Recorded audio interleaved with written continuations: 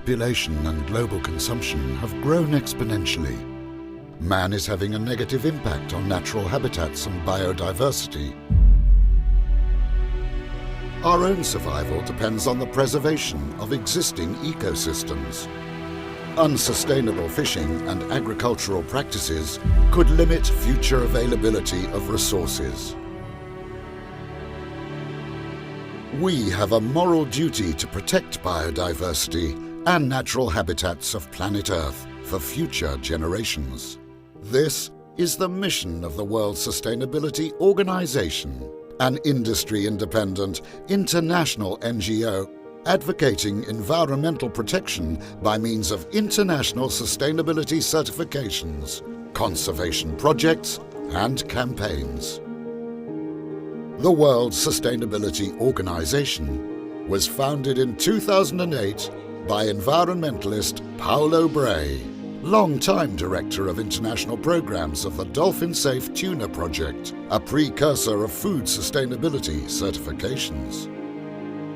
The World Sustainability Organization has developed and manages Friend of the Sea and Friend of the Earth, two major international certifications for sustainable products and services.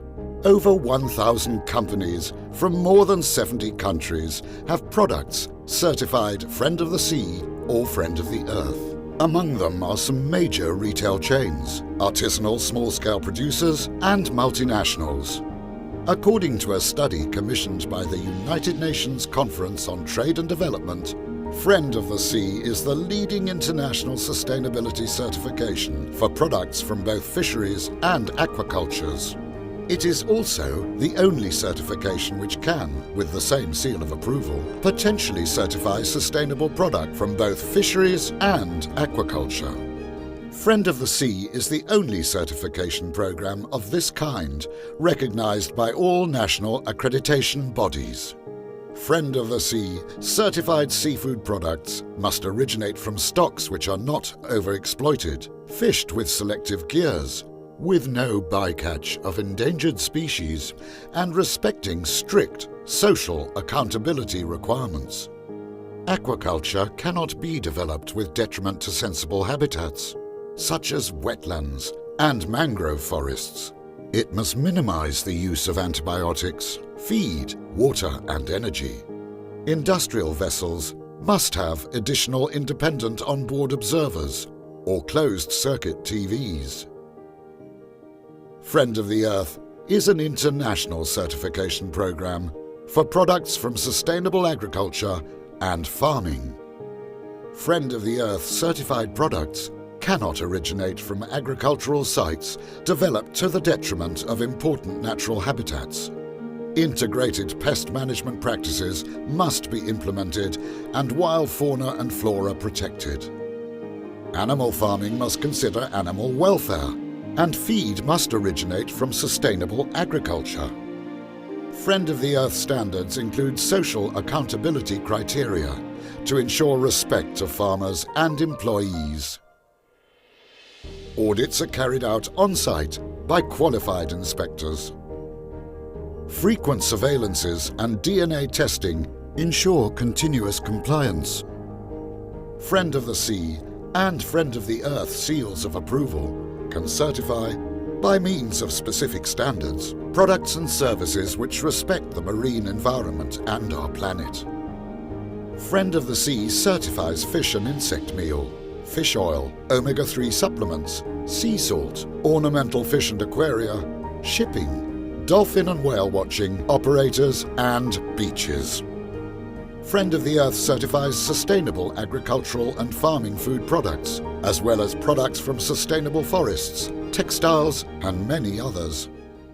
Certified products are promoted in various ways by the World Sustainability Organization.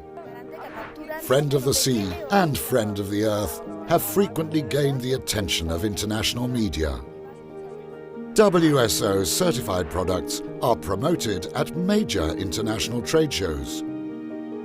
One-to-one meetings allow networking between certified producers and buyers of retail and catering chains.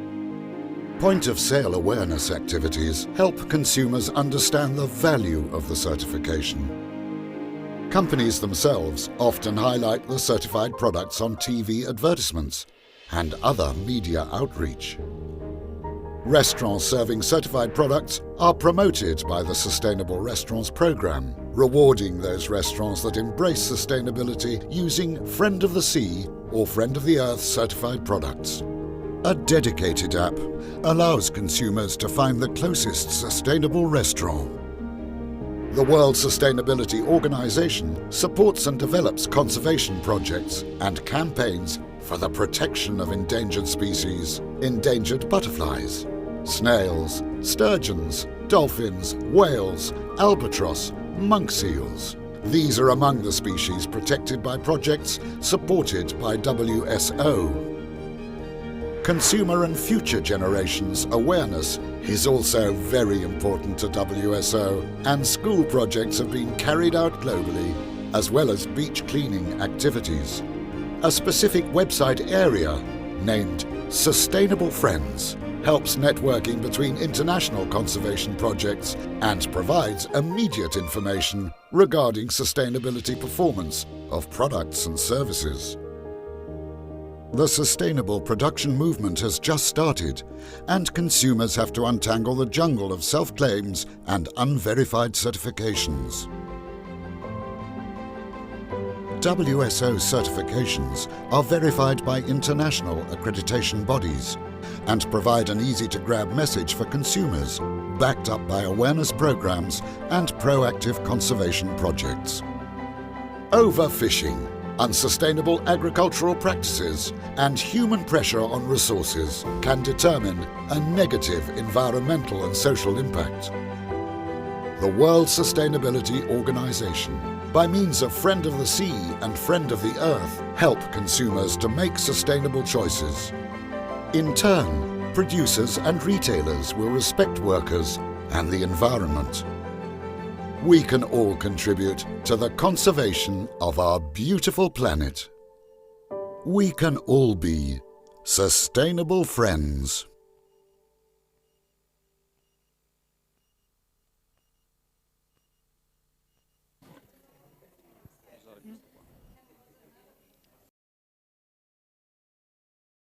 Morning, everyone. Quando negli anni 60 ho cominciato la mia attività lavorativa nel When I settore started working agroalimentare, in the food sector in the vivevamo in un 1960s, mondo diverso. we lived in a different world. 6 miliardi di persone, mentre 2.6 billion la people, popolazione mondiale while in è 60 years, the world population has more than tripled 1,4 miliardi. up to the current 8 billion. Non ti può sorprendere che di conseguenza il It nostro cannot impatto surprise us that, sulle as a foreste, result, sul our mare, impact on forests, on the sull'atmosfera, sea, and sia on the atmosphere rilevante is e significant spesso and insostenibile. often unsustainable.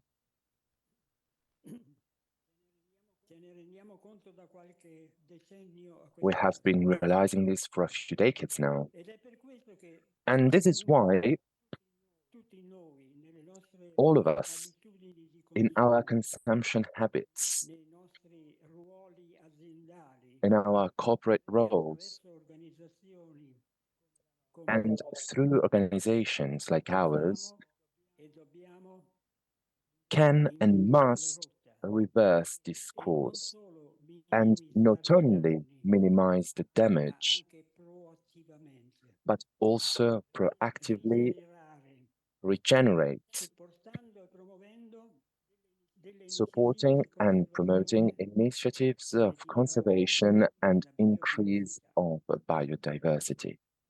Le certificazioni di sostenibilità di terza parte, come Friend of the Sea Verified and e transparent Friend of the third-party Earth, sustainability certifications, such certificati e as Friend of the trasparenti, Sea and Friend of che the Earth, contribuiscono alla which conservazione della contribute to natura, nature conservation, possono essere uno can strumento be an valido important tool per raggiungere il to nostro achieve obiettivo our shared condiviso. goal. For this reason, I thank all of you who have expressed interest and shown interest in our business. All the companies with Friend of the Sea and Friend of the Earth certified products, and the WSO and WSF team, the organization and the foundation. I am sure that together we will go even further than that and achieve important results for a better world.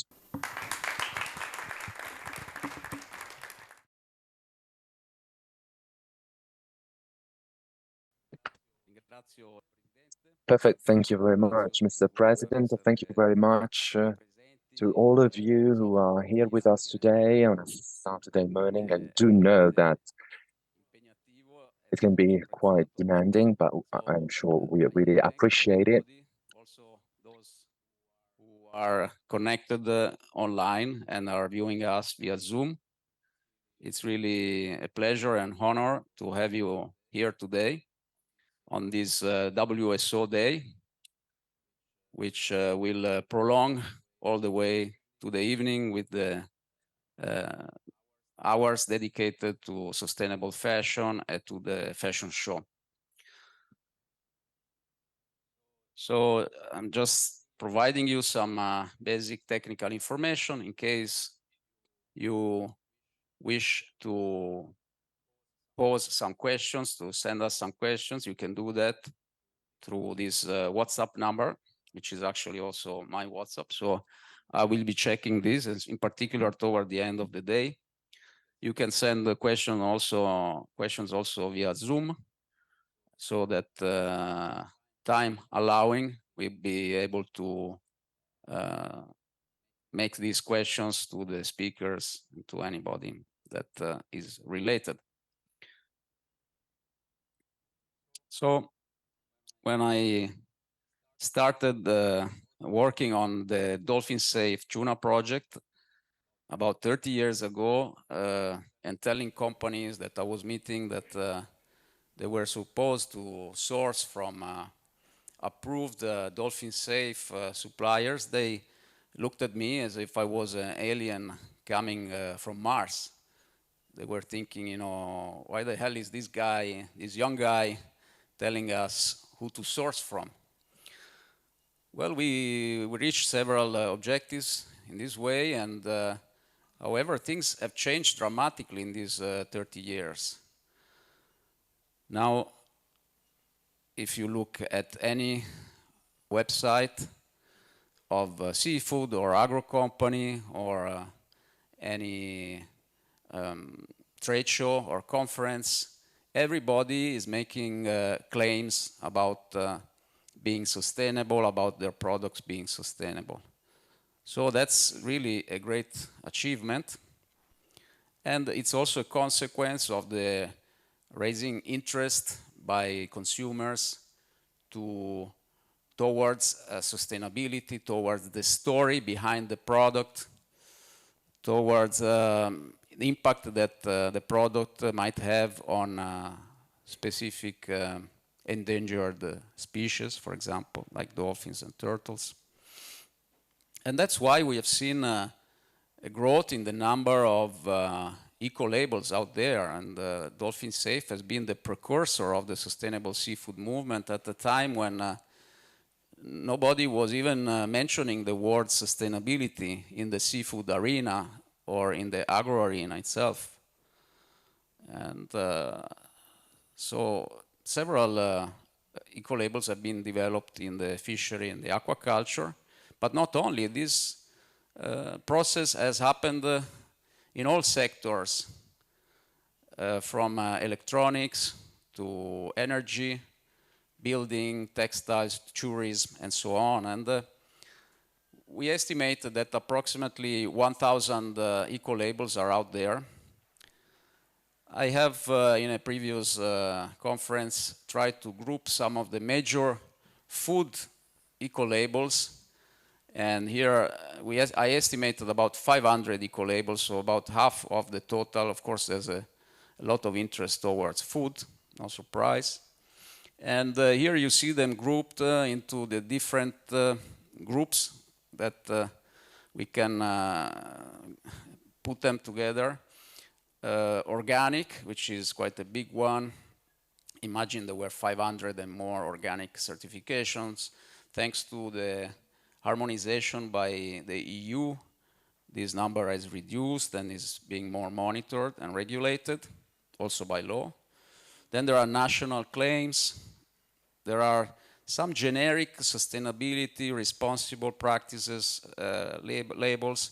There are some which are crop specific, for cotton, for rice, for palm oil. Some focused on seafood, some on food safety, some on species conservation, such as dolphin safe, turtle safe, and so on. Also in agriculture, we see some of these. Some related to forestry, to the social aspect. Well known is SA 8000, for example, or fair trade, animal welfare, restaurants, packaging. Some focused on the one specific potential environmental impact, such as the impact on water, the water footprint, CO2, and so on, and some also about regenerative agriculture. So, however, if you analyze all these and you select only those which are generic in their scope, so not crop specific, those that are international in the scope, those that are verified and supervised by the national accreditation bodies, the list is much shorter. These, for example, are those that are supervised by the Italian National Accreditation Body, and this body accredits the certification bodies. And as you see, we are honored to be part of this with Friend of the Sea and Friend of the Earth, but the list is very short. There's almost none of the ones that we have seen on the other side, with the exception of organic, Global Gap. Why is this verification by the national accreditation bodies, like UCAS in the UK, Accredia in Italy, COFRAC in France, DAX in Germany, very important? Because it makes the certification more reliable. It's really a third-party certification. The accreditation body, which is populated by the consumers associations, by the ministry, verifies the work carried out by the certification bodies, which are those who send qualified auditors. And so these are really those analyzing and supervising the credible certifications. So if you trim down the big list that you saw before, these are those that are left there: organic, Global Gap, LEAF, Friend of the Sea, Friend of the Earth, and very few others. That's also one of the reasons why the Friend of the Sea project has grown over the years.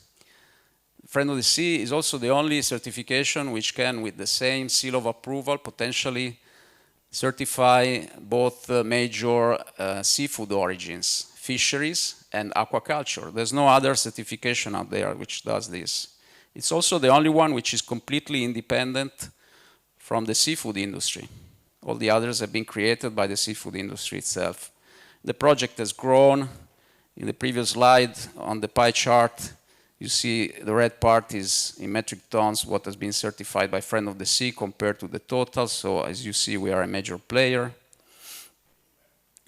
And not only, over the years, we understood that the Friend of the Sea logo could motivate companies in other sectors to produce in a more sustainable way. So we developed new standards. We expanded the scope of the Friend of the Sea certification to award with the Friend of the Sea logo other products and services which respect the marine habitat. So we developed standards for omega-3 supplements, other nutraceutical products, tourism, marine shipping, UV creams which do not impact the coral reef, soaps, detergents, salt.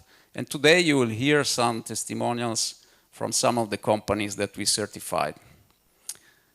Companies which obtain the Friend of the Sea certification can also leverage on other certification logos, which basically confirm their compliance to a subset of the standard. For example, social accountability, fish welfare, which we developed for 26 fish species for aquaculture, turtle safe, dolphin safe, and so on. Some 10 years after Friend of the Sea, we launched Friend of the Earth, which is a growing project, which has, over the years, certified several companies which produce products from sustainable agriculture and farming. And also within Friend of the Earth, we'll speak more at length during the course of the day and more in depth about the standard. What we expanded the scope of the certification to award products and services in other sectors. And the first step was textiles, because textiles also come from agriculture, and fashion products. You'll hear a lot about this today, of course. Products from mines, we developed standards for that, for sport, tourism, packaging, and much more. And so this is the path that we have seen, the yellow area, let's see, that we have seen in the past 30 years, from a situation where companies were not really concerned or aware about the impact they were having on the environment, to an effort to try and improve some of their impacts, for example, dolphin safe, the impact on dolphins, to an objective of reaching sustainability, where the way that the product is or the service is provided and produced maintains their current resources, the current biomass, the current situation at a stable level, so that they can every year be harvested without depleting the populations. That's in general terms. Now we have to make the green path towards regenerative production. A path which means that the companies realize that even though, for example, seafood they are catching is caught respecting the maximum sustainable yield, and you find the same level of biomass every year, they already had an impact on the biomass. In some cases, for example, the tuna biomass is reduced by 40 or more %.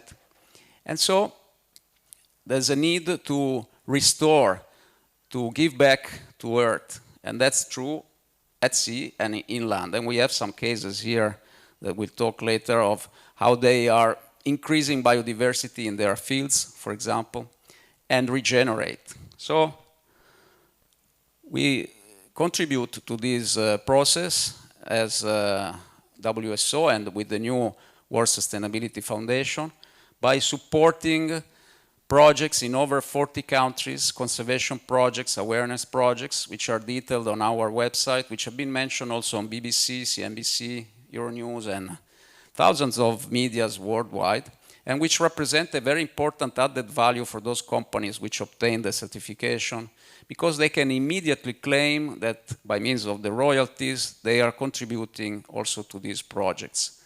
And this is very much in line with our philosophy. You will find much more information on the website, but just to let you know, this is the map of the Friend of the Earth projects that we are supporting. In some cases, we launched the project ourselves. In other cases, we support it, as in this rhino orphanage in South Africa, where we helped with the relocation of the rhinos in a better location. And these are the Friend of the Sea projects that we are supporting or developing. And we also increasingly develop projects, humanitarian projects to support local populations, as in this school in Lagos, Nigeria. So the concept is to propose, by means of these conservation activities, some form of biodiversity offsets. Some of you, I believe almost all of you, are aware of the CO2 offsets or CO2 equivalent offsets, over which most of the industry and the NGOs have focused for all these years. But obviously, the major impact which a production company normally incurs is the impact on biodiversity, be it developing agriculture, which necessarily need a relatively clean field and thus has an impact on the potential alternative biodiversity which could occur on that agricultural site, or a fishing industry which impacts the marine biomass that is available in our seas. So normally, as we have seen, companies have already undertaken initiatives to reduce their impact over the years, implementing mitigation measures. But there's always biodiversity impact which is still there and can be offset by supporting equivalent biodiversity increase which is generated by conservation projects. So that's what we are proposing. And in conclusion, that's what I see as the future of certification, a movement, a further movement, enhancement, of course, depending on the voluntary decision of the companies, from sustainability, which is already a great achievement, toward regenerative actions, be it in agriculture or in the seafood industry. Thank you very much.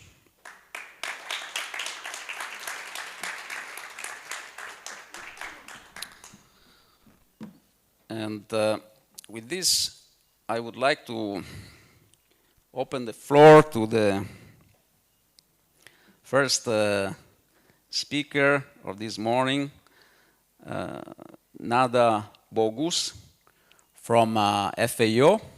Nada is a fishery officer at FAO, and she has also been quality and marketing department at InfoSamac.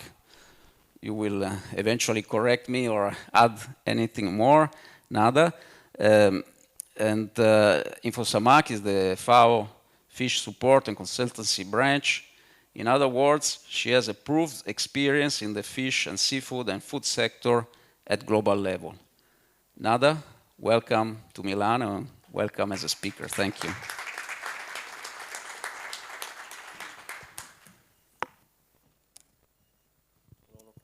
Yes, all okay. Yeah, thanks a lot, Paolo. First off, thanks to the World Sustainability Organization for the invitation and for having me here. My presentation will be obviously on fisheries and aquaculture. First, I'll give you an overview, the landscape globally of production, trade, and trends, and then touch on FAO's fisheries and aquaculture division's vision and plan for blue transformation for more sustainable fisheries and aquaculture. Okay. Okay, so as we know, we are living in a very quite distressing reality after decades of improvements, and the number of undernourished in the world have been growing very rapidly. We're also experiencing a significant increase in food prices, which are now 2.5 times the average food price at the turn of the century. And as a result, a shocking 3 billion people cannot afford a healthy diet.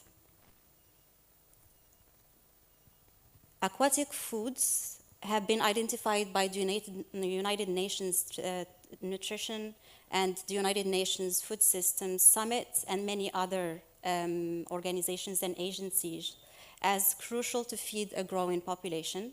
One of the reasons for this interest is that aquatic food systems are playing an increasingly important role in feeding and nourishing billions of people around the world, providing essential nutrients, proteins, and micronutrients, which, as you can see in a slide, are richer and more diverse than other land-based animals.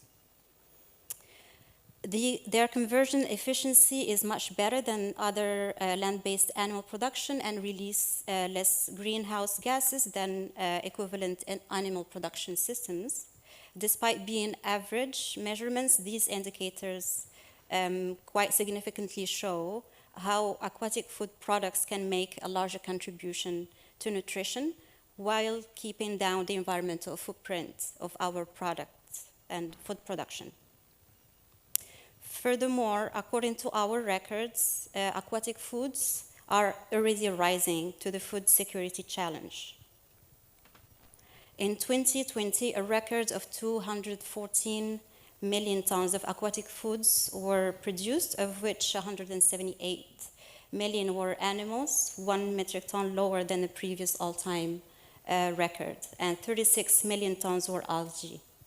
After stable capture fisheries production in the last 30 years and a dramatic rise in aquaculture, these two subsectors contribute roughly half of our aquatic animal production.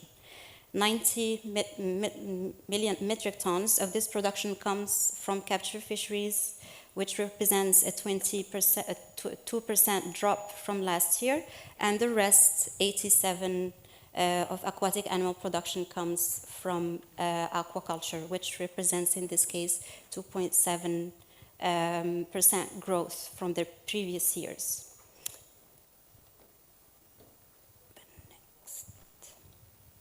Okay, we have just received new production data for 2021, and the total fisheries and aquaculture production reached 218.4 million metric tons, a new record with a 2.7 increase in animal production and 0.2 increase in algae production, showing that aquatic foods continue to rise to the food security challenge. Going back to the 2020 data, as the analysis of the data from 2021 is still being finalized, of the production in 2020, a total of 157 were used for direct human consumption, a new record, and from 1961 to 2019, the per capita consumption of aquatic foods, excluding algae in this case, increased as an average annual rate of 3%, twice the rate of the world population growth. In 2020, this consumption dropped slightly to 20.2 kilograms per capita, a direct result, as we see, of the contraction of demand caused by the COVID-19 pandemic. And while estimates suggest an increase in consumption in 2021, the high price of fish products could compromise future growth. Let me further impact this data. First, according to our records, we currently exploit almost 3,000 species in capture fisheries, and we culture over 650 of these, a unique diversity compared to other food systems and part of the sector's capacity to adapt and evolve. Second,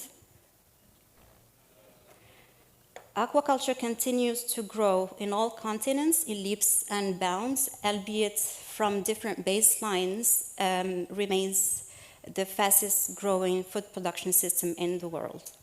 And finally, the proportion of aquatic animal products not used for direct human consumption continues to drop, thus improving its outcome. So in summary, we're expanding what we produce, we're diversifying more what we produce and become more efficient in what we use this production for. Obviously, the fisheries and aquaculture sector not only produces food, it also provides livelihoods, and the sector employs directly 58 million people, over 90% of these in small-scale fisheries. This highlights the necessity to consider their specific needs and ensure their full involvement in the design and implementation of policies and management measures. If we add those involved in the full value chain, plus subsistence fisheries, it is estimated that about 600 million people depend on a sector for their livelihoods, the large majority in the global south. While only 21% of those employed in the primary sector are women, when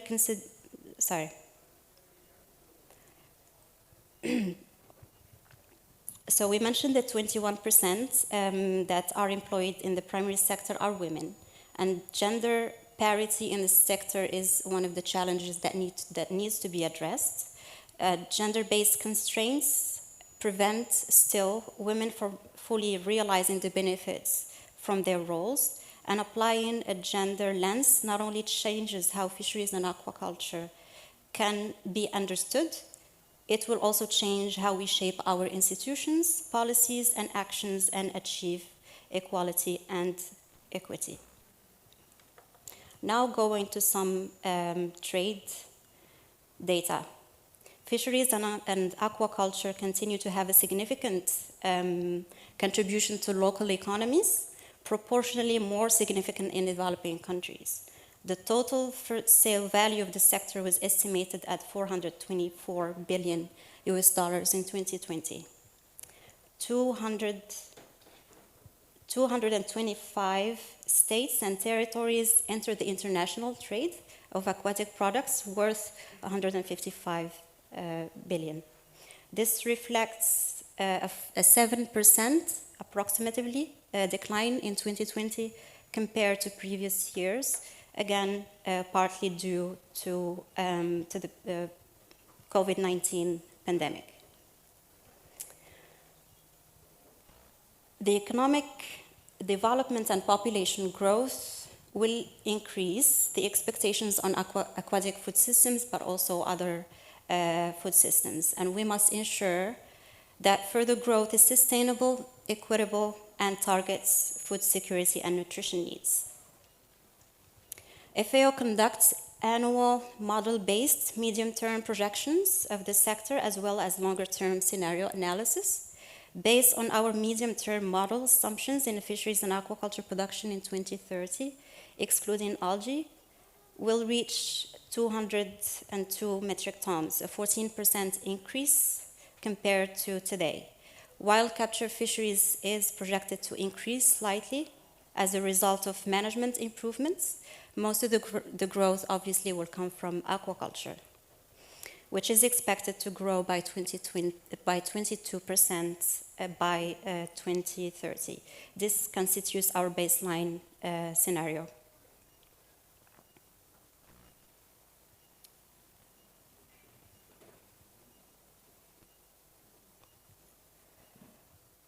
FAO has the Fisheries and Aquaculture division of FAO has a vision and a roadmap or initiative to transform the fisheries and aquaculture sector. I will be sharing some information with you here. As I mentioned, that transformation is needed for the sector for it to be more sustainable.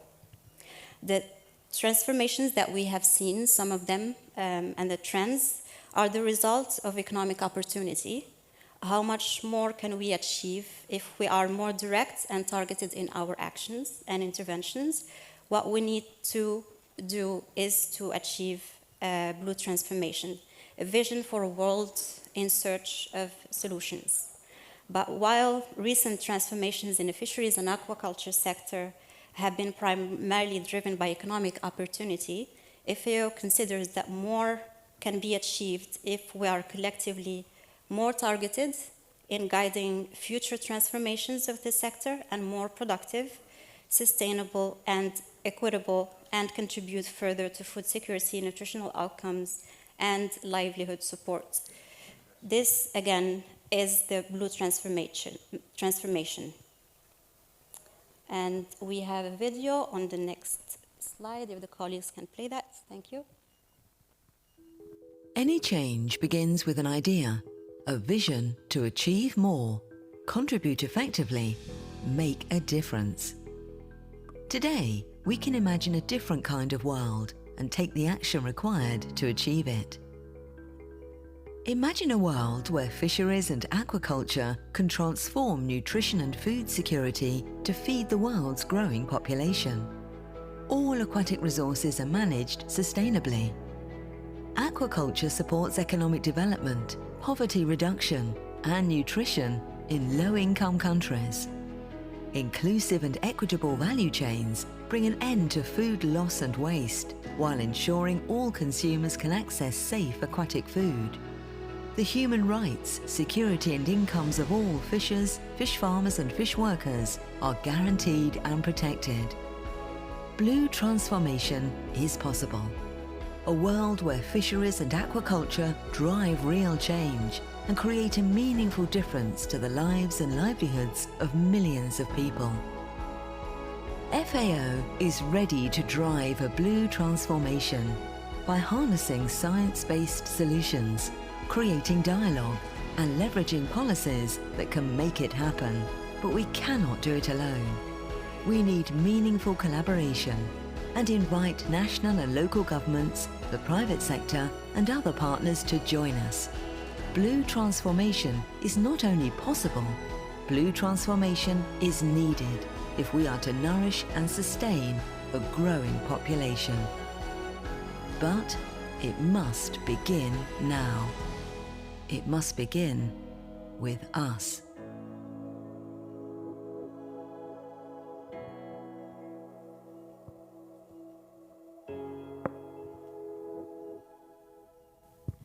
I hope you enjoyed this video. If we want to make blue transformation vision a reality, we all need to work together. In the next slides, I'll try to summarize it and share some of what FAO is doing in that sense. First, what is it? Blue transformation originates from the Declaration for Sustainable Fisheries and Aquaculture of the FAO Committee on Fisheries. The Committee on Fisheries is the main global forum for discussions and decisions on fisheries and aquaculture-related issues, and addresses the strategic priorities of FAO to maximize the contribution of aquatic food systems to the Sustainable Development Goals. So it started with the declaration, and then we developed the initiative and the vision, all matched to the Sustainable Development Goals. First, Blue Transformation Vision is driven by a clear, objective and quantifiable outcomes. The first objective is to ensure that sustainable aquaculture intensification and expansion continues to satisfy the global demand for aquatic foods, especially in food deficit regions, aiming to increase sustainable aquaculture production by 35% by 2030. The second objective is to ensure the effective management of all marine and inland fisheries, following an ecosystem-based approach, and because management works, and we all aim to eliminate illegal, unregulated, and unreported fishing in all its complexities. The third objective of Blue Transformation is to upgrade and develop aquatic food value chains, reducing loss and waste, promoting transparency and traceability, and ensuring inclusive and equitable returns to those dependent on the sector. If you allow me, I'll share some examples of how FAO is trying to achieve these objectives. For the first, on sustainable aquaculture, we are supporting the development of the new guidelines on sustainable aquaculture to provide a holistic approach to aquaculture governance to address the complexities of the sector while incorporating lessons learned in different contexts, technical innovations, also coupled with coherent policies and incentives throughout the value chain. We also use innovative technologies and initiatives to improve aquaculture biosecurity and the cost-effective management of risks of pathogens. We're developing an aquatic genetic information system called Aquagris to provide critical information on farm types at national, regional, and global levels. For the second objective on management, to achieve sustainable fisheries, we're working with academia, regional fisheries management bodies and organizations, FAO members to improve coverage, quality, and transparency of our iconic indicator of the ecological sustainability of marine fish stocks. This indicator started in 1974 and constitutes the single trusted science-based global and regional indicator of fisheries sustainability. We're developing a global policy instrument and using technology to support their implementation, such as the Agreement on Port State Measures, and we support its effective implementation through platforms such as the Global Record of Fishing, Transport, and Supply Vessels. We also work in partnership with many organizations, such as the FAO Norway Fisheries Development Program, underpinned by the research vessel Nansen. We're collecting fisheries data and information and conducting research at sea and building capacity in 32 partner countries. Next, on the final objective on sustainable value chains, we're upgrading value chains with projects like the Fish for ACP, which covers more than 12 value chains and countries. We're also leading efforts to set aquatic food safety standards, including monitoring programs, so that consumers have access to safe and healthy foods, often through partnerships with the World Health Organization and FAO Codex Alimentarius. We also build initiatives on the role that ports can play to support transparency and traceability and sustainable exploitation. These are just a few examples. They're too much to go on. Now, we realize that this vision is very ambitious and it will not be easy to achieve it. Blue transformation requires complex technical and policy decisions, climate and environmental friendly actions, as well as a broad and inclusive stakeholder engagement. It will also require strong partnerships and international collaboration to succeed. However, we've estimated that there is a significant potential for growth in per capita consumption of aquatic products if we succeed, with obvious benefits to people and the planet. FAO has developed scenarios of production and consumption based on information at different levels of implementation and interventions. Based on the scenarios, we estimate that full implementation would allow the per capita consumption of aquatic animal products to grow to 25.5 kilograms per capita by 2050, with clear improvements in global food security and nutrition.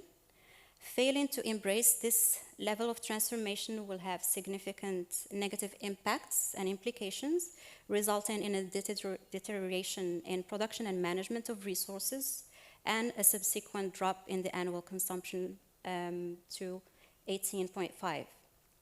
It's worth remembering that would have a dramatic implication for land-based production, which would be under a lot more pressure to produce the food needed to feed a growing population, placing the health of the planet under more strain.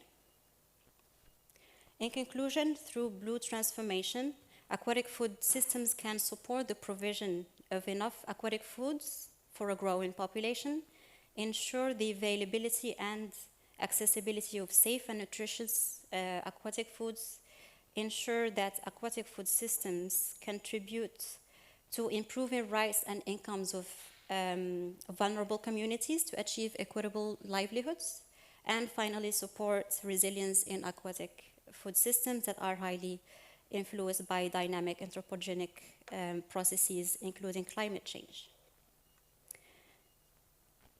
To create a genuine blue transformation in the fisheries and aquaculture sector, we need appropriate technical solutions, adequate policies, and innovative partnerships that will support and advance long-term sustainable development.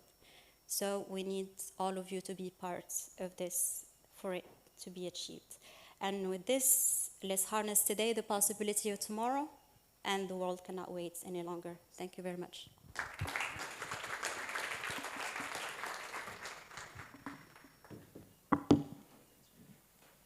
Thank you very much, Nada, for this extensive and comprehensive presentation. I just have a question for you. We're running a bit out of time, but if you could answer me in 30 seconds, 1 minute maximum. Do you think that the prices in food in general will keep on growing in the future, or do you think that yields, increasing yields in agriculture and maybe new technologies in aquaculture and fisheries will help level them down? I know it's a $1 million question and answer, but maybe if you could give us your opinion, a short answer. Thank you. Yeah, I'm not really an economist, but it's a $1 million question. I think that we're still struggling with the impacts and the implications of the COVID-19 with the surge in prices, and there are so many components and issues in the world now that maybe based on the data that I presented, the prices will still increase, but obviously technology and other solutions will help leverage our approach to that. That's my very short answer. Thank you very much, Nada. Thank you again. And the next speaker is Professor Loris. Sorry. Next speaker is Professor Loris Grossi. He's a professor at the Bologna University Industrial Chemistry Faculty in the Department of Quality of Life Science Department. He also worked at the Polytechnic of Milan, the universities of Zurich, York, Urbino, Strasbourg, Polytechnic of Milan, the CNR in Italy and in Canada. Thank you very much for joining us, Professor. I'll pass you the microphone. Pronto? Ok, this is just to go on and... Bene, allora, proviamo. Io parlerò in italiano, così mi è stato chiesto. Speaking in Italian. Really would like to thank you for this possibility. I need to walk, okay, so to and fro. So this is what I wanted to tell you today. So this is not one of the focal points of my academic research. I work on the chemistry of radicals and antioxidants. Let's say that one of the papers I'm working on right now is the following. I try to speak about science, of course, and at the same time, I'd like to share some information in general. So what I do is dissemination of this information. So if you allow me, today I'd like to talk about, as you can see here in the slide, the health of the sea and life on Earth. Now, if we, had the opportunity to move back by 50 years, so if we could use the old software programs using the Fortran language, I should be using an if. So if the sea is healthy, then there will be life on Earth.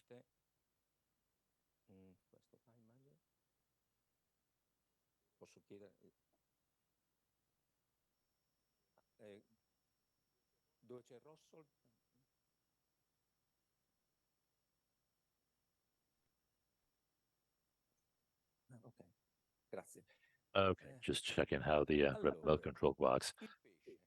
Okay, then back to fish. We know the fish is an essential source of what?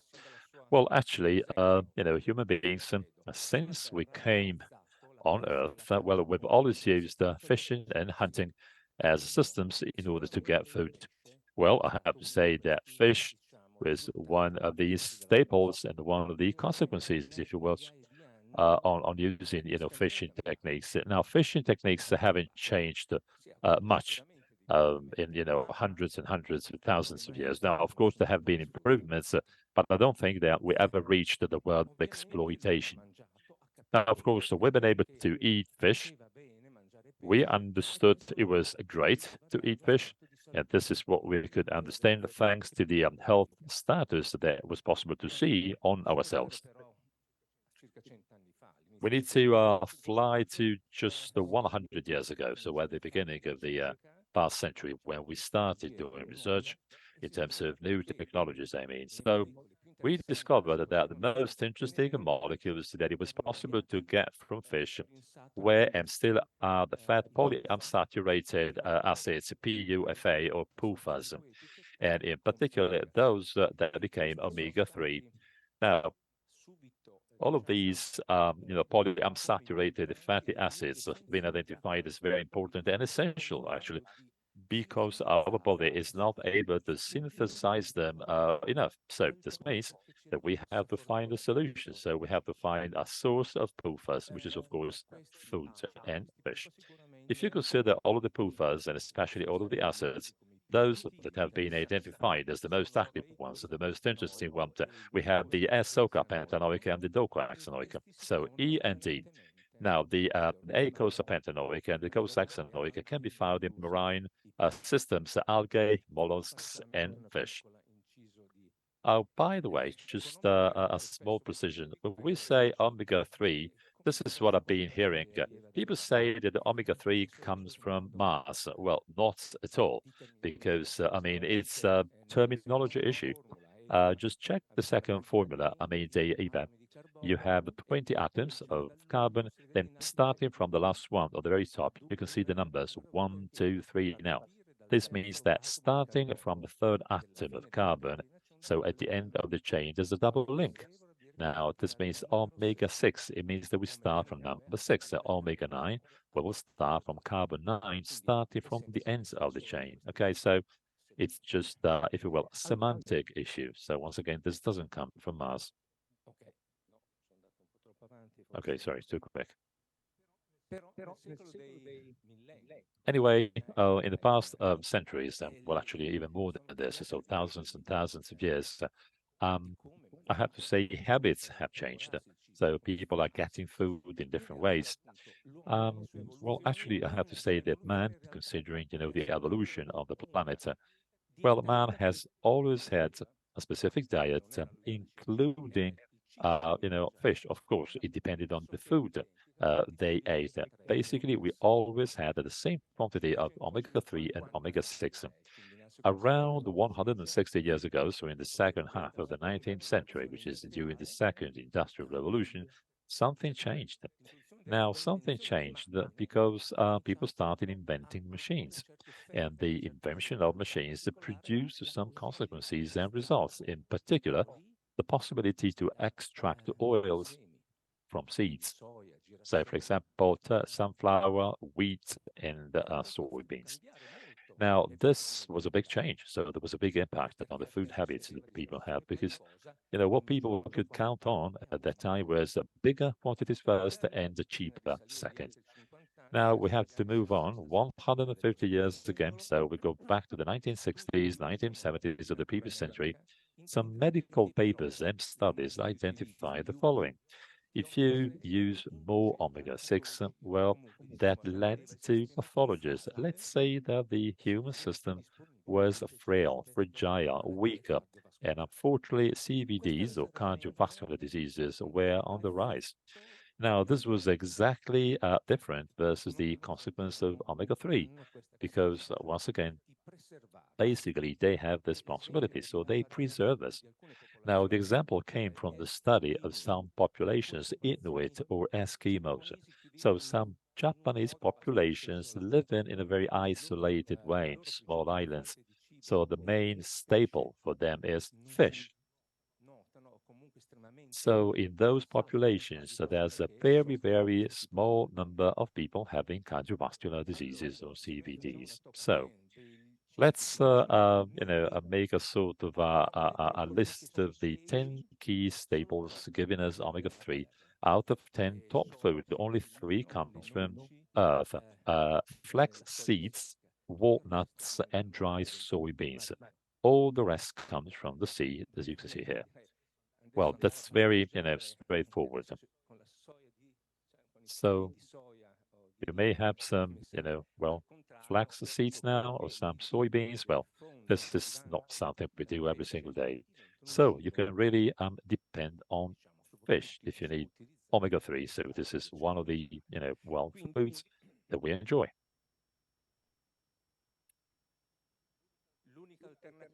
So as you can see here, well, I should have written out the only actual alternative is fish. So question number 1, what's the best fish we can count on to eat and to store omega-3 in our body? Well, of course, small, fish or the krill. Now, let me, share with you the so-called microcosmos of omega-3 because they do have an impact on us, but at the same time, they represent a highly complex system. Well, maybe it is not really complex, if you will, because Mother Nature is not complex. Complexity requires energy. Mother Nature is very thrifty. So we are complex because, of course, maybe we're not able to do this. So we do spend energy, but Mother Nature doesn't. So the best food that may produce omega-3 is represented by fish. Once again, they live in very cold waters, and including krill, which is a crustacean, and algae.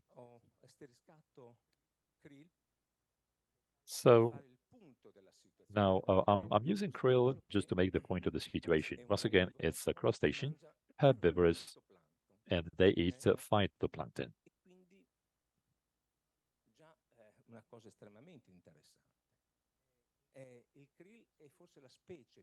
So this is interesting. I have to say that krill is the most abundant species on Earth. And there's also another point. I mean, krill, lives in big swarms, different densities. Swarms may take some square meters, but in some cases, square kilometers. There's a picture here of a small species. It is 5 to 7 centimeter long. They live in, well, let's say, very unhappy waters for fishermen. I mean, but anyway, this is the substance. I mean, the krill that can give us, a huge quantity of omega-3. So to understand this better, we have to analyze the biggest marine species, whales. Now, you know that whales, just like dolphins or tuna, they do eat krill. Now, if you have an adult blue small whale, they eat something like 6 tons of krill a day. So even if they don't eat every single day, this is the average value. Now, when the whale decides to eat, they can, eat or consume krill for 15 hours in a row. So this is a small element, so small krill, able to be eaten by big whales. So this is why the problem is, whale hunting. So this is destroying so many other things.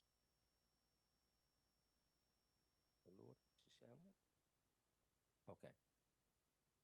Allora, il cibo è veramente l'unica alternativa. So food is the only alternative, and with a big question mark, of course. So you can find omega-3 in fish oil, krill oil as well, and in many other products. But it can't be found actually in fish. So fish is not able to synthesize omega-3. So this means that, okay, I have highlighted, the word omega-3, but fish by itself is not able to give us this precious item. So this is what actually happens. Omega-3 are synthesized by microalgae.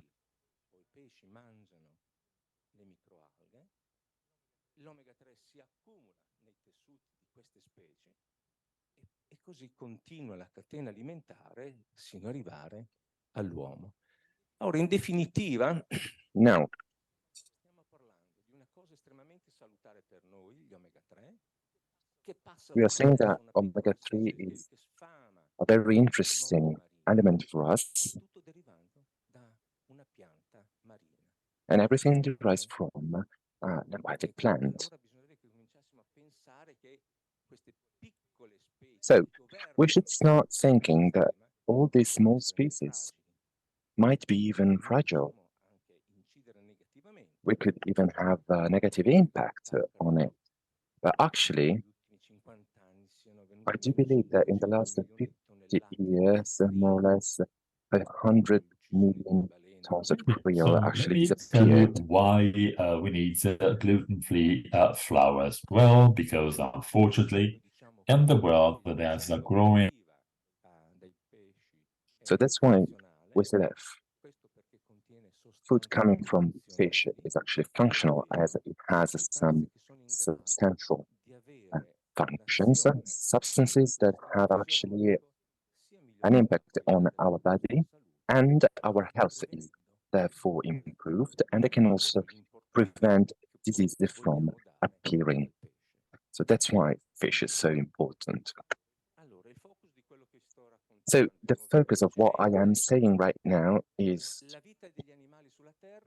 animal life on Earth depends on the health of the sea.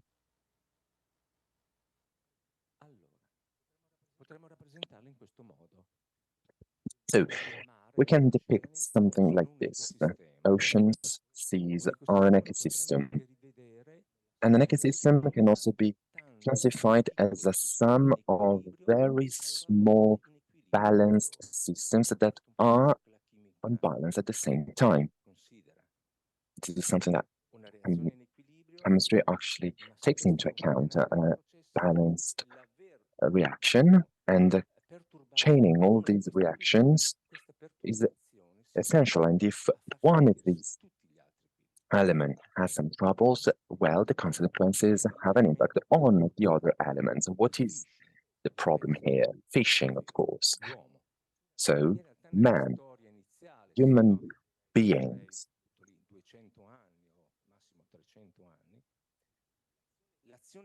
since the beginning, well, let's say since the 17th century, fisheries was not so intensive because, of course, men used to fish by using their hands, their arms. But actually,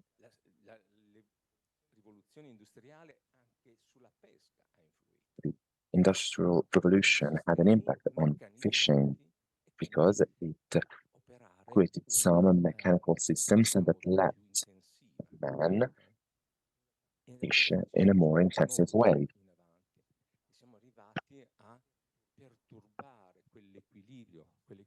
We went even further than that because the sea ecosystem has been perturbed and sometimes even in a very heavy way.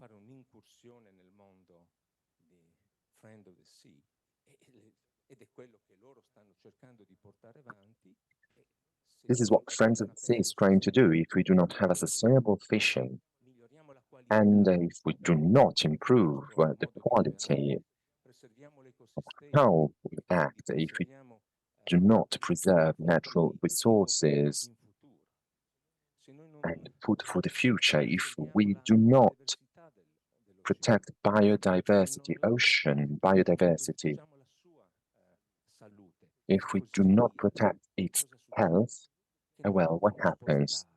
We have to switch the food source and protein coming from the sea.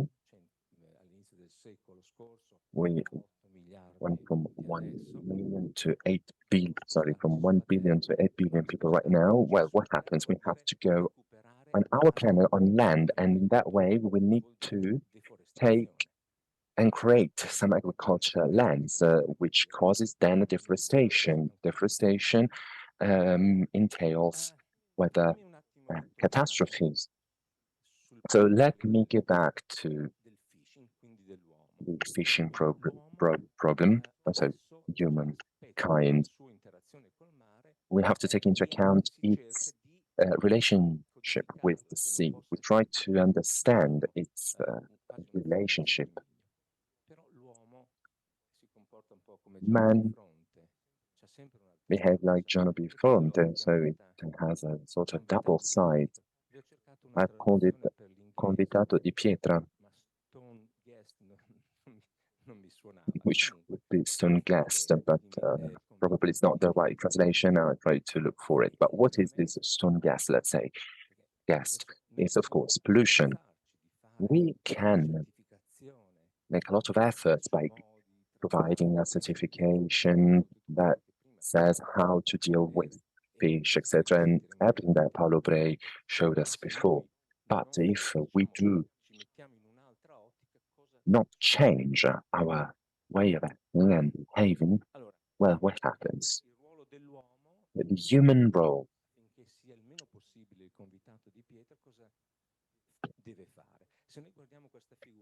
If we have a look at this picture, we have an idea of the sea, and the horizontal line is the delimitation between sea and the surface. On the surface, we have phytoplankton.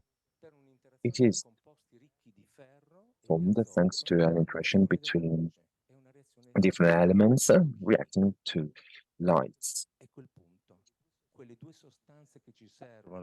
Here is the point, those substances that are needed to create plankton comes from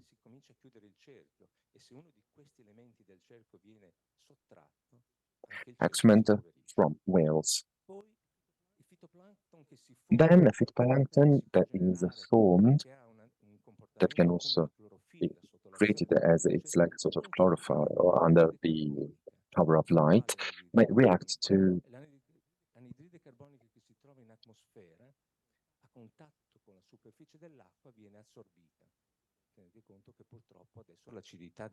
carbon dioxide that then is absorbed thanks to light. But we know that the acidity of sea has more and more up, but phytoplankton can react to light and carbon dioxide can be transformed in, let's say, sugars that we should consider them as a sort of food for algae that then releases oxygen that goes in the atmosphere. This is an amazing mechanism. This reaction encompasses two life essential elements. This process transforms more or less 40% of all the carbon dioxide that is present in the atmosphere into oxygen and sugar. 40% is more or less 14 billion tons of carbon dioxide. The second aspect that is pretty interesting is that the quantity of oxygen that is released in the atmosphere represents at least 50% of the oxygen that we breathe. Above, I wrote Prochlorococcus. It is the smallest photosynthetic organism on the planet, and it is capable of producing on its own up to 20% of the oxygen in the biosphere. Now, as I have talked about the soil gas and soil pollution, I always want to show this picture. Numbers are so huge that people may not truly understand the situation. What is this picture about? Well, here we have the sea globe.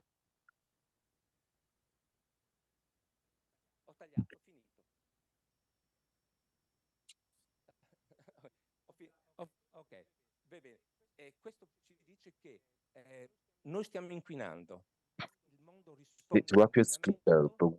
So we are polluting. The Earth is trying to respond to this problem, but its capacity is not endless.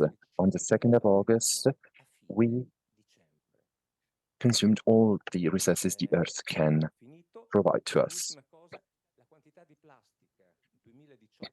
The amount of plastic that, for example, in front of California is 3 times the surface of France. So thank you very much for your attention.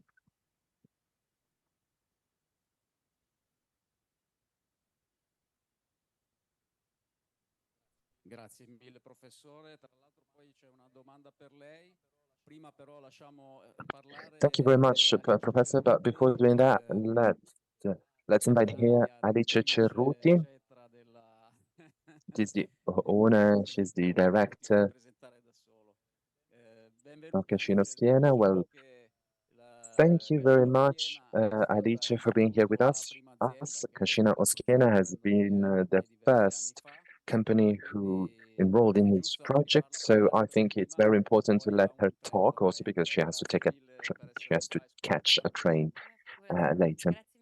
Yes, we were saying before that I started selling directly our product. I'll tell you about my story, but we started selling directly our product, our rice, and the same year we started with Friend of the Earth, so we really believe in the certification, and I'm pleased to be here, and I'm sorry that I have to leave early, but we have a charity event at 2 p.m. on the farm that we already had planned planned ahead, but it was very important for me to be here with you today. So, yes, I'm a rice farmer. I am very lucky because I have a family rice farm. Also, if none of my family has ever been a rice farmer, because my grandfather bought the farm in the 50s, but he was not a farmer. Our farm was rented. It is a very historical farm because rice is farmed on our land since the 15th century, so many, many years ago, when rice came in Europe through Spain, from China, through Spain, to Sicily, and with the Moors, it was brought up to Milan, and the monks, the church, started restoring the area of Vercelli, Pavia, Novara, and started farming rice in the 15th century, so many years ago.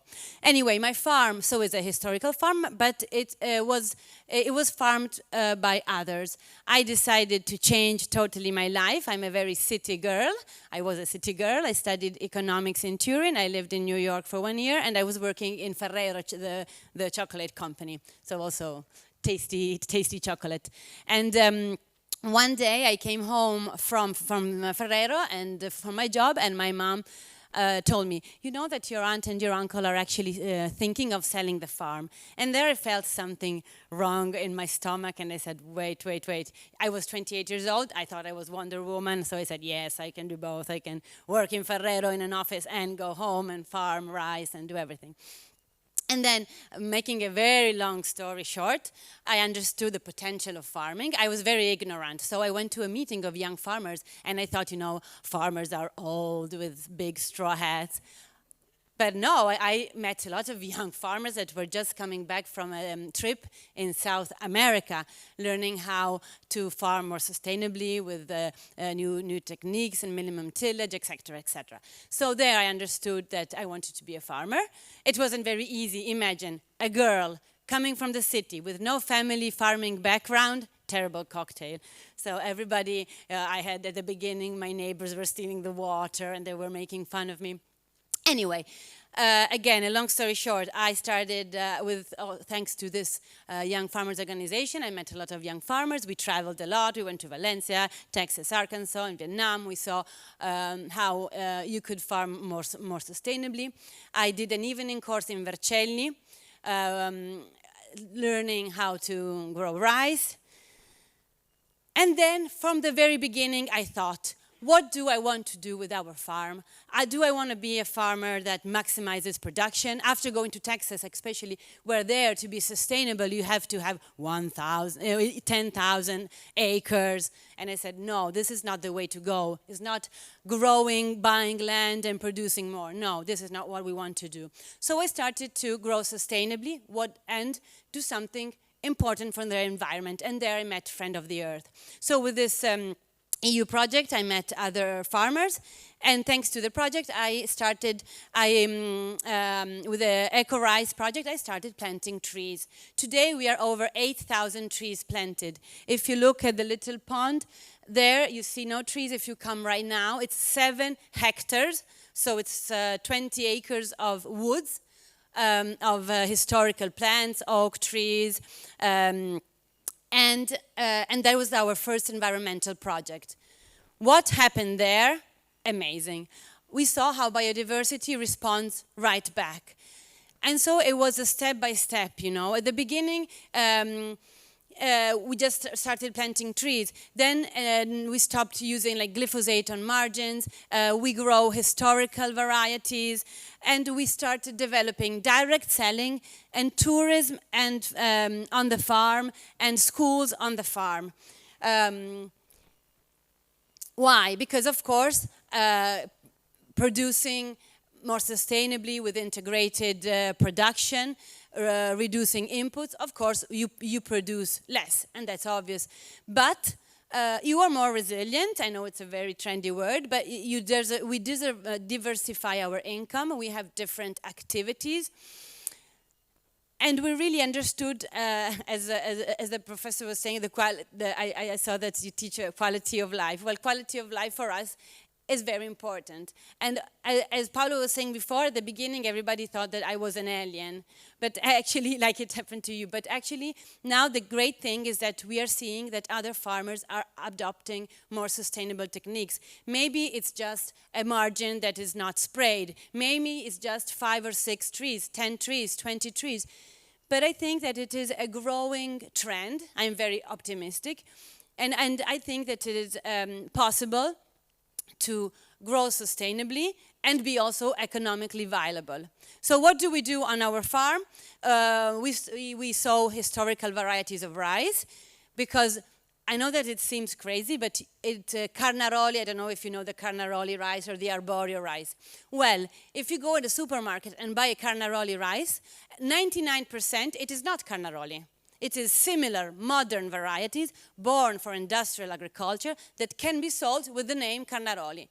And for us it is important to grow the historical variety of Carnaroli. And there's a classic certification, the term classic, with the name of the variety guarantees that there's really the historical variety inside. So historical varieties. Here we planted over 5,000 trees. This is old. Now we are 8,000 trees, because we are all around our nature reserve. We planted trees, and this year we planted 800 pears and ancient varieties of pears and apple trees to connect the nature reserve with the wood. And then we dug ditches all around our fields for biodiversity. We sow everything in water, so we flood very early for biodiversity. We just take out the water so that the rice can root. And in that moment, the ditches around our field work as cradle for biodiversity. So there is 80% less loss of biodiversity drying our fields. And then, as I was saying, we plant grass on our margins for bees, for pollination. We are going towards minimum tillage to reduce consumptions. And thanks to all of this, we are Friend of the Earth and Global Gap certified. But for us, as I was saying, is a step by step. When we knew how much, thanks to all the monitoring the university do, when we knew how much biodiversity increased thanks to our respect for environment, we understood that we wanted to do an enormous project, something even more. As Paolo was saying, today it's too late to preserve. Everybody talks about preservation of the environment. Today is late, so we decided to give back to the environment. We converted 25 hectares, 1/4 of our farmland, from rice cultivation. So on the picture on your left, you see the rice fields, over 500 years of rice cultivation. On the right, you see what the nature reserve looks like today. It's only for biodiversity. The main target is the migratory birds, because in 10 years, 2008 to 2018, there has been a drop of 85% of migratory birds, not 15. 85% are gone, because since a lot of farmers dry seed their rice and flood later, and that's also terrible, apart from biodiversity, also for water consumption, because if you flood in June when there is no melting of the glaciers and the water layer is low, in a year of water scarcity like last year, it was a terrible thing, but also for biodiversity. So the main target is migratory birds, and then creating habitats in general, recreating wetlands, how they were in the past. And it is the only example of nature reserve. If you look from Google Earth, you see that it is the only example of nature reserve. So, well, these are very technical aspects. We took 5 years of 4 years and a half to make this project with environmentalists, BirdLife International, ornithologists, plant experts, and we created this wetlands. So you see ponds and lakes. We divided it in 6 parts, so that every part has a different habitat to increase more species. Like there are birds that need to hide from their predators, so there's an amazing reed thicket, very tall. There are migratory birds that want to see their predators before, so we cut the grass to create wetlands with short grass. And this really had enormous results. We did it thanks to a rural development project that covered the costs, not all. Of course, if you don't believe it, you don't do it, but it's thanks to this rural development project, because we wouldn't have the strength, economic strength to do it, so this is very important. These are the main species, especially the black-tailed godwit, because we have the responsibility to be the last recorded nesting site in Italy. So big responsibility. And it's very hard because she has a lot of nesting deaths, so it's a struggle, and every year we hope it's getting better. But the result we did this in 2019, and the results are amazing. The increase in migratory birds. We have all the monitoring. Who's interested can email me. If you go on Cascina Schiena, there's my email, send me any questions. And if you're interested in the monitoring, it is great. And Friends of the Earth also asks for monitoring, and I love this because it's something really tangible, and we are very, very, very proud.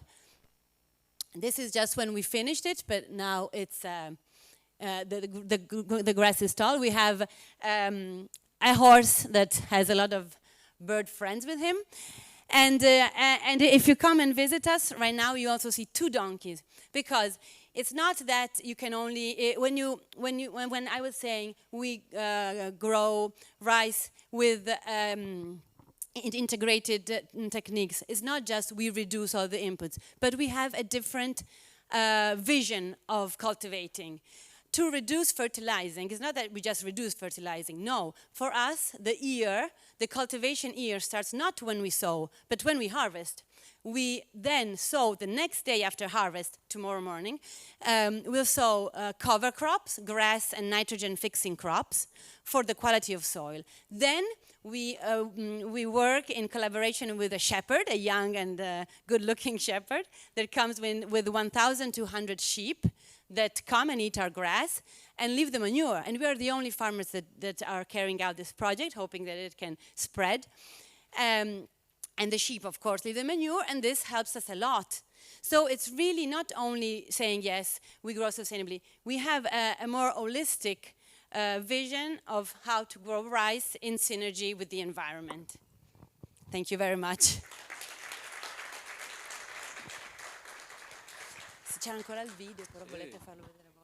Yeah, thank you so much, Alice, and we will show the video, but you can rush and go. Thank you so much. Come on our farm when you want. Sure. Pleasure. Thank you very much for the invitation. Thank you so much. So we have a video. Okay, we can show the video. Then I have a question for Professor. Let's just show the video so we conclude about Cascina Schiena. Thank you again, Alice. They are waiting for you for the tax and everything.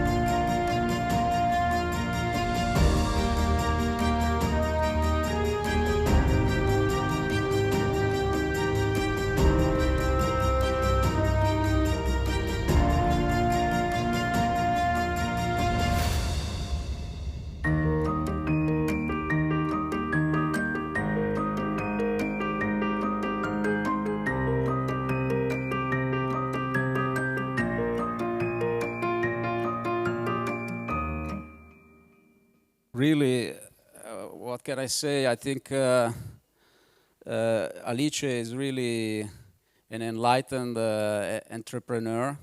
She has done really something incredible, and you know, looking at these images, I really feel like, you know, going again to that place and see, you know, and do bird watching.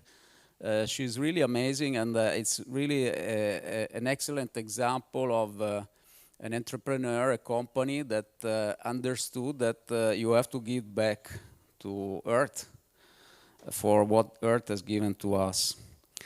So as we were jumping rapidly from fish, seafood, the oceans to the Earth, I was a bit afraid, you know, this can create confusion among the participants. But instead, I think it all makes sense. And this is really what WSO and WSF are about, putting together companies which operate in the different sectors, seafood, that's where we started, agro, and then moving on to other sectors as we will hear about salt, about tourism and so on. Because here we are talking about the impact on the environment, and our certifications are about motivating companies to reduce this impact, and our conservation projects are both in land and at sea, and everything is connected. So really, it makes sense. And so from sea, the FAO, Professor Grossi, to land, and now go back to sea, because it all makes sense. And so I have a question for Professor Grossi. Well, basically, it seems like with the growth of the new countries in consumption, which are moving from a diet which is mainly vegetarian, let's say, or mostly vegetarian, towards eating more meat and so on. And the more developed countries, the Western world and so on, now instead moving, but not only that, also the Asian world, moving back from eating maybe too much meat towards more vegetables. How do you see this trend? Where do you think it will lead to? And you think it's a positive one, it's a negative one? Where will it end? Or if it will end, or will it stable to a certain level? Thank you. I'll pass you the other mic. La domanda è molto impegnativa e articolata. Come sempre, alla base vi è un problema economico. E nella slide che vi avevo fatto vedere della Terra, erano rappresentate, credo, circa 70 nazioni. Ad esempio non c'è l'India. Oggi è il paese più popoloso sulla Terra. Cosa vuol dire? Vuol dire che molto probabilmente l'India non ha permesso, non ha dato. What does it mean? It means that India hasn't shared its data to be assessed. It means that there is an economic problem, as you can imagine. So, if populations that developed in a vegetable world are getting close to meat and fish, and we are going back, maybe for health reasons, well, I do believe that maybe we should use the techniques that the lady showed and presented to us. So try to restore the logic imposed by nature. More meat means consuming the soil. I do not have any recipe or a magic wand, but we need to find a more attention way to produce food. If we destroy our seas, we need to create some land to grow in the Amazon forest. This is something we are seeing. And for 500,000 tons of dust coming from the Sahara is taken to the Amazon forest. But that was meant to control all the water systems, streams, rivers. We are completely changed something that is not close or next to the Sahara Desert. So let's try to use the idea of being a good father. So because we are a good family, but this idea has not been used so far. I think the first things we need to do is, for example, when you see that there is an island that is 3 times bigger than France, composed of plastic, maybe we need to start thinking in a different way. Food is not the essential part, energy is. Everything that happens in nature requires energy. So even our survival is connected to energy. If you're not paying attention to that, of course, there will be a repercussion on the food industry. So I think this is the main point. She was showing that it's not possible to keep that we should close the tap water, and it means that energy is going away. If we have to change the philosophy we follow, what do we understand? That we have thrown away some energy. We have wasted energy, but we cannot. The main idea that maybe is not very clear is that we are hitting the earth, we're whipping the land, but earth doesn't care. Why? Earth has time. The earth will find a solution. It's 4 or 5 billion years old.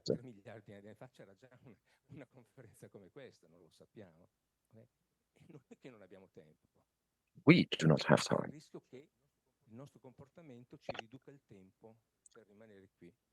Our behavior might reduce time of our travel here on the earth. We now continue our journey into Friend of the Earth by showing you this our institutional video, and then we'll go a bit more in detail with the other speakers. Thank you very much.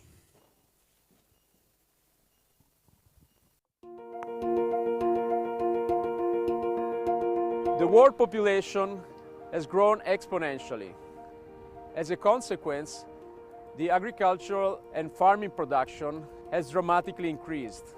The consequent environmental impact has often been unsustainable. However, some companies have developed agricultural and farming practices which have a lower impact on the environment. The aim of the certification program Friend of the Earth is to allow consumers to identify on the shelves those products which have been produced in a more sustainable way. Since 2008, the World Sustainability Organization has been developing Friend of the Sea, the international program for the certification of products from sustainable fisheries and aquaculture. More than 400 companies in over 50 countries around the world have joined the project, resulting in a significant reduction in the environmental impact of fisheries and aquaculture at a global level. Empowered by this tangible result, in 2014, the World Sustainability Organization launched Friend of the Earth, the certification program for products from sustainable agriculture and farming. A growing number of companies worldwide relies on Friend of the Earth certification.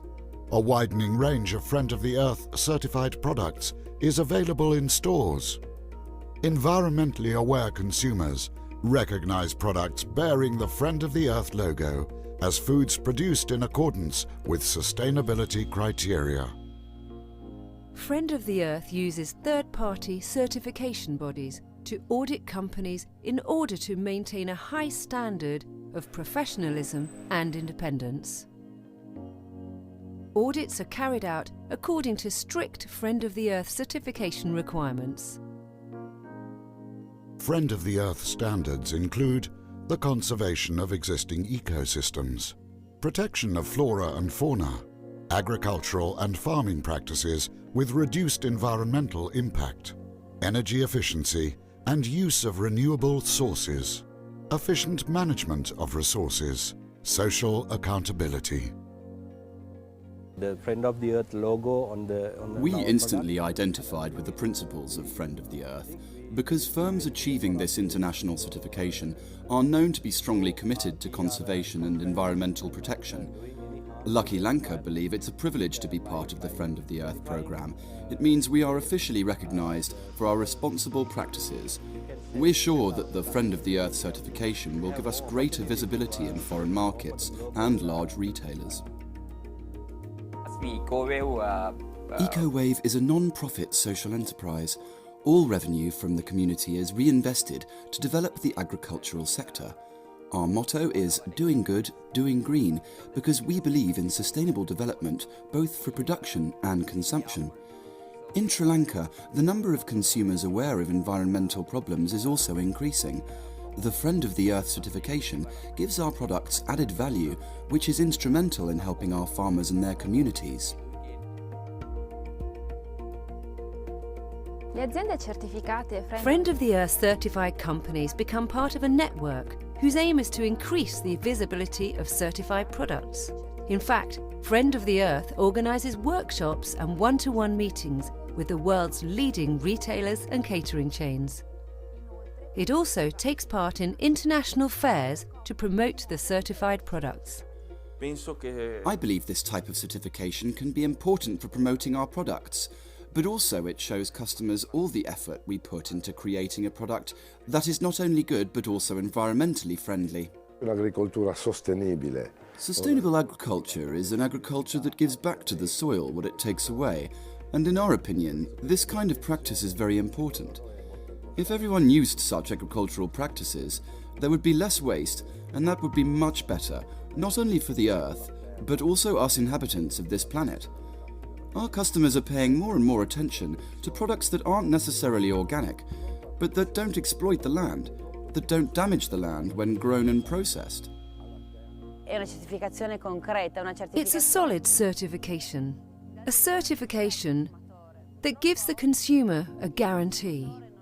To date, consumers have nothing to help them choose, no tools to guarantee transparency, the traceability of their product. So a certification, like Friend of the Earth, provides an important guarantee. A guarantee of a product that has been grown in a sustainable manner. A healthy product. A product with no residues. A product that comes with a guarantee of social responsibility. In my opinion, this is really the future of certifications on a global level. The agriculture industry is facing a momentous challenge, increasing its production while reducing its impact on the environment. The Friend of the Earth certification rewards those companies which are winning this challenge. Friend of the Earth, the certification of products from sustainable agricultural and farming practices.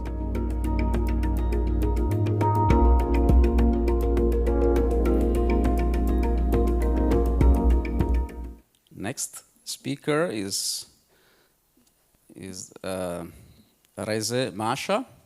Reze has joined our Friend of the Earth technical and scientific department approximately a year ago.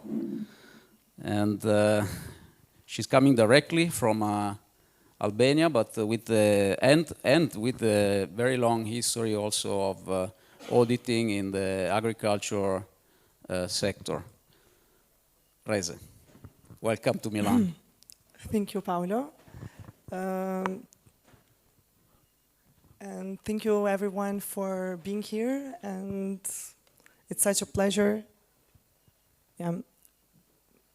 Previous speakers and also the videos, I believe, gave you a lot of information. I'll bother you a little bit with the technical details on Friend of the Earth standards and criteria. I won't go very much into details, but briefly and shortly I'll try to conclude my speech today. Maybe I'm repeating. Friend of the Earth Standard is a certification program and an eco-label that focuses on sustainable and environmentally friendly practices in different various industries, including agriculture, farming, and forestry. Friend of the Earth Standard is a set of criteria and guidelines for businesses and organizations to meet in order and they achieve the certification. These criteria are specially designed to promote sustainable practices that conserve natural resources, protect biodiversity, and reduce the environmental impact on various activities. Why is it created? This standard is designed to help consumers, mainly, and businesses to identify products and services that meet specifically environmental criteria and social accountability. Main pillars of Friend of the Earth Standard are built upon several essential pillars that are, as said, to promote sustainability and environmental responsibility across industries. I'll go into our three main components or standards that are agriculture, forestry, and farming. Yes, sorry. Yeah. I don't know why. Okay, now, yes, the pillars. And I was saying about agriculture, sustainable agriculture, Friend of the Earth Standard, or certification can be granted to agricultural practices that promote specifically biodiversity conservation and reduce the use of chemical. Also, they minimize, for example, soil erosion. In forestry, Friend of the Earth Standard covers the sustainable forestry management, promoting practices that protect forest, reduce deforestation, and ensure responsible timber production. In farming, sustainable animal farming aims to minimize the environmental impact by prioritizing both the welfare of animals and environmental stewardship. Sustainable farming seeks to create harmony and balance coexistence between agriculture and animal kingdom.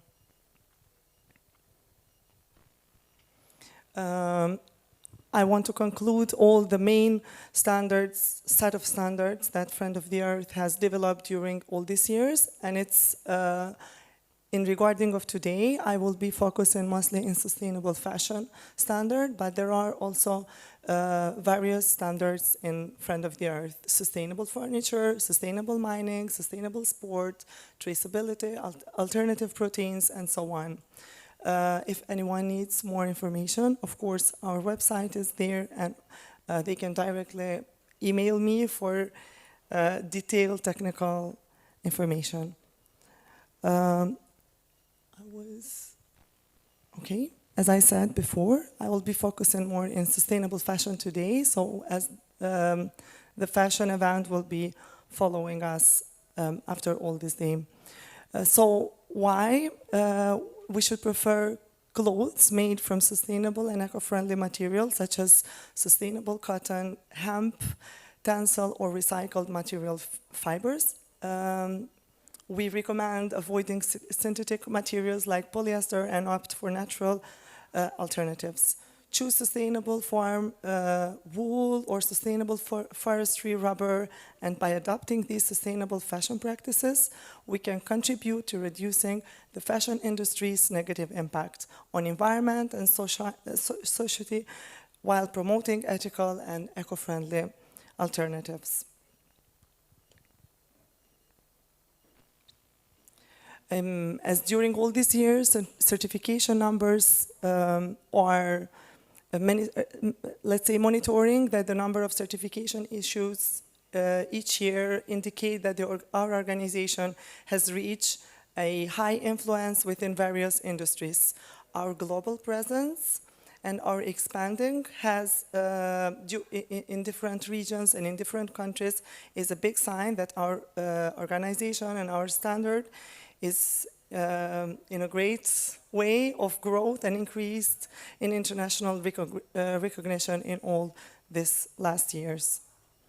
So what I want to conclude with is that sustainable certifications are more than just labels. They are promises to our planet and future generations that we are committed to nurturing, protecting, and preserving the world that we share. Thank you very much.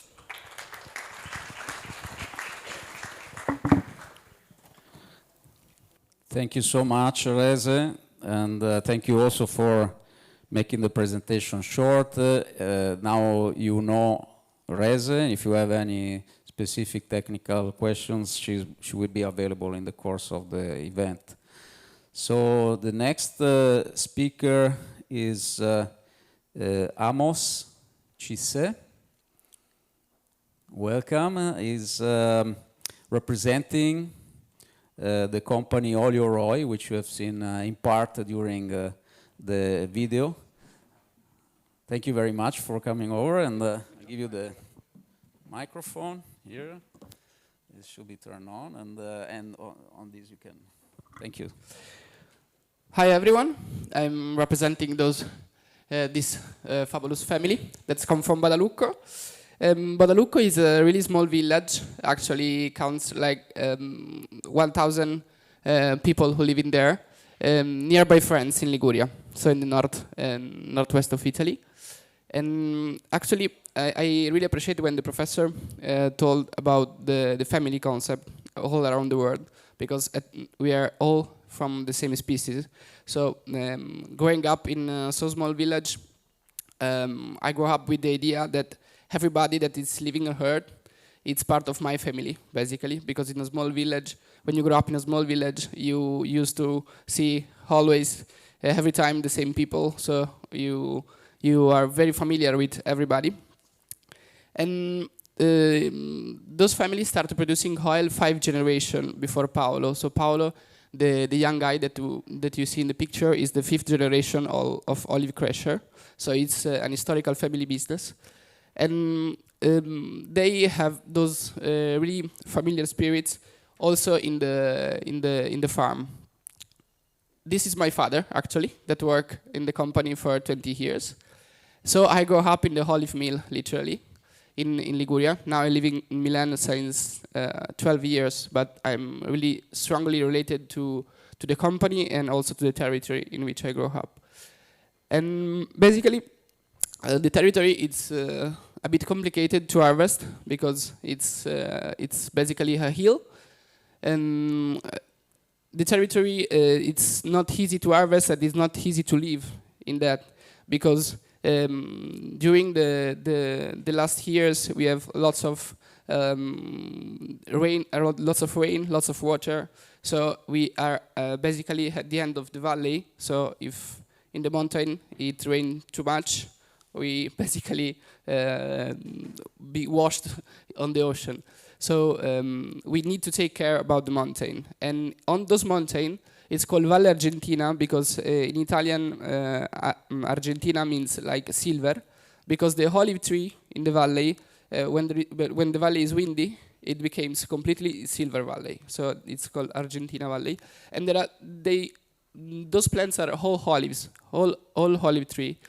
And we take care about them because they take care about us. Because without those olive trees, all the valley crash in just maybe 20 years. So we take care about the plants and the valley take care about us. And basically, oh, sorry, too fast. Okay. Basically, when we harvest, we pass by with the car, and all the harvest, it's handmade, because going up to the valley, it's so tough. And we shake the olive tree without any machinery, so with a long pole, we shake the trees, and the olives goes down, and we pick up by hands. And those are the valleys see by the drone, and the perfect mix in Roy family, in Roy activity, is that they can have tradition, as I said before, because they're a family who produce oil since 5th generation, but also technology. And this is the new oil mill, and basically it's zero impact, because we use all the part of the olive that are not edibles for something else, as a fertilizer maybe for our trees, or in order to we burn the knock, the woods of the olives, in order to make warm on the on our hospitality hotel. So every part of the olive is basically used during the production. This is our first collaboration with Friend of the Earth, and it's so many years that we collaborate with them, so we are proud of it. And sorry, wrong direction. Okay, so we use the not edible part of the olives in order to warm the agriturismo L'Adagio. That is a project that the Roy family put in act in Badalucco in the last year. So they build up, they took an old olive mill and transformed that in a hotel, basically. So helping the community of Badalucco, that is a small community, to have new opportunities, work opportunity for the young ladies and boys that grow up there. So we take care about the territory, not only in a green way, let's say, but also in a social way, because we think really that it's really important to take care of 100% of the thing that you can do for the others. So this is Agriturismo L'Adagio. And in order to conclude, I would like to say that I'm really proud about the company, not because of the certification on the fact that they are green, but just because they teach me how to live. For us, it's not about the necessary for the pollution or for zero impact, to be zero impact, but it's a way of life. I mean, we are all on the same planet, we are all from the same species, and we are also lucky because if we are here, we basically can eat three times a day or 2 times a day. We're not starving, and we have the opportunity to change the world and do something for the others. And I think this is the reason why we decide to work in this way, and everybody should do it. And also the people who go to the market, to the supermarket, to the GDO, or in any grocery should know which company is doing the products in the right way and which company isn't. So I think it's important to have certification like Friend of the Earth that help us to demonstrate to our client how we do our products. And I hope you enjoy the presentation, and thank you for your attention.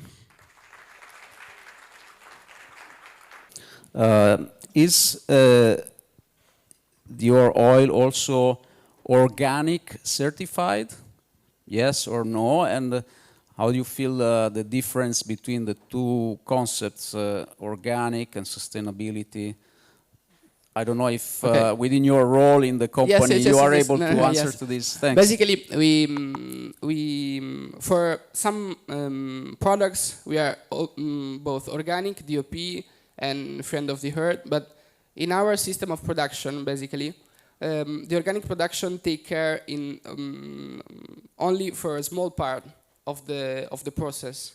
Okay, so there are some certification that take care for whole the production. I make an example. If the organic part take care only for the harvesting, okay, but during the transformation, I add to my product something that is not technically okay, I can be organic and still have the product that it's certified by organic. So we prefer to choose certification that cover the entire line of production, but for some products, in order to be on the market, you need to be certified as a biological product. But I think the company is now looking for something that is more related to hold the process of production and not only specifically their harvesting. And I think biological and green is not necessarily the same thing, because you can buy maybe an avocado that it's biological, but maybe it's come from. Sure. Well, thank you so much for your presentation and also your answer. And now we have speakers from PMI, Philip Morris International. Dr. Michele Pisetta, he's a Senior Manager, Operations Sustainability. And Luisa Maurizi, Senior Leaf Manager. We started collaborating with PMI after long talks and elaboration about how Friend of the Earth could be helpful for PMI now some couple of years ago. And then we actually put in practice the collaboration, which consists of certification of the leaf curing phase of the tobacco production. Michele is much more expert than I am, of course, in this field, so he will tell you more, as well as Luisa Maurizi. Thank you, Michele. Thank you for coming over.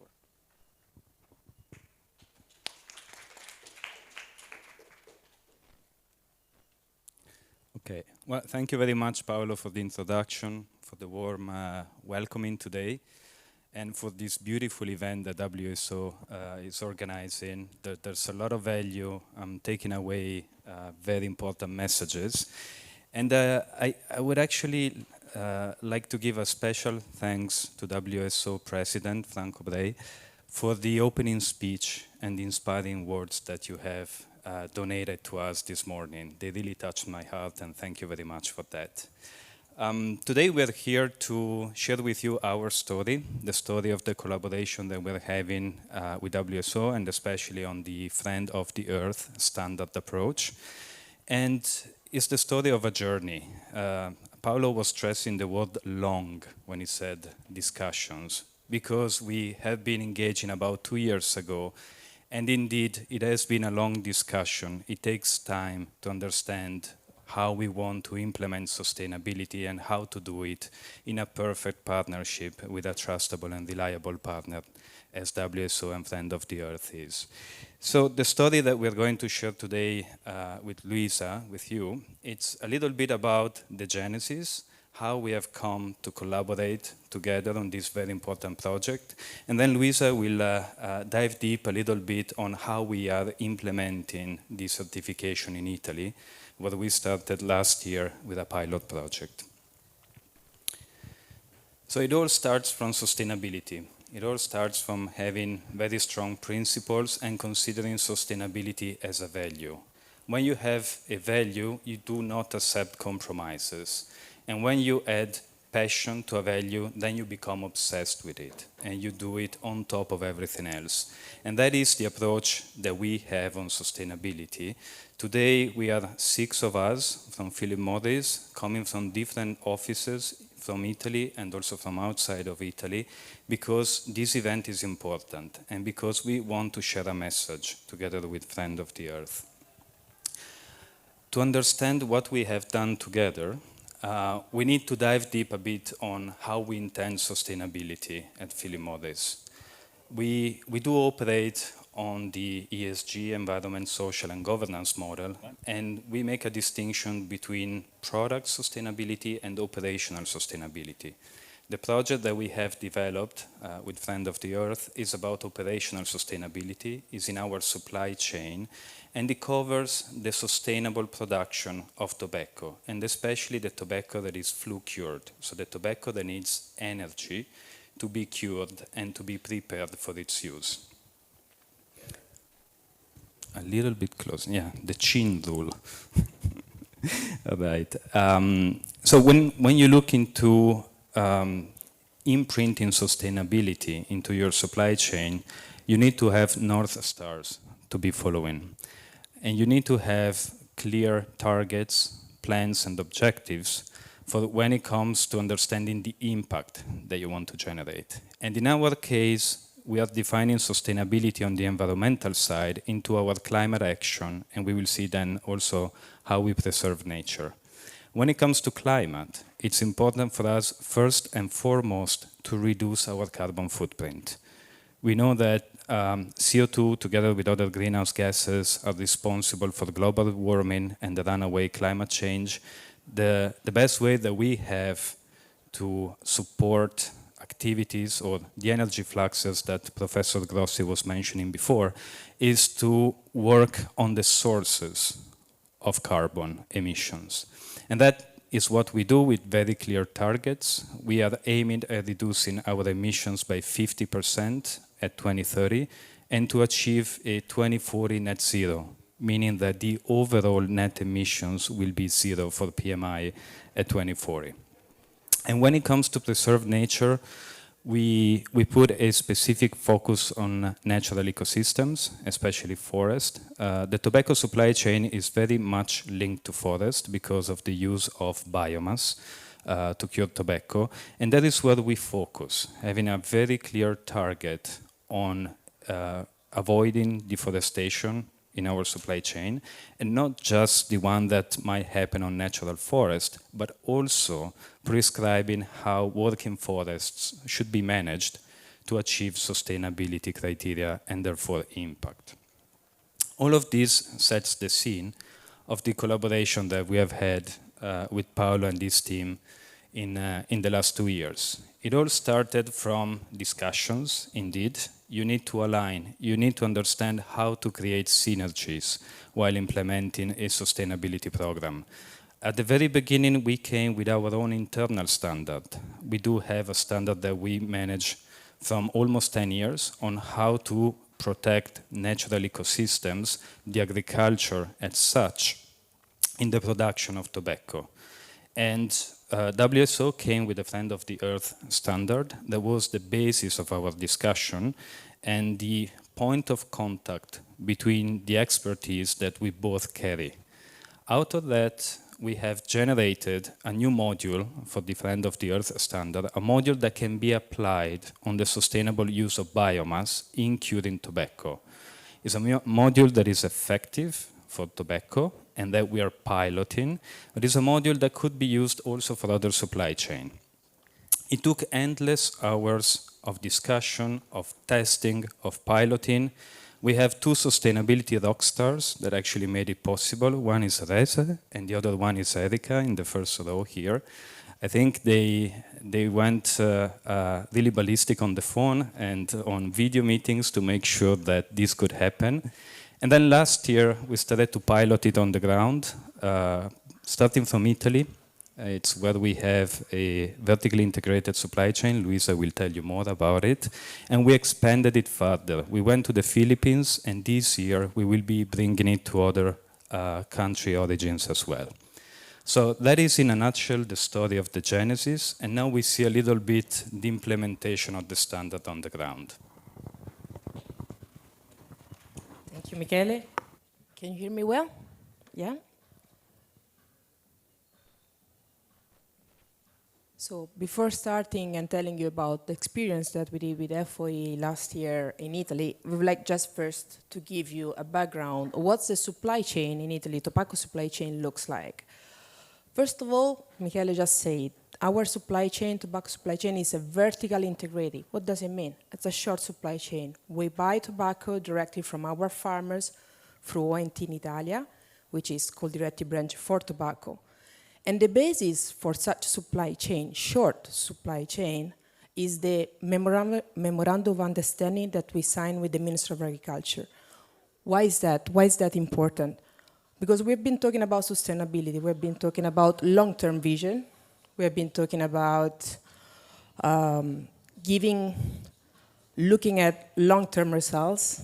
Yes, we can tell them to turn down a little bit the volume, I would appreciate. But what is important is that you give credibility and long-term vision to the supply chain, to the farmers. We are a big multinational company, so we have responsibility, of course. So the first MOU that was signed with the minister was back in 2011. And it was not just a commitment of, let's say, volume. So we're not just saying that we're going to buy or almost 50% of, actually over 50% of the national production. But it's a long-term, it's a multi-year agreement that have been renewed for several years. The last renewal was done now in March 23. And it's a 5 years agreement that is going to actually embed 500 million investment in the next 5 years in the supply chain. Why is that important? Why certainty of volume, certainty of timing is important for our farmers? Because if they want to invest in agriculture, if they want to invest in sustainability, to convert their curing bars into more sustainable fuel sources, etc., they need to have visibility. They have to get certainty. That's what actually we are proud of. Of course, we couldn't have done it if we would have, we could have done it without, of course, the support of Coldiretti, our business partner. But the most important, we couldn't have done it without the support of our farmers. So we have a very solid, actually, pretty much diversified farmer base that are basically present in Umbria region, Veneto, Tuscany, and the Campania region. This is where the tobacco base of our farmers is located. We buy almost 50%, actually over 50% of the Italian production. Why is it important to know who your farmers are, to have actually an agreement with them, a long-term MOU with the minister? It's because we need to have direct contact with them. We have a short supply chain, I keep saying that. Why is it important? Because if you want to push on sustainability, on quality of production, if you want to actually push with the farmers to actually take care of their own people, of their own farm, of their own family, of their own workers, to take care of the environment, we have to have direct contact with them. We have to help them, collaborate with them for data collection, for actually implementing traceability. We are proud to say that we are fully traceable. We know where the tobacco are, where it's coming from. We know what's the practice behind. We collect data. And for that, you need your farmers to be your partners. Otherwise, that's not going to be possible. But of course, we are based in Italy. We are based in the EU. So today, we're not just talking about sustainable agriculture. To reach sustainable agriculture, you have to look at innovation. Before someone in the previous discussion was saying that, today we have to start talking about agriculture 4.0. We have to talk about digital farming.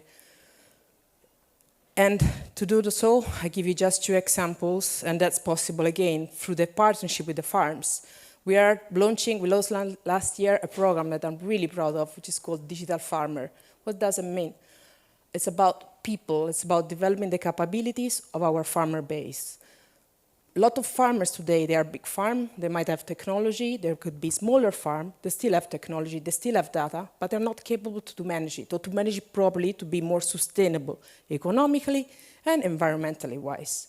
So we put them digital, let's say, we call it facilitatori digitali, digital facilitators that are actually experts. They do a coaching program with the farms. They go farm by farm, multiple times over the year. We give them coaching program. We look at their data together with them to see how to better read them. They have got a lot of data. They have to properly use it. And then another one, which is about helping them to look into what's out there in terms of innovation. There are a lot of startups, a lot of PMI, a lot of small companies that are pretty innovative. So we look at open innovation. We launch a call for startup, actually the 3rd year. Now we just launched the 3rd edition, look at innovative solution in agriculture. We have been doing pilots, tests with them, with the startup selected, and that also is generating a very positive, how do you call it, contamination. No, it's not the right word to talk about contamination, but actually it's contaminating startups, small companies together with farmers. We're talking about innovation, we're talking about tradition of agriculture. Sometimes that's actually a brilliant job. You can find out a really good solution out of it. But Philip Morris is about, not just about agriculture. We are proud to say that it's a short supply chain. Why? Because we just not buying tobacco in Italy. We actually process it in Italy, still in Umbria and in Campania. We actually ship it to our Bologna factory, which is the biggest actually Philip Morris factory of our new generation product. And that factory is also following Manufacturer 4.0. And is actually following sustainability standards about proper resource management, mainly energy and water, responsible usage. And moving to that, actually we are not just, let's say, working on the product, as Michele was saying, we are looking at process, we are also looking at development capability. So Bologna is also the place where we also have our R&D, let's say, facilities. We also have investment on capabilities. Before I was mentioning capabilities development of the farms that we have it around Italy. But then also we have capabilities on the Manufacturer 4.0 and the industry in general. Finally, we also have, looking at this end-to-end Italian supply chain, we put the after-sales services, digital services for our consumer in Apulia, in Puglia region, and in Umbria, and in Campania region. So this is just to actually show you what's the presence out there. Why this is important? Because it's important to be in the presence in the territory. It's important to actually be responsible of where you are and actually to invest. This is about investment. And one of the reasons, one of the reasons why Italy was actually chosen by Philip Morris International for the pilot with FOE is because of the model behind. So we have a vertically integrated model. So we say that we know who our farmers are, we do frequent visit to that, and we are, as affiliate of Philip Morris International, we have to comply with certain standards. Well, Italy is actually one of the best-in-class, let's say, markets, a best practice of monitoring of GAP implementation. GAP meaning good agriculture practices and agricultural labor practice, ALP. And that's why pilot, we did it last year. We're looking at our tobacco supply chain. Big portion of the volume is cured with biomass. So at that time, back last year, we were audited by external parties to look at our MVR. So to look at our monitoring, verify, rely about our fuel sources used for tobacco curing. And of course, the focus of the audit team focused on the full, let's say, sources, but the big focus was on the sustainability, on the sustainable portion, the biomass portion. And Italy was chosen also because the majority of the vendors that were chosen for biomass, actually that farmers are actually using, are local vendors. They're coming mainly from Veneto and Umbria, where our farmers are located. Plus, Italy, it's being an EU country, but actually Italy in special, as probably many of you know, is pretty strict on about forestry conservation, second forestry management, etc. So that was, Italy was chosen as a pilot actually to look at what are the standards where. So during the external audit, the team, together the FOE as observer, actually look at what kind of data do we collect from our farmers, what kind of documentation, they did farm visit, they did vendors, biomass vendors visits. They looked at from A to Z what kind of series, let's say, process we are following, etc. Plus, as I told you, we are a vertically integrated model, so we have direct contact with our farmers and with our field technicians. So basically, they look at what type of continuous documentation and training and communication we do around sustainability with them. So results were pretty positive, we are proud to say. The assessment conclusion is that our biomass, our, let's say, tobacco farming curing, it's fully traceable. And of course, when it comes to biomass, it's fully sustainable. So we are proud of the robust process we put in place, and we're proud to be actually certified. Thank you very much.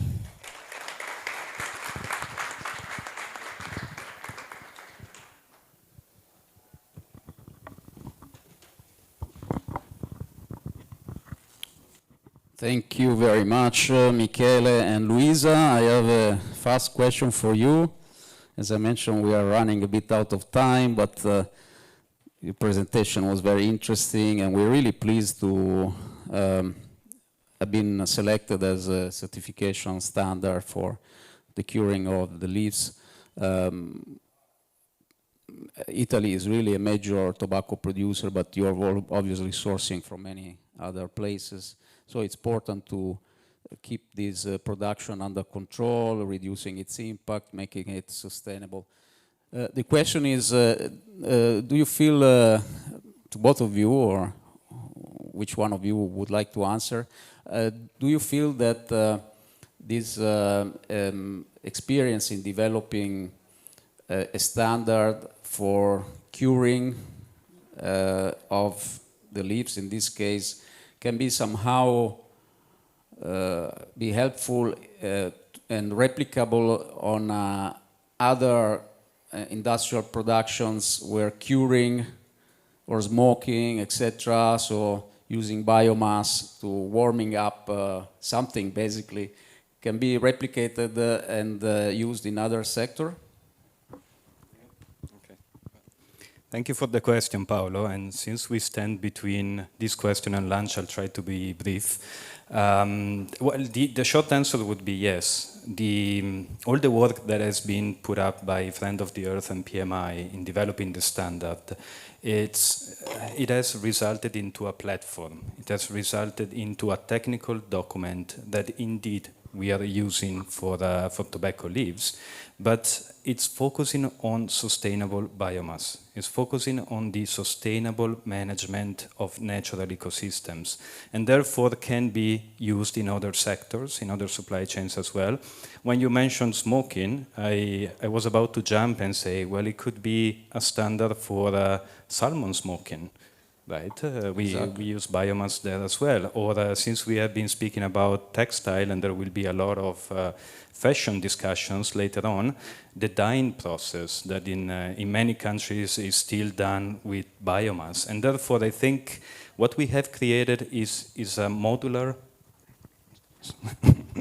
It's a modular platform that should be used more and more, and we would be very happy to see the technical criteria of the standards being used in other sectors as well. So that's great. I think there are some salmon producers here today, and also some fashion producers. So of course this opens up more perspectives.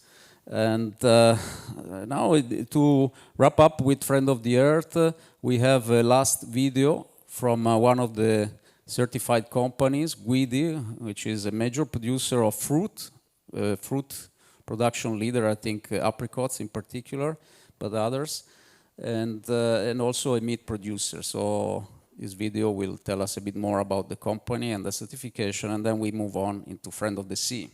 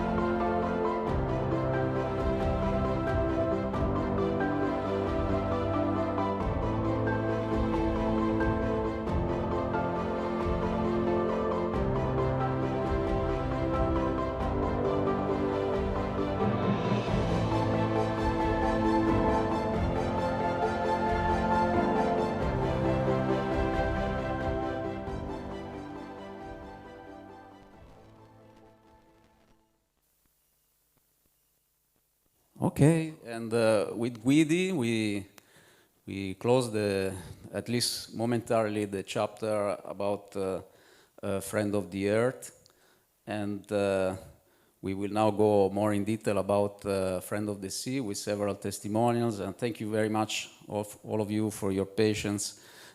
We will actually have to make a first connection with the general manager of the first company which joined some 10 or almost 15 years ago, Friend of the Sea, the first one all over the world, and now there's more than 1,500 companies which have Friend of the Sea certified products. So it's really important for us that Dr. Valsecchi is here with us today. So I will remotely, I will contact him on the phone, and he has prepared the presentation about its own company, Generale Conserve SPA.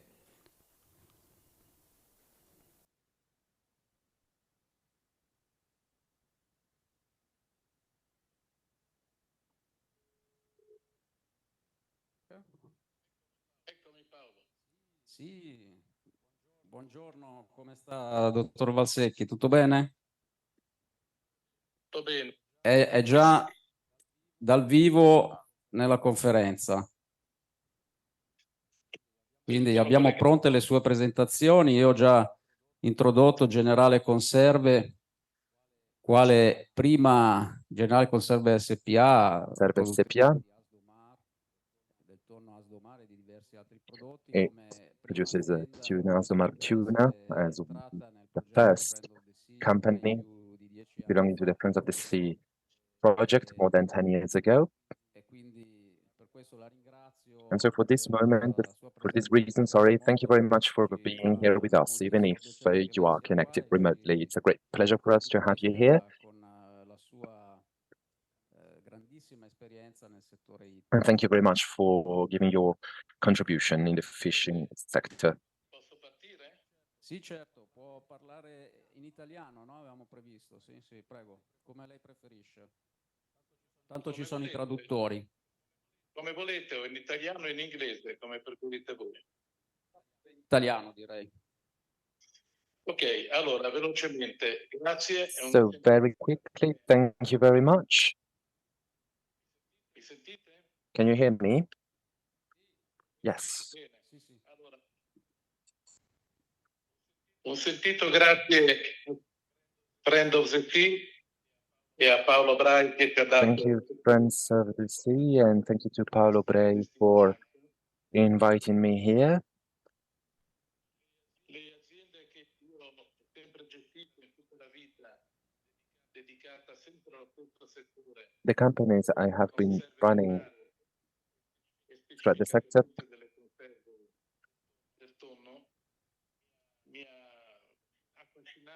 in the tuna sector. Attività globale che può funzionare soltanto se si dà totale importanza alla estrazione della materia prima, quindi il tonno, che è un pesce che non si You know that tuna is made by nature. There are important natural cycles of growth, development, diseases, and of course, we have all of the tuna fish industry. So this industry has to be self-managed in a virtuous way. Because when the industry removes too much tuna fish from the sea,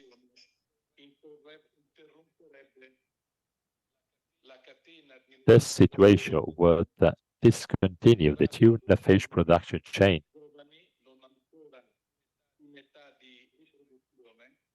Sometimes we catch young tuna before reaching reproduction age.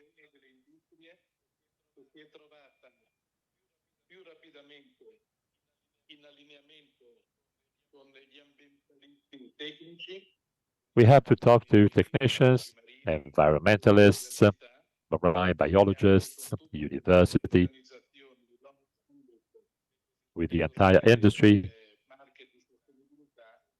We also have to think about the sustainability plans or standards. I'm very sorry, the sound is very, very poor. We miss entire sentences, I'm sorry. Let me speed up in commenting the current situation.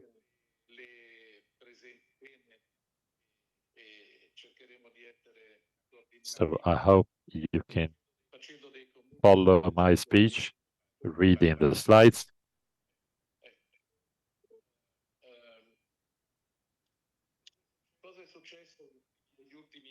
So let me tell you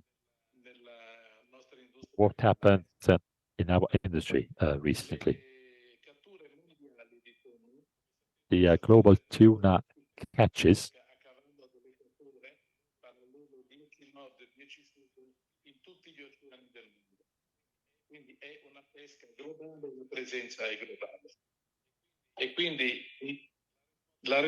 tuna is fished all around the world.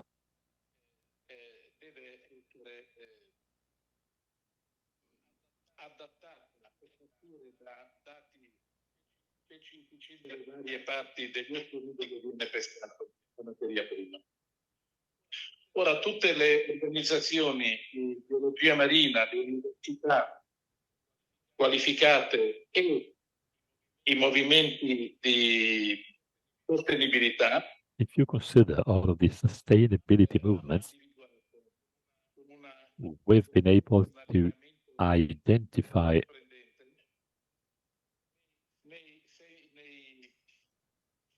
new changes of behavior. So we now have 5 million tons. This is the global annual tuna fish catch.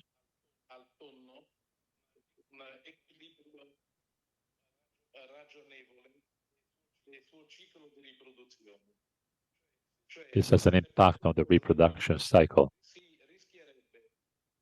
If we increase the catch, it means catching young tuna fish before the reproduction age. This would be a very bad system for us, a very bad solution.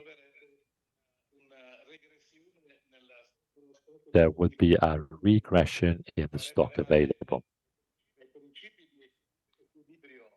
This wouldn't be ethical, and this wouldn't be good also for the industry that uses this material.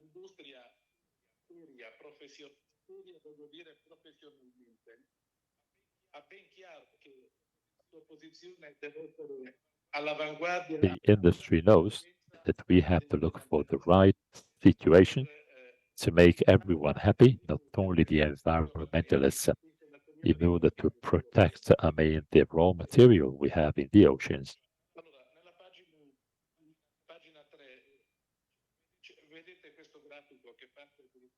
You can see this diagram.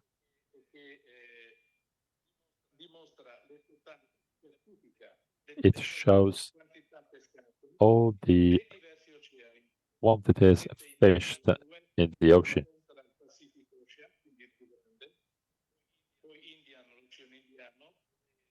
You can see WPO, the Indian Ocean, Pacific, and the Atlantic Ocean.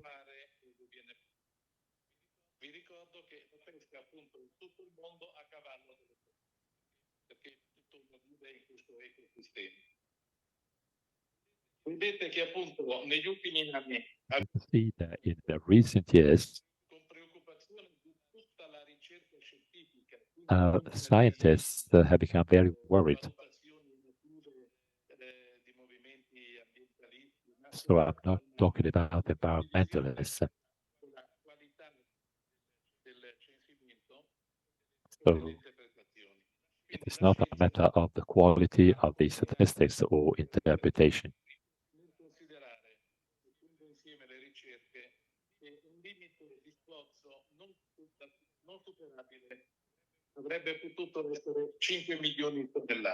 We should have stopped at 5 million tons. This should be the threshold. After many global international meetings, we shared this opinion.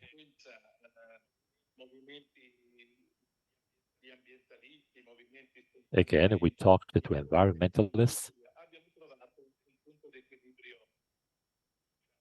We reached the balance, as you can see here. So now we found the balance.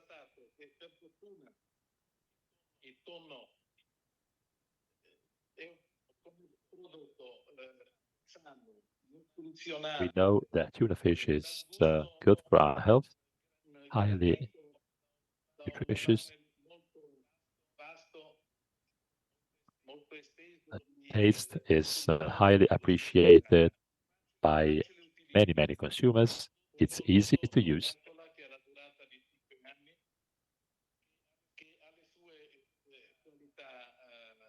This product has good nutritional qualities, but also in terms of taste.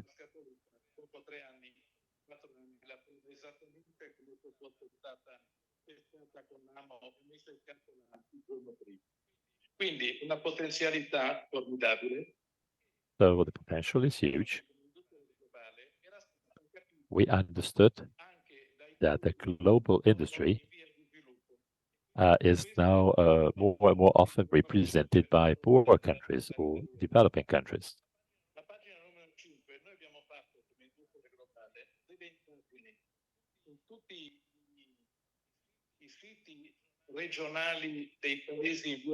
So in all the regional sites of the developing countries,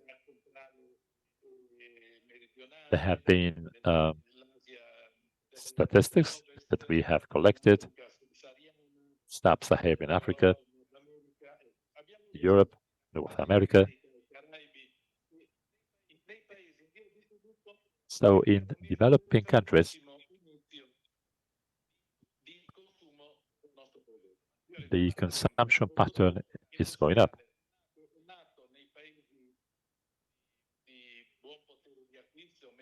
This is the typical product for rich countries. Well, poor countries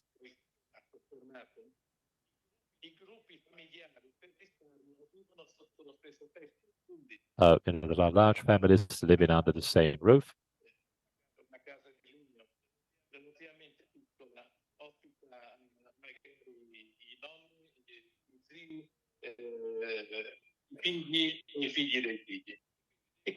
Once again, there are large families under the same roof.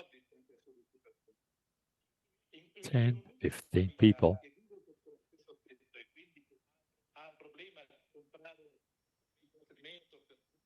So the problem there is to purchase enough food for all the members of the family. Maybe 5 adults and 7, 8 children.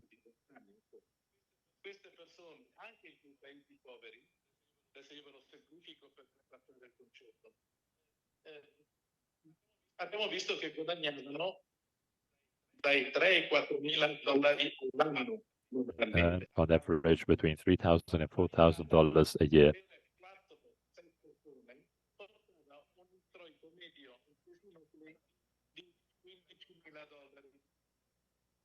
If you go to richer countries, for example, the average revenue is $15,000.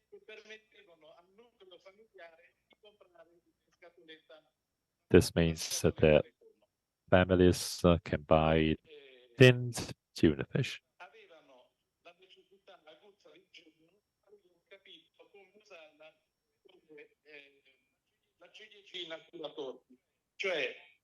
And that was a sort of a condiment to be used with boiled rice, boiled vegetables, legumes.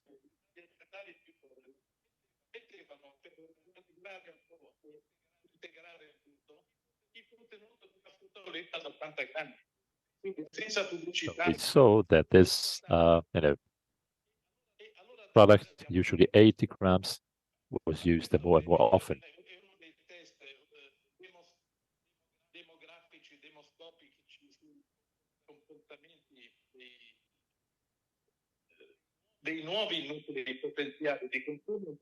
So we discovered that many more families could afford tuna fish in those families where the average income was higher than many countries, developing countries.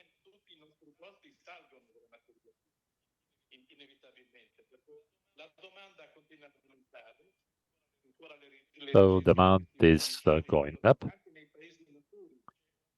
In many European countries, the consumption pattern is positive, so consumption is going up. Because tuna fish can be used with many other foods as a condiment.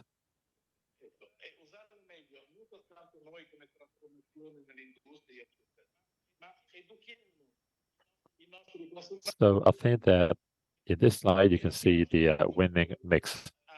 So it is a noble product, and we have to make sure consumers know about the value of tuna fish.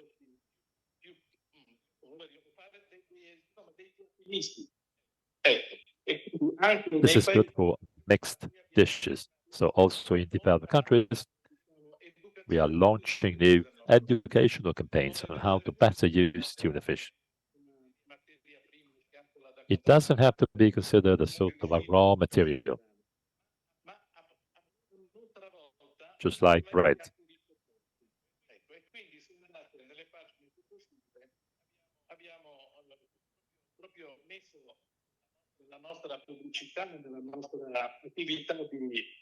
So we have changed our advertising campaigns. We're doing different promotions.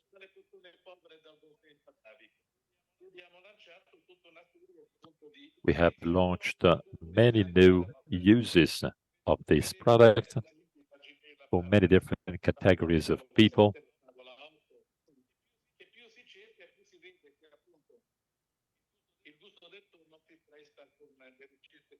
Once again, we know based on surveys that most of the world population likes the taste of tuna fish.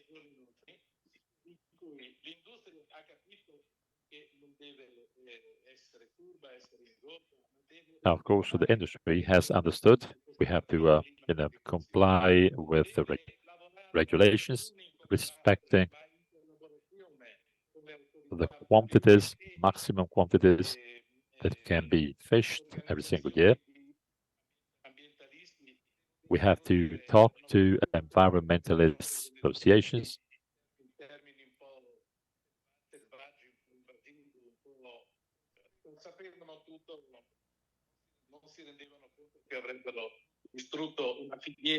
So in the past, we were very close to destroying the entire supply chain because there were no regulations and no control, no monitoring. Now the culture has changed, also thanks to environmentalist movement.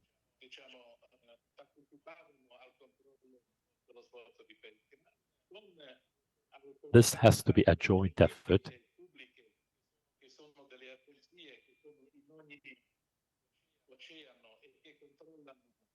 We now have many more policies, best practices and regulations protecting the seas and the oceans. Every single boat has a maximum catch level.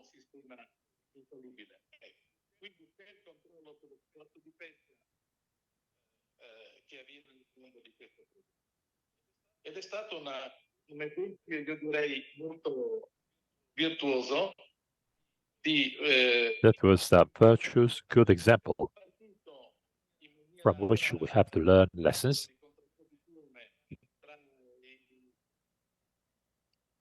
gli ambientalisti della prima ora, poeti calmati, che si sono trasformati in scienze responsabili di oggi, insieme all'industria che ha capito anche che non doveva uccidere la sua chioccia perché se no non faceva più uova, in poche parole. Passatemi questo esempio. Quindi siamo arrivati ai giorni nostri dove c'è una più che accettabile collaborazione tra Today, we accept this kind of partnerships and collaborations. We deal with governments, public agencies from many different national governments. We also cooperate with marine biology private agencies, and we also work with environmentalists. Noi abbiamo avuto questo approccio di rispetto, di prudenza, non ci siamo, pur facendo questa lettura di una vita, non ci siamo sentiti un attimo imparati, ma abbiamo seguito. We just followed again the same regulations.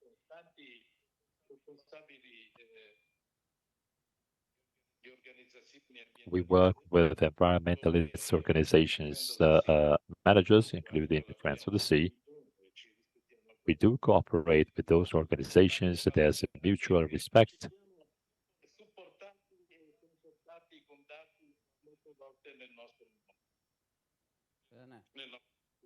Quindi alla fine io ho visto una bella fotografia di una nave che è una che ho fatto io tanti anni fa in Francia, che pescano cirno indiano. Picture of a boat in France, but also in the Indian Ocean. Le soluzioni equilibrate stanno sempre nelle teste degli operatori competenti e responsabili. It all depends on the boats and the operators of the boats, their behaviors, the respect of the rules.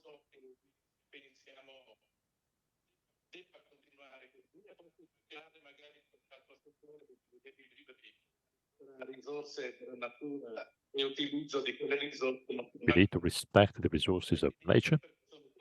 We need to know how to use those resources. I would like to thank all the environmentalists. It was a pleasure, and it still is a pleasure to work with them. Thank you for this opportunity. Don't hesitate if you have questions. Okay, Dr. Masecchi, thank you. Thank you so much for your presentation. Now, it was also would like to thank your organization. Thank you for all what you are doing for us. Thank you for your contribution, the support you've given us, and thank you for the support of this movement for a much more sustainable fish. Fishing industry, both nationally and internationally. Thank you so much, because I know you do so many things in order to reduce the impact on the environment, and I know that you also issue an annual report talking about those risks and the quantities that you have mentioned. So we will be sharing this, on our social networks, and we will share the contents of that report with the participants in the meeting today, so that we can really take a deeper dive in all what to do to reduce the energy impact, the environmental impact, and impact of waste. Now, this has been audited by Deloitte, and this is what we started doing 11 years ago. Once again, we share numbers and figures on the fishing industry, but we also describe our behaviors and rules in this industry. 115 audited pages with plenty of details on energy consumption, water treatment, waste treatment, the virtuous industry. Thank you so much. Now, the audience is enthusiastic of your presentation. We now have to move on. We are lagging behind. I'm also sorry because we called you a little bit late. Thank you so much for your virtual participation. Thank you for your attention, and enjoy the. Okay, I apologize as the connection was not so good, the sound was not so good, but for the English speakers, this was really a precursor in Italy and in Europe in joining the movement for sustainable fishing. They did a lot, selecting also the tuna, mature tuna, avoiding to catch and to use juveniles, and a whole lot of other things, including using the waste in order to produce fish meal and fish oil. So really a very good example, and as I was saying, there's an annual report of 150 pages that Dr. Masecchi said that is available on their website for those of you who want to go more in depth and learning what they actually did also in terms of reducing energy, reducing waste, and so on. So in order to show our respect towards the speakers who we already held late in speaking. We will postpone the Friend of the Sea generic speech to after the lunch break, and so I invite the speakers to speak now. The next one online is Mr. Alex Bernardi, managing partner of Ichi Amati. And then we have two great speakers from the other side of the world, from Australia and Netherlands. So, you know, be patient, stay here. Lunch will be still available outside. We will just slide a little bit the timing. Thank you very much. Grazie mille, io parlerò in italiano. Thank you so much. I will speak in Italian. First and foremost, I would like to thank those who organized this meeting. Thank you for giving me the opportunity to introduce my company, my products. Now, first and foremost, let me talk about our company, so the background and the history of our organization. Now, my family, Amati, incorporated the company out of nothing, so they basically take over a very small company. So thanks to the love of my father for the sea, the fish, and this industry in general. So they sort of, revived that industry. They start as a small producers, local producers. We are in Romagna, so in Emilia-Romagna along the Adriatic Sea, and we started as wholesalers. Then the company Amati is taken over. It was a leading company in clam shells, and they were leaders in Italy, Europe, but also in the US. So they take over the company, and then my parents decided, to expand the product catalog. They do products based on anchovies and then clams, plenty of different types of fish, crustaceans, and mollusks. I stepped into the family company years ago. I studied. I decided to be a professional athlete. And then one day I decided to help the family because of the love that they felt, for what they did. I started, loving my job, and together with my family, we decided to be a little bit more sustainable. Because again, when you work year after year, we, have some problems in, missing products, for example, mackerel, tuna, so we have to reduce all of these problems. So as a company, we can't do this, but we can take part, if you will, associations or initiatives, which is what can really help us, and we can also give, our own contribution. This is why we participated in Friends of the Sea. Now, apart from Friends of the Sea, we also looked for new suppliers, certified suppliers. Thanks to them, we found new suppliers, so they're really encouraging us to go on.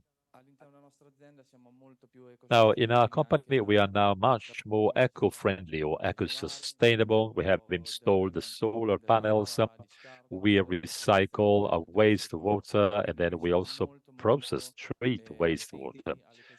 We are focused on, again, eco-sustainability, eco-friendliness, respecting the planet. Okay, this is it. Thank you. Thank you so much.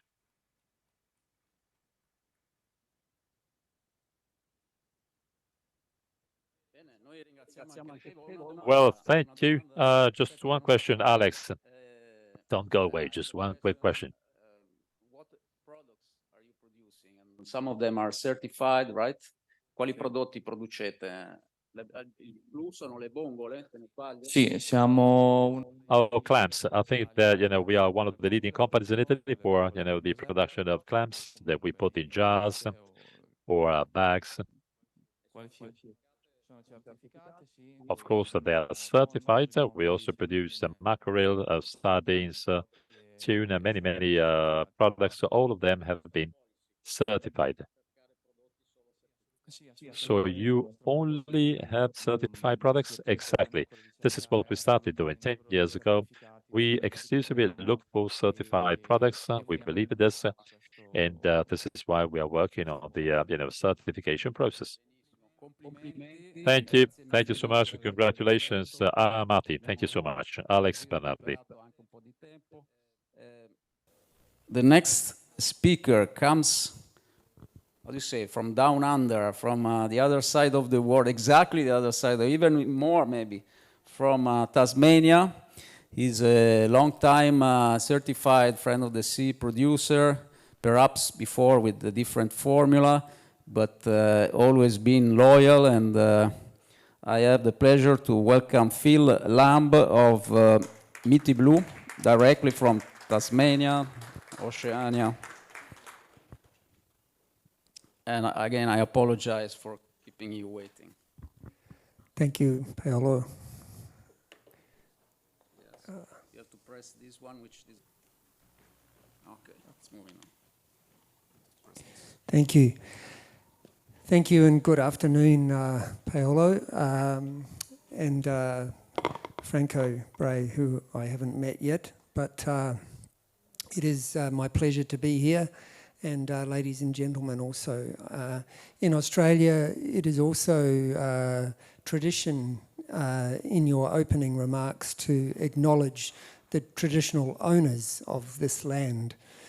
We do that now much more than has been done in the past, and I think it's something to mention because when we talk about sustainability and social impact, that is becoming more of an important point. As you know, in Australia, the First Nations people were the Aboriginal people, the Indigenous Australians, and it is customary now to acknowledge traditional owners when you open your remarks. Which button do I press to go forward? Okay. Which one? It's this one, this. Okay. So you saw briefly our vision, our mission statement, and of course included in that was sustainability. Just briefly to introduce my company and our operations in Australia. We are operating for many years, 21 years in Tasmania, which is a little island at the bottom of Australia, and then just more recently, in the last few years, also in Victoria. And I will come back to speak about our location, but geographically that's where you are. The key, I will keep my notes and my points brief. The key sustainability initiative that we have adopted is vertical integration. With mussel farming, this is very difficult because producing mussels in a hatchery is still being perfected around the world. It's very difficult to make mussels have babies.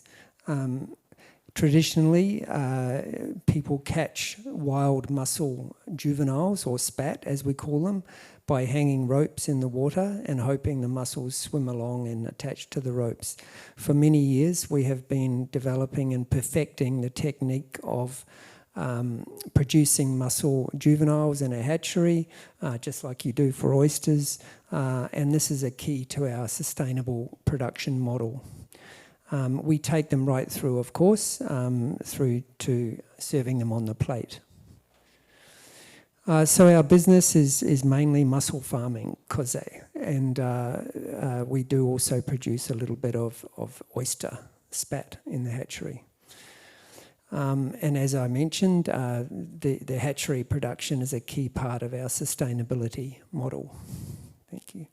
And this is a picture of a lot of effort goes into the first 35 to 45 days of hatchery production of mussel spat.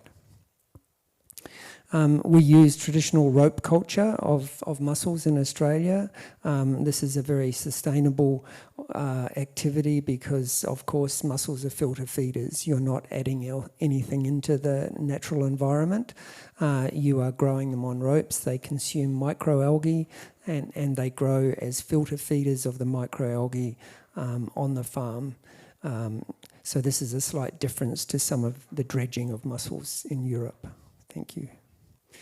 Our culture, rope culture, is done many metres below the surface. This is a very sustainable practice. It gets away from the visual amenity on the surface, and it also gives a perfect growing environment. Thank you. And this is a picture of harvesting our mussels 4 months after they are put out to sea. We have to reduce the density from around about 3,000 per metre down to about 300 per metre. And then we grow them for a further 12 months and then we harvest them. Our species is Mytilus galloprovincialis, very similar to the species you have here in Italy. We harvest and just take back to our factory. Thank you. Of course, our branding under 2 brands. We have a Sea Bounty brand and the Spring Bay brand. These 2 brands have been in the market for many years now. Our first certification with Friend of the Sea was in 2009. So we're very proud to be more than 15 years now of certification. Thank you. Keep going, Paolo. We are a small business. We produce around 1,100 tonnes. We have only a small revenue of 4 to 5 million euro equivalent. We operate our factory for 5 days a week and farm 7 days a week. We produce around 1,100 tonnes. And we export to Southeast Asia, to Singapore, Hong Kong. Please move on.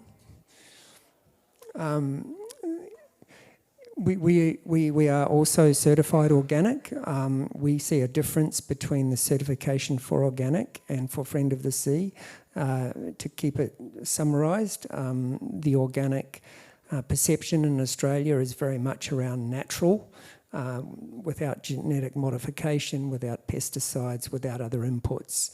As opposed to sustainability certification, which is very much perceived as your environment, your social responsibility, and of course economic sustainability. Yes, thank you. And I mentioned already some of the countries that we export to. The key sustainability challenges for us have been environmental sustainability. We've had to move one of our farming locations more than 1,500 kilometres because of harmful algal blooms. Mussels are very susceptible to biotoxin blooms, and as a consequence of constantly being impacted, we had to shift our mussel farming location.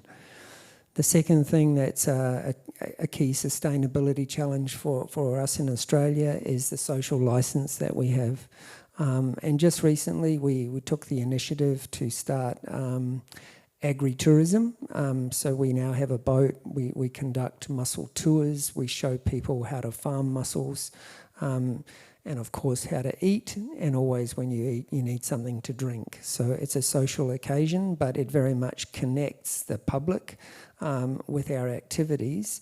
In Australia there is a lot of people looking at what you are doing in your backyard, and they want to, they are very conscious of the resource access that we have, and so we are trying to help educate people and invite them into our activities, and also make it economically attractive.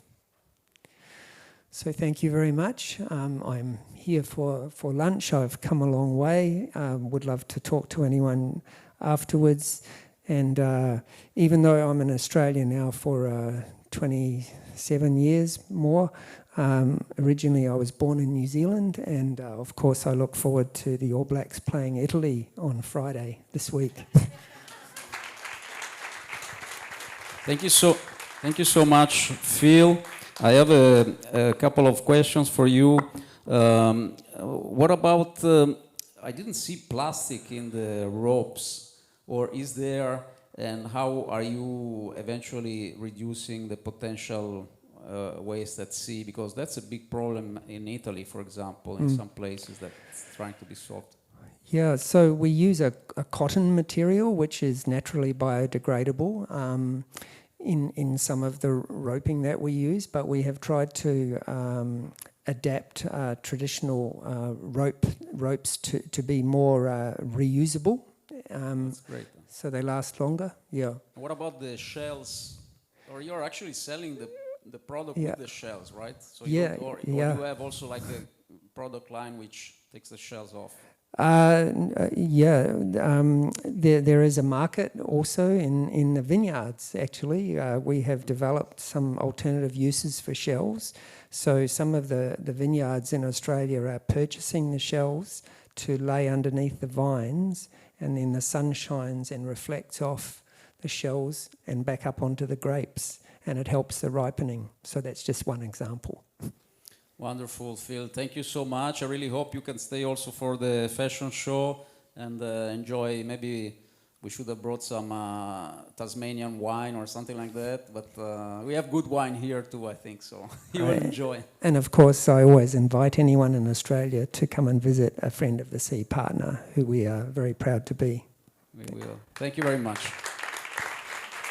So next speaker is from an area a little bit closer. By the way, I noticed all the smiling and so when Phil has shown my picture of some years ago. So I think well, that's positive because maybe I got a bit more sustainable too in my ways. Anyway, next speaker is from Netherlands, Martina Sponga of Kingfish Zeeland. Her role is Business Development Manager. Thank you, Martina, for waiting for this delay. Kingfish is involved in seafood production, utilizing advanced land-based recirculating aquaculture system technology, right? Correct. Okay, so I'll pass you the microphone so you can proceed. Yeah, so English then. So not really from the Netherlands myself. I'm from Giambellino. I'm representing Kingfish Zeeland, but I'm here for Italian market. So, is it working? Can you help me switch? Can you help me? Okay. Okay. Okay, the video will go and I will talk. So, Kingfish Zeeland. We have been talking about the protection of the sea, the raising in demand of consumption of seafood. And Kingfish Zeeland is trying to respond to this exigency and trying to produce premium seafood in a sustainable way with the minimum impact on environment. So what we do, we produce the Seriola lalandi right now, so Dutch yellowtail or Ricciola, amberjack, iramasa in Japanese. It's not an autochthonal species, so we brought it here, and it's on a land-based system. This land-based system allows us to do so many things. First of all, we can control temperature and quality of water, and it's filtered at the entrance of the system. And at the same time, it's filtered back when it gets out, so we can remove the solids. And we can lower down the temperature before giving back what we borrow to the nature. I didn't say that we are located in the southern region of the Netherlands, called Zeeland, nearby marine estuary, and inside a Natura 2000, Natura 2000 natural reserve.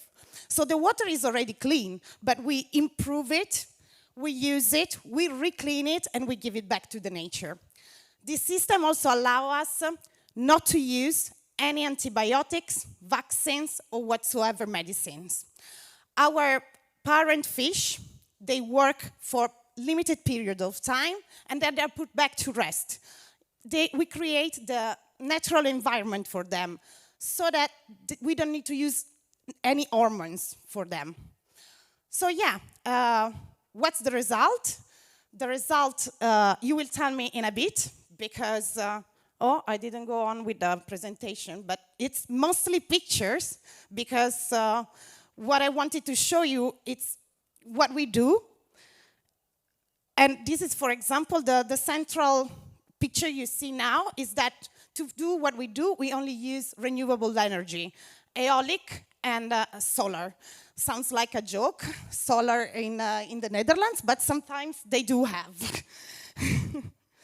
And we're still a small company so that we can still produce on demand. So the orders arrive on day 1, we prepare it on day 2, and it's shipped out the same day we prepare it. This is a picture that sums up how the system is made. It's much more complicated than that, but just to simplify. So there is the fish pump, the water pump that brings the water inside the system, and then the water is cleaned, refiltered, and give it back to the nature. What else? But these are some chefs working with our fish. This is what we like to have. They are our brand ambassador, and they all enjoy our fish. And also in Italy, also the supermarket system helped us a lot to develop the market, and the consumers appreciate the product. Friend of the Sea. Why Friend of the Sea?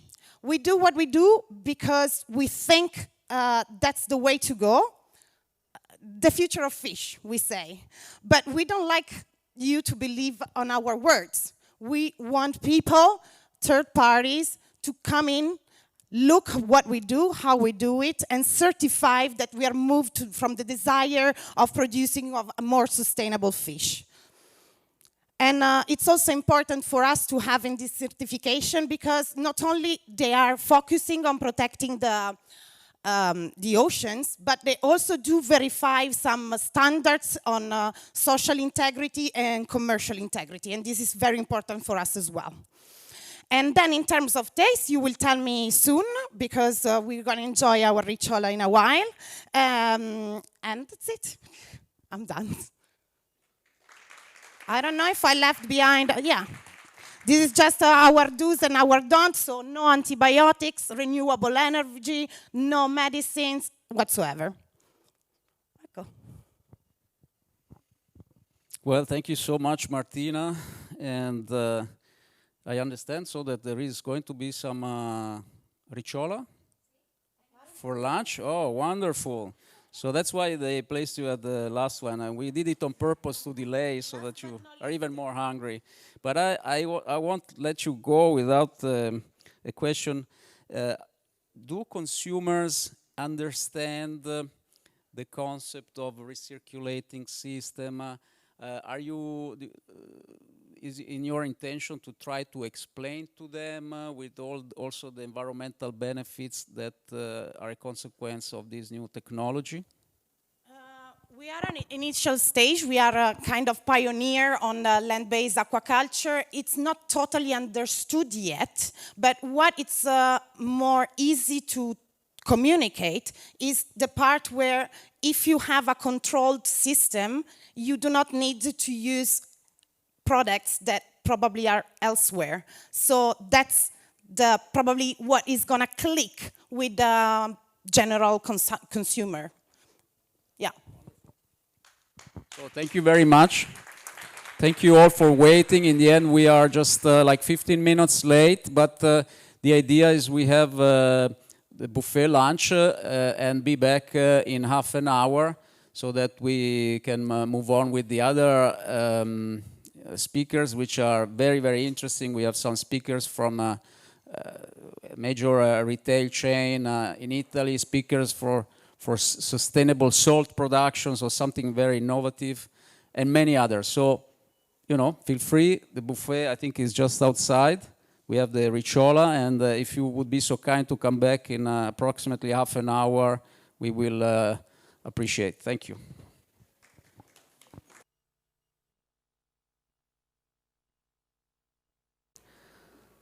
So welcome back. I hope you had a good lunch, and the Ricciola, I'm sure, was excellent.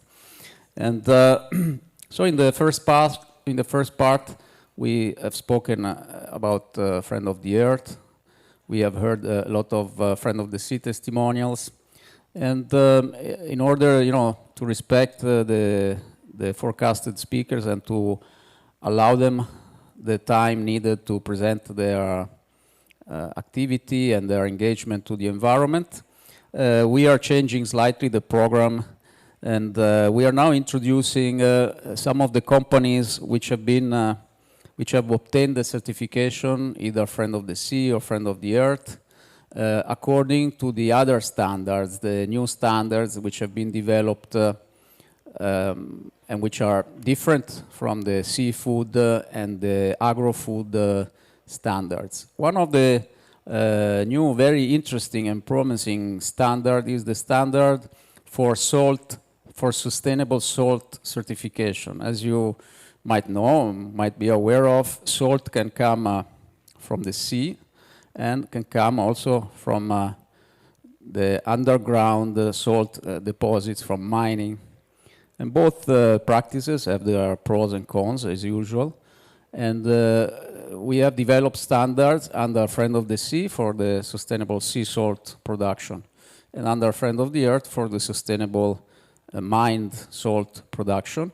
And it's my pleasure to invite to speak today a representative, a CEO of the major salt producing company and reselling company in Croatia. His name is Josip Kapin.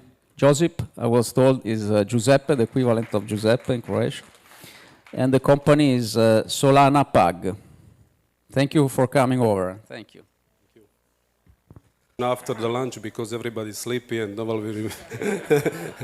So I'll try to be a bit interesting for you and share a couple of things about salt itself. Well, I come from Croatia. My name is Josip. I'm from the island of Pag, which is known by two things, by wind and by salt. What we have, what we have when you one day when you come to Pag, you will see it's a Mars-like surface. So what we use in our salt production is really hard eastern winds that are helping us evaporate sea waters. But not to go further without a couple of words about salt. Why about salt? Because we all forgotten what salt means to our body. So I'll ask you just one question. So has anybody recently been to emergency or hospital or anything else? What's the first thing that is administered to you when you get sick in the hospital? So the first thing you get administered is salt water. So salt in its original state is inserted in your vein, and it actually helps you maintain alive. What does this mean? So this means that salt sustains life, so producing salt without being sustainable is not an option. We all in our bodies carry around 200 or 250 grams of salt. And actually, all the minerals inside the sea salt and everything else helps you to stay awake, helps you to walk, helps you to think, and everything else. In sea salt, and as Paolo said, we have sea salt and rock salt that is mined. In sea salt, you have all the minerals that are inside the seawater. So in sea salt, mostly it's sodium chloride, then potassium, calcium, and everything else that is required for your life. When you come and also trace elements that are not present in the rock salt. Today, when there is salt in abundance, we don't think much on salt as something that is really important when we choose our food. But next time when you come to the shop and buy yourself salt or salt flour, please choose sea salt, because it's really important for your health. So this is the town of Pag, on the island of Pag, and we have around 300 acres of salt pans. This town actually was built because of salt, because we have salt productions for a couple of thousand years. And we were the biggest salt factory on the east side of Adriatic for 500 years, owned by Venice. So when we say we are a salt producer, we always say that mankind can live without gold, but not without salt. If you don't have salt, you cannot live. Our basic two products are sea salt and fine sea salt, fine table salt, and salt flour. We combine two different ways of producing. One is modern way, and the other one is traditional way, completely harvested by hand. In the modern way, we do 95% of our production on the traditional way through sun and the sea, and the wind that is evaporating the water, and the last part is done through our factory. That is actually a big vacuum plant, and we are producing water vapor to eradicate from one side salt and the other side just pure water. Most challenging thing for us is actually in sustainability matter is actually the energy, because we use up a lot of energy in this process, and we hope in long term one of the sustainability goals for us is actually to be 100% renewable energy sources. Why is this salt from Pag, from Solana Pag, why is it so different than the other salts? We have in our laguna, we have a rich shellfish life, and we have really not a lot of maritime traffic. So also we are part of Nature 2000, and the sea water is really clear. And in our laguna, also the shellfish additionally process the seawater and do additional cleaning of that. But what is the best part of working in Solana?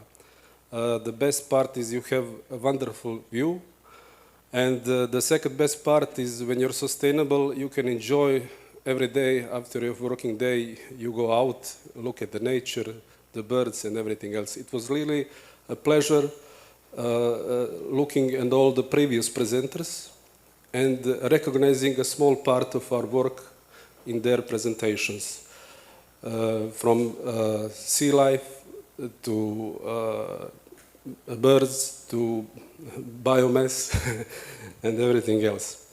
So we are Nature 2000. We protect one fish, and it's a small fish, it's not a big fish, but this small fish helped eradicate the malaria in the Mediterranean basin.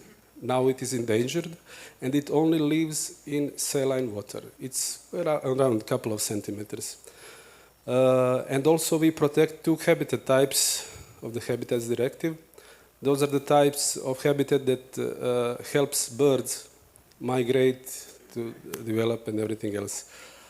We have over 280 types of birds that are migrating or living in Solana ponds. Unfortunately, there is not so much sites of original Solana places in the Mediterranean, and every year there is less, because it's hard to be a salt producer, to be sustainable, and to preserve the environment. That's why this is one of our, because it's our heritage, that's one of our main goals.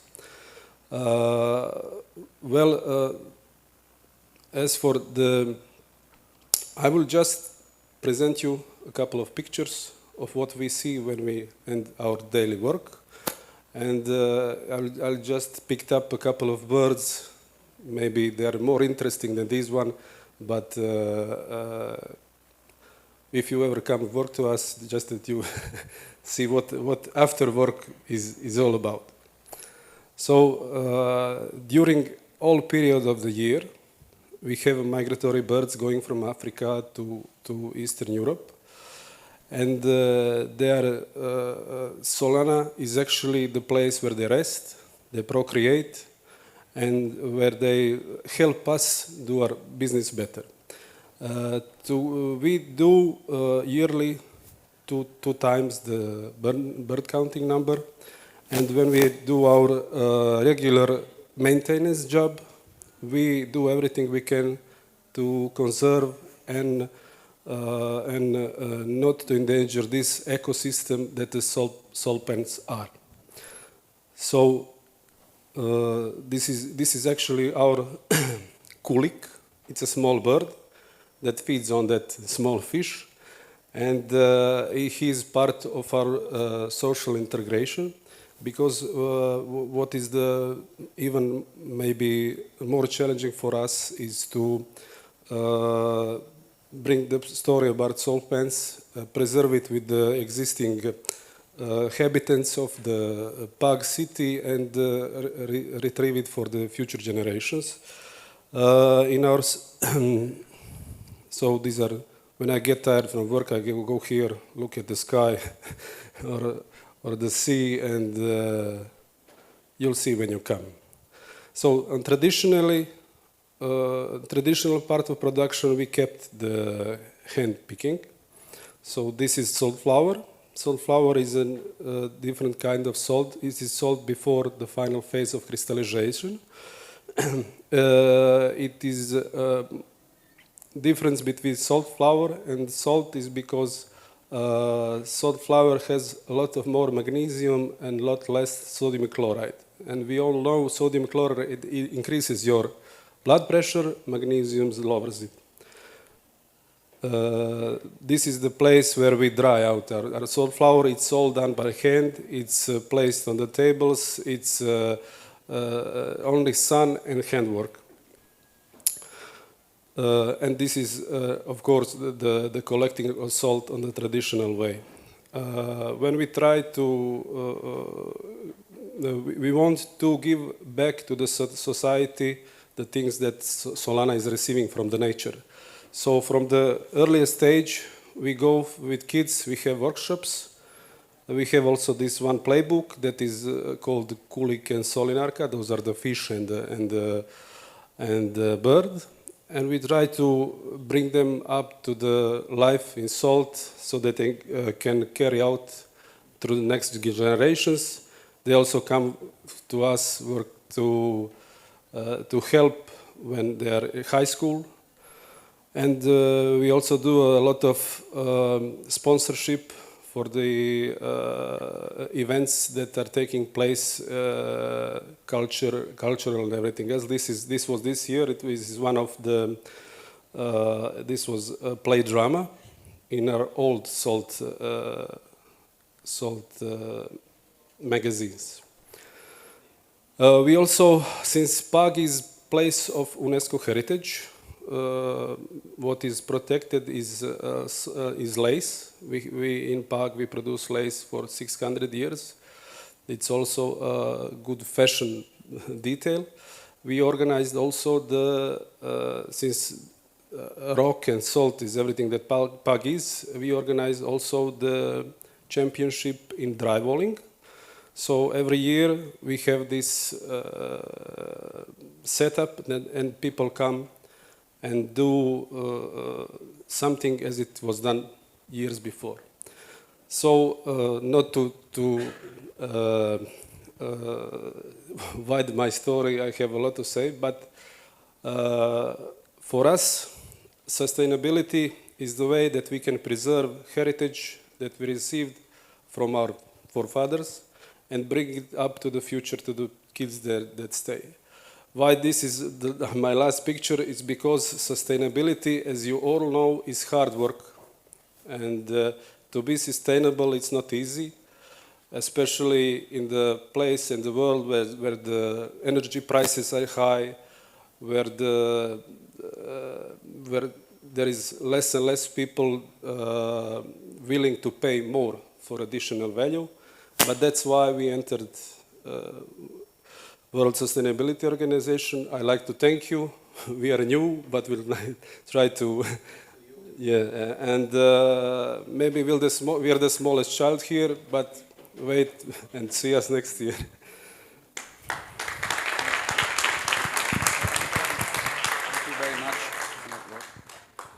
Thank you very much, Giuseppe, your new name from today. I have a question for you. You know that until we introduced our standard, there hasn't been on the market a reliable international sustainable salt certification. And while normally we imagine salt production in Europe as one very much integrated with the environment. Sometimes it's developed in national parks or bird reserves and so on.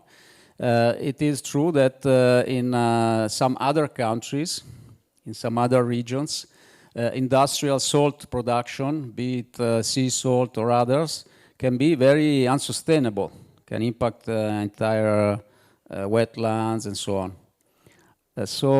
And this salt can compete with in your own market or in other markets. So do you think there is a space for Friend of the Sea standard and certification for sustainable salt to grow farther, and maybe also retailers should motivate producers to be verified and so on? It's a good point. There is a lot of industrial salt production, especially outside Europe, that is not striving to sustainability and is endangering ecosystems. So there is definitely a place for this certification. And because once that saline ecosystem goes away, it is nearly impossible to return it. I like the presentation of Mrs. Alicia. So you need at least a project of 5 to 10 years to restore the original state and then wait for the ecosystem to come back. The big retailers are pushing the price thing with the salt, but the salt, you shouldn't think about the salt as something that you spend your money on, because throughout the year you yourself you eat maybe a kilo of salt or buy a kilo of salt. So if it is 15 or 20% higher price, it's not added value for such a product. So for such a product, added value is really quality. And if you're not sustainable, you cannot guarantee quality for the product. Thank you so much, Josip of Solana Pag, first Friend of the Sea salt producer, and now from salt to omega-3 supplements. And this sector is one where our Friend of the Sea certification has become, let's say, the certification of sustainability endorsed by the whole industry worldwide. So we have a number of important companies and also producers which are audited. More and more also these oils come from the processing of trimmings, from seafood processing or others. So that's also very positive. And in general, the fisheries which provide this oil are very well managed. They're considered among the best managed ones, very selective, and have improved greatly over the years, applying very strict precautionary principles in their allowing the catches of the biomass. So without further ado, I introduce to you, I think the name on the presentation. Yes, has been changed. Is that right? Anke Schulz? Okay, wonderful. Quality assurance of KD Pharma. Thank you so much for coming over from Germany, right? Thank you. Dankeschön. To move on, basically you go down. It's like page down. Okay. Okay. And then like is the next slide. You want to or up, as you wish. Okay, thank you very much for this kind introduction, and also I would like to thank the organization of the WHO for inviting me to share our experience in the field of omega-3 fish oil, and here in context with the Friend of the Sea certification. As mentioned, I'm from the Quality Assurance Department, and they're from the supplier management, and I want that you know this because this is important for the follow-up of my presentation. It has another, yes, I would say intention. It's more from the quality assurance perspective of view. I would like to also thank Professor Grossi for the perfect introduction of the omega-3, EPA and DHA, omega-3 fatty acids. So I do not do this introduction, but I would like to show or present our company first.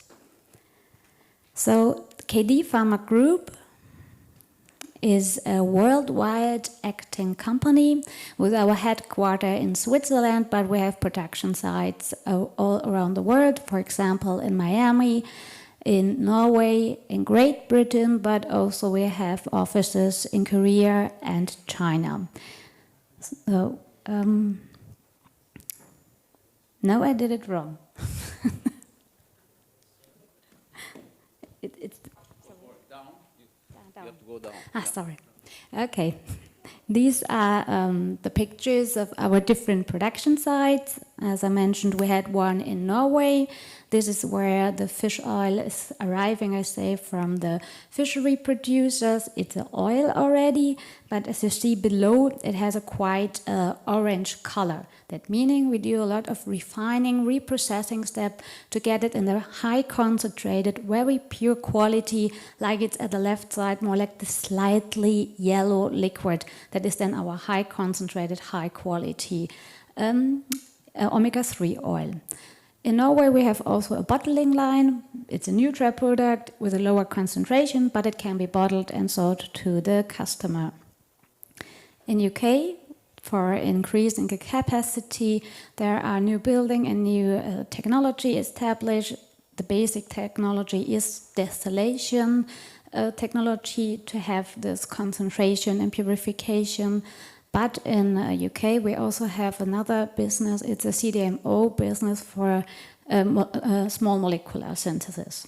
And at the right upper side, this is the side where I'm from Germany. And this is a view of our building where our key technology is placed in. It's the supercritical fluid chromatography, because CO2 is a very good solvent for the omega-3 fatty acid. And therefore, this is the very best method to make the separation a very high concentrated EPA fish oil up to 99%. And then in Miami, we have also an encapsulation site.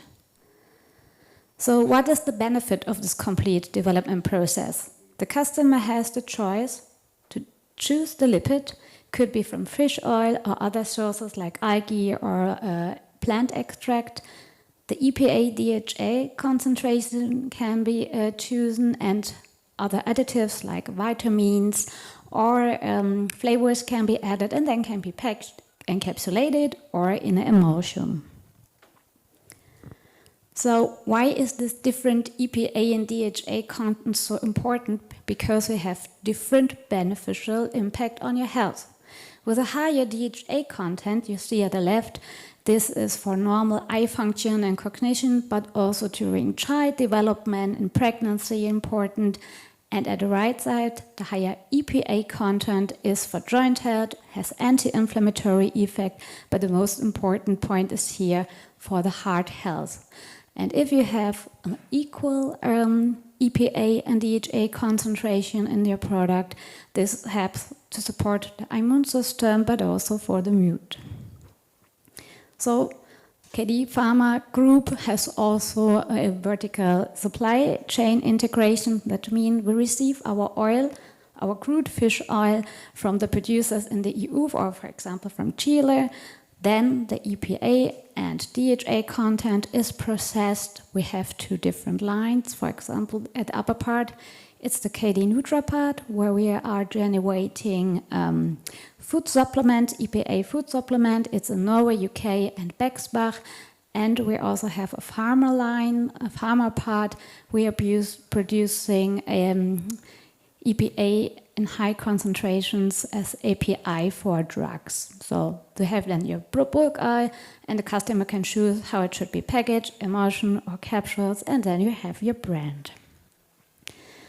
I don't want to go into detail, but this is an overview about our complete technology portfolio. Just important is to know when we receive the oil at our site. For example, in Norway, it has a concentration about 20 to 30%, and with a classical distillation technology, short part distillation or high performance extraction method, it is up concentrated. And this is also a step that is performed by our suppliers. And the last step is the supercritical fluid extraction for the EPA product. So anyhow, responsibility and sustainability always plays a great role at the KD Group, not only in sense of fish, but also to reduce the CO2 emission. For example, our processes where we use CO2 are optimized in a way that CO2 could be reduced up to 60%. And what is also quite good of our product, we need completely the complete raw material. That meaning with this concentration step, we nearly have no waste and it's converted completely. So if you can use it then for the Nutra or in the pharma business. Anyhow, to minimize the effect on the ecosystem, since we use fish oil as our raw material, the certification, according to Friend of the Sea, is of overwhelming importance for us. Because Friends of the Sea has strict and clearly defined criteria which help to assess for us the fishery culture and the suppliers. And the criteria are, you should select a good fish oil source. Traceability is an important part, but this is always an important part also for the pharma business, that you have to know what is the origin of your material for the finished product. Social accountability plays a great role, that there's no children work and the wages are fair, as well that there are no use of genetically modified organisms. With this slide, I would like to show you how it is implemented at KD Pharma site in Bexbach. So, as I mentioned before, the good selection of fish oil resources, this is associated with a supplier and material qualification method at our site.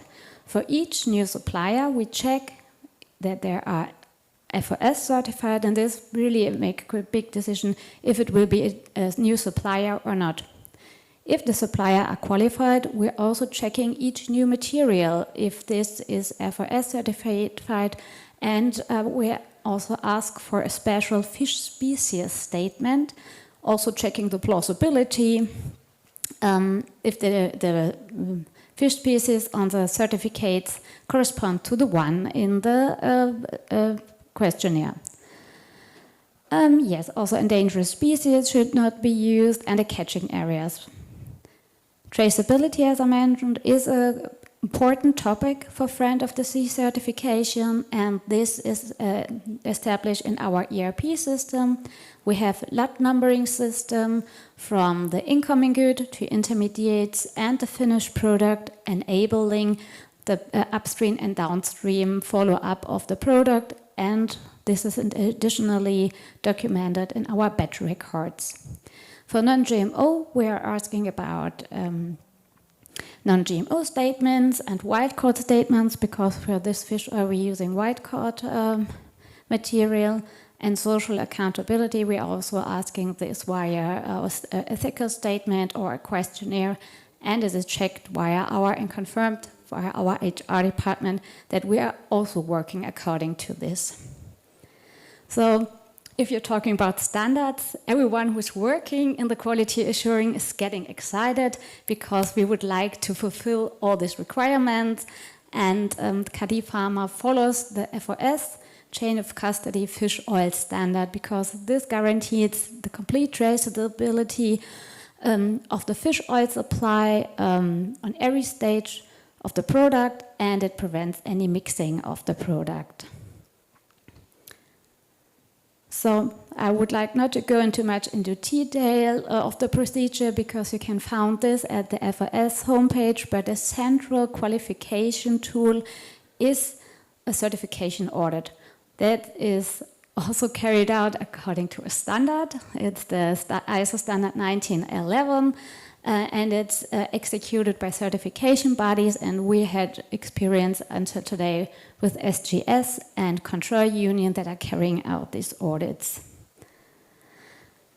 The procedure in general is divided into different parts. First of all, you have a review phase where preliminary information are assessed. Then comes the assessment phase with the audit, the decision. I say now if everything is positive, then the certificate is issued. And as I mentioned before, the audit is such an important tool to make this evaluation. Just some words to the audit. I know there is also an auditor in the audience. So the audit is divided into two parts.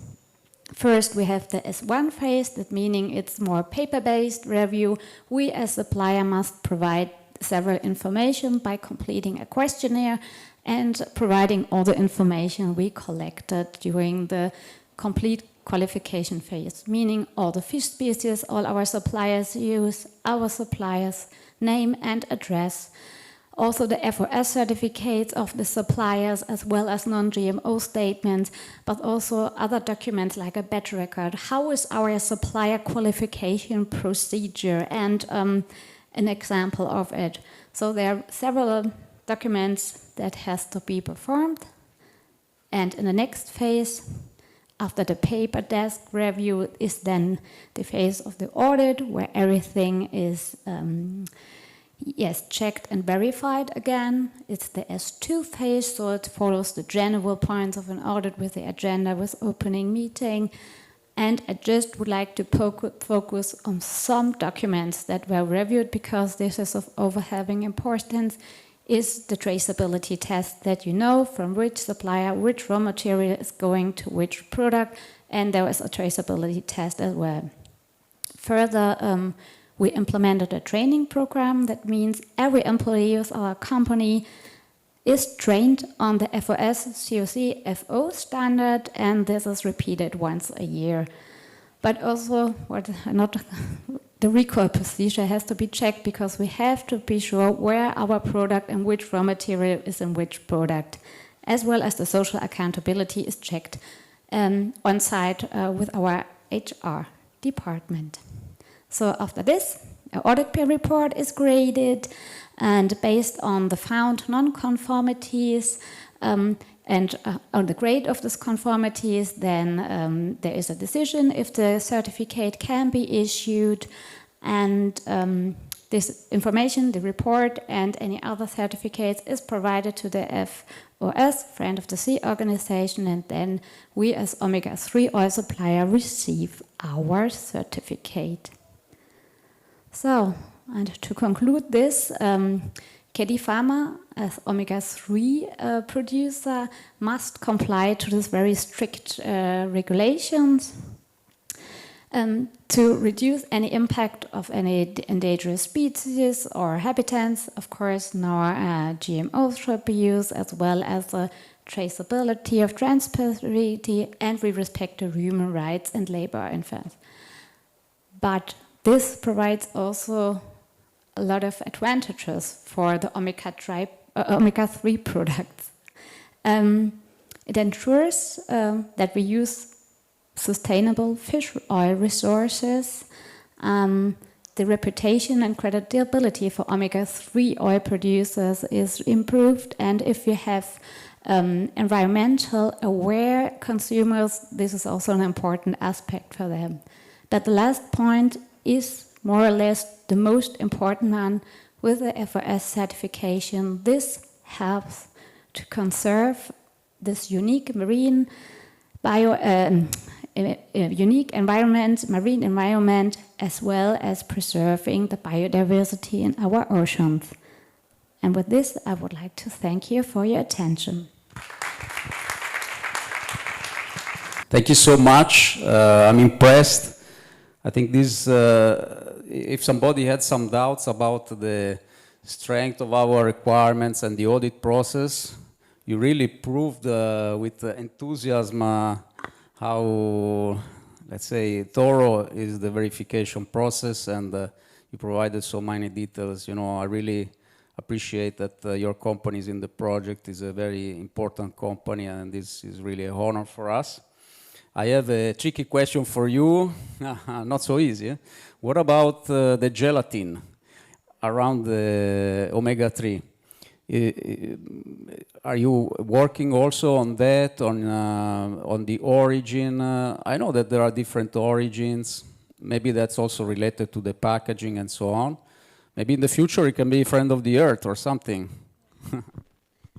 So, with respect to this, it's a very good point. With respect to the gelatin, it has not been focused so far, but maybe with sustainability, to have it in mind, we also have algae oil and algae capsules. And if you have algae capsules, then you do not have this topic with the gelatin, because it's no animal product there. Wonderful. Okay. Thank you so much. Thank you so much. And now we are not talking now with the next speaker or speakers about new standards. We're talking about a key player in the sustainability arena. We're talking about retailer, one of the major retailer in Italy. Retailers play a vital role in this process because they can, on one side, influence consumers, raise awareness among consumers, drive the change, and on the other, they can motivate the suppliers to improve their process, their production. And so it's my pleasure to have with us today, to invite the next speaker from the major retail chain Esselunga, Dr. Paolo Ubaldi is a Quality Assurance Manager. Thank you very much, and thank you to Esselunga for your involvement in the project for so many years. Grazie, Dottor Bray. Page down per andare avanti. C'è un filmato che parte su pagina 3. Filmato che parte su pagina 3. Poi me lo fate partire voi. Buongiorno a tutti. Well, ladies and gentlemen, good afternoon, everyone. Now, Esselunga, this is the name of our retailer company. We've been working on sustainability for 30 years, especially in terms of sustainable fishing. We've always tried to monitor and control the production process, you know, from eggs hatching. So there, it can rain now, and then of course we expect some sun when it's time to go. Per questo Esselunga sceglie la pesca sostenibile, tutelando i pesci e il loro habitat naturale. Per noi, pesca sostenibile significa utilizzo di metodi di pesca a basso impatto ambientale, salvaguardia delle risorse ittiche e degli ecosistemi acquatici, nel rispetto dei principi fondamentali di tutela della specie e di protezione degli ambienti marini. Collaboriamo solo con aziende che garantiscono metodi di pesca e di allevamento etici. Ci affidiamo a fornitori che aderiscono a programmi di certificazione e garantiamo controlli e sistemi di verifica della tracciabilità lungo tutta la filiera. Prediligiamo le forniture nazionali e locali, selezionando soltanto le migliori estere. Salvaguardiamo le acque e le specie marine perché per il mare nutriamo un rispetto infinito.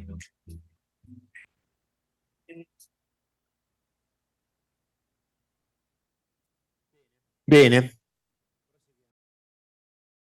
So let me start with my presentation, giving you some further details. Now, first and foremost, let me start from the fresh product department, because in terms of sustainable fish, Lunga not only certifies the fresh product, but also the frozen product. Now, the product that we store, also the pet food, but also the smoked products.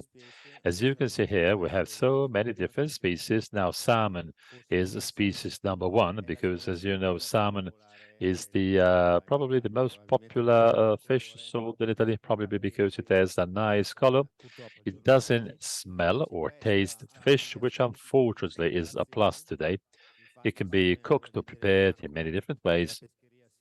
And once again, if you check what happens now, well, this is ready to eat or ready to cook. So sushi, sashimi, tartar. So with ready to cook, we have started around 10 years ago. Plenty of preparations based on fish with plant-based ingredients, ready to cook for the joy of the housewives. And so once again, we have to say very nice words about those who cook for us. So once again, salmon. This is coming from Norway, certified global GAP. And then we have swordfish and tuna fish. So two fish species certified with Friend of the Seas. We also have the dorades and many other types of fish. In this case, we have a global GAP, but we also have another types of fish, just like the dorade. Now, this is being certified the global GAP. Trout, once again, this is a friend of the sea. Now, this was first love, if you will, in terms of eco-sustainable fish, and I will tell you more. We also have many other species. For example, the sturgeon. Fishing sturgeon is sort of saving salmon, so it's now impossible to fish sturgeon. Some companies believed in this project 30 years ago, so they invested so much money, and this is the reason why they're now selling caviar. Now, caviar is basically into our, commercial system. It's usually, made by specific producers. We also have many other types of fish. I mean, we've been, finding, if you will, new types of fish that we want to certify. Friend of the Sea, exactly. This is the right name of the certification, and I'm talking about the amberjack. So also in terms of amberjack, we do have the same policy. So top selling types of fish, well, this is the list, and Esselunga was able to certify this list. So all of this means that we are eco-sustainable, but also fishing sustainable, so to say. In terms of frozen foods, we have plenty of species that have been certified. Also, in this case, the yellowfin tuna fish fillet. Then we have the shrimps. We also have the sauces with clams.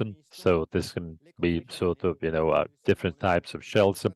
We have the also mussels and crustaceans from Chile, salmon fillet, and we also have fish fingers. All of this is ready to be cooked or fried or prepared the way you want. You can see here the types of certification. And in terms of, the frozen foods, so the lion's share is represented by ASC, MSC. You can see we also have the yellowfin tuna fish fillets. So this is dolphin safe.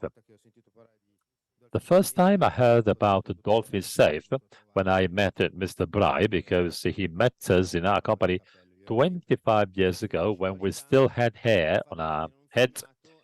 He showed us a video clip, and after 15 minutes, I mean, when I saw that, a fishing vessel in Southeast Asia had, sort of uprooted the plants on the bottom of the sea, I became so sad, and I said, well, this is a great person. Then I met him 8 months later in Rome at a WWF Congress, and I remember there were people representing the fishermen from Central America. The meeting was on dolphin safe tuna fishing. And all of the states were there, Honduras, Mexico, Costa Rica. So they talked about their numbers, so they said that their fishing systems were sustainable. Then Mr. Bray spoke 45 minutes in English, I mean, completely, let's say, changing and capsizing, so to say, all what the previous speaker said. So I decided to have him as a friend.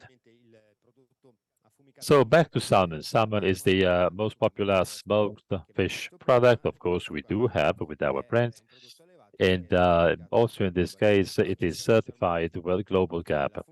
Now, of course, we decided to do a little bit better. So in this case, we have, you know, the once again, different other products. For example, yellowfin tuna fish. Once again, this is dolphin safe and FOS.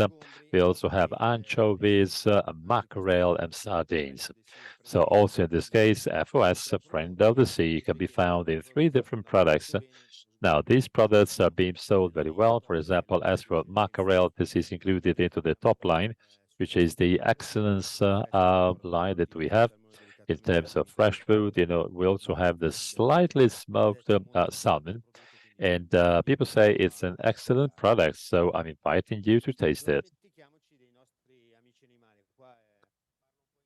Now, we don't have to forget many other types of fish.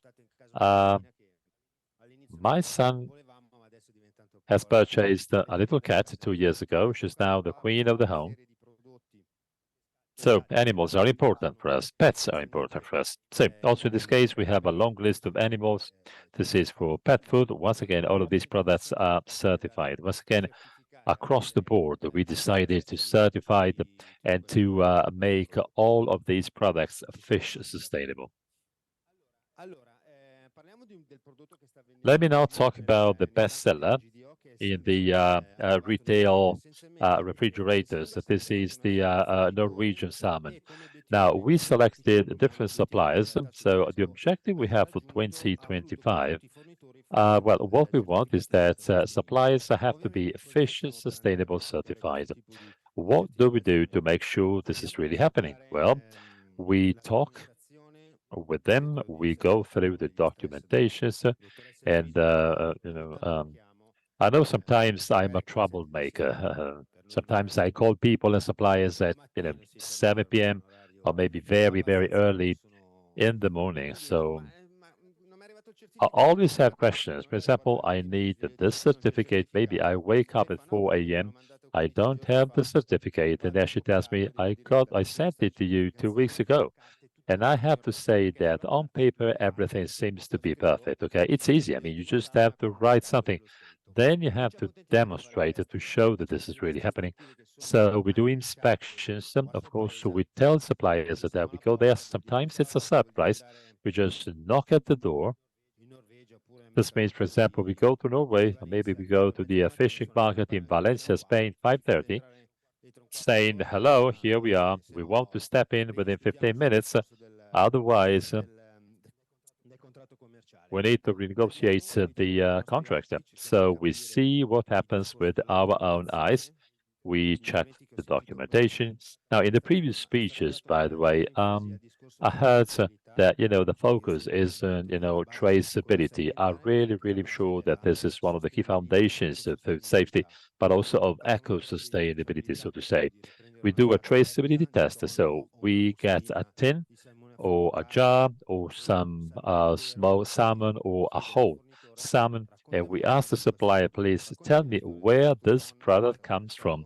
What about this fish? Maybe it comes from the Indian Ocean in Sri Lanka, and it has taken 2 days to travel together with certificate. Otherwise, the product cannot be processed.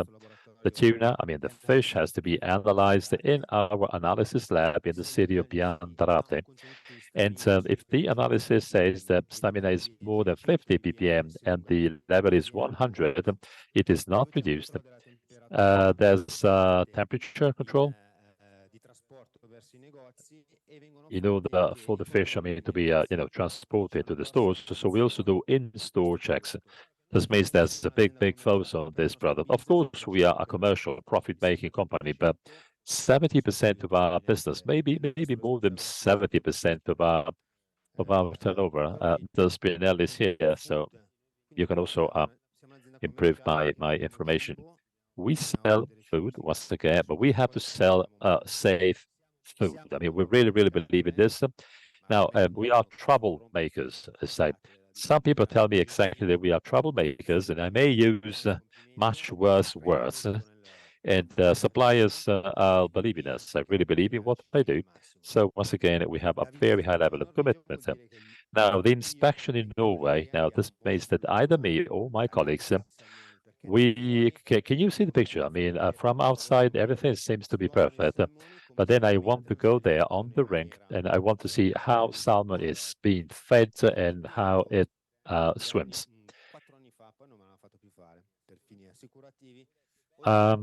This is what I used to do. I did 4 years ago.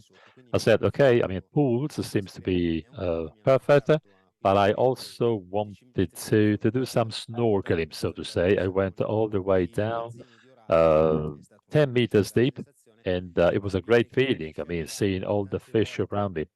In many cases, I mean, you know, this kind of fish, sometimes people say, well, there must be so many antibiotics. Maybe the water is not clean. We don't know what they eat. Well, actually, this kind of fish may grow very well with the right pace. The taste is different, of course, from fish you fish.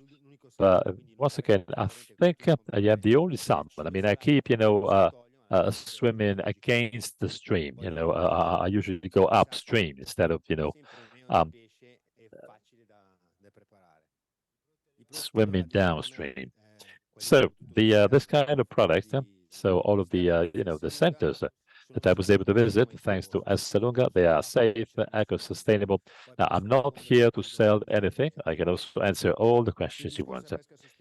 As for sustainable fishing, I was talking about trouts. Now, trouts were, if you will, my first contact with this kind of fish. So this comes from northern Italy, Trentino. I mean, most of our trouts come from there. This is a picture I've taken in March when I was there for the inspection or the audit. Look at this fish. This is a trout, you know, sort of, as I said before, you know, swimming or jumping backward, I mean, upstream. Look at the natural stone. Well, we're very close to, you know, natural fishing. So there's quality of the water in and out. Because as you know very well, all of these centers, if you will, they do have an impact on the environment. Okay, so all of these farming centers do have an impact. The impact may be sustainable if you manage to guarantee pure, clean waters. So of course we do have some systems. For example, catabolites. We remove pollution from this water. We're now working with a foundation in San Michele, so once again in the same region. We've measured, you know, the LIPE, which is the biotic index. So we checked, if you will, the population of macroinvertebrates, so crustaceans and many other small animals that you could find in the you know, waters leaving the pool. This is what we've been doing for 25 years, so we always have excellent results. So how can we have eco-sustainable, responsible aquaculture? Well, you have to work on density, the density. You know, we talked about, I mean, some of the Pacific fish, you know, made in the Netherlands with no antibiotics in the last 3 months of life, as someone says. We also have a line of products, which is, you know, an antibiotic-free line of products. We have the right density when it comes to farming. So, of course, we feed, you know, seamlessly and perfectly our fish, and we control it every single day. This is our target for 2025. We want to have 100% of pre-packaged, frozen Esselunga products. They have to be fish sustainable. As for fresh products, considering the type of products we sell, we have already reached this target in the Naturam. Naturam is basically the logo of a farm. So this is what we used to identify fresh, fruits, vegetables fish and meat. So it is the, let's say, the part of the supply chain from Esselunga. Just some figures on the sustainability from Biandrate. So all of the fresh product is processed here. It is then sent to 186 supermarkets we have in Italy. In 2022, we had around 400 SKUs. We have ready-to-eat sushi, sashimi, poke, and tartar. We have 75 SKUs. We have processed almost 2 million tons, and you can see here 9 million trays. As for the packaged product, this is ready to cook or ready to be turned into a recipe. 11 million tons, 36 million trays made, and this is the so-called assisted product. 110 SKUs, 4 million. Now, last year we processed 17 million tons. Every single day we have around 400 SKUs. This is not easy. It takes all of our time from the morning, 4 a.m. all the way to 10 p.m. But we believe in this so much. Together with Mrs. Spinelli and the other managers, I mean, our phones ring 24 hours a day. So this is what we say in the company: passion first, followed by our job.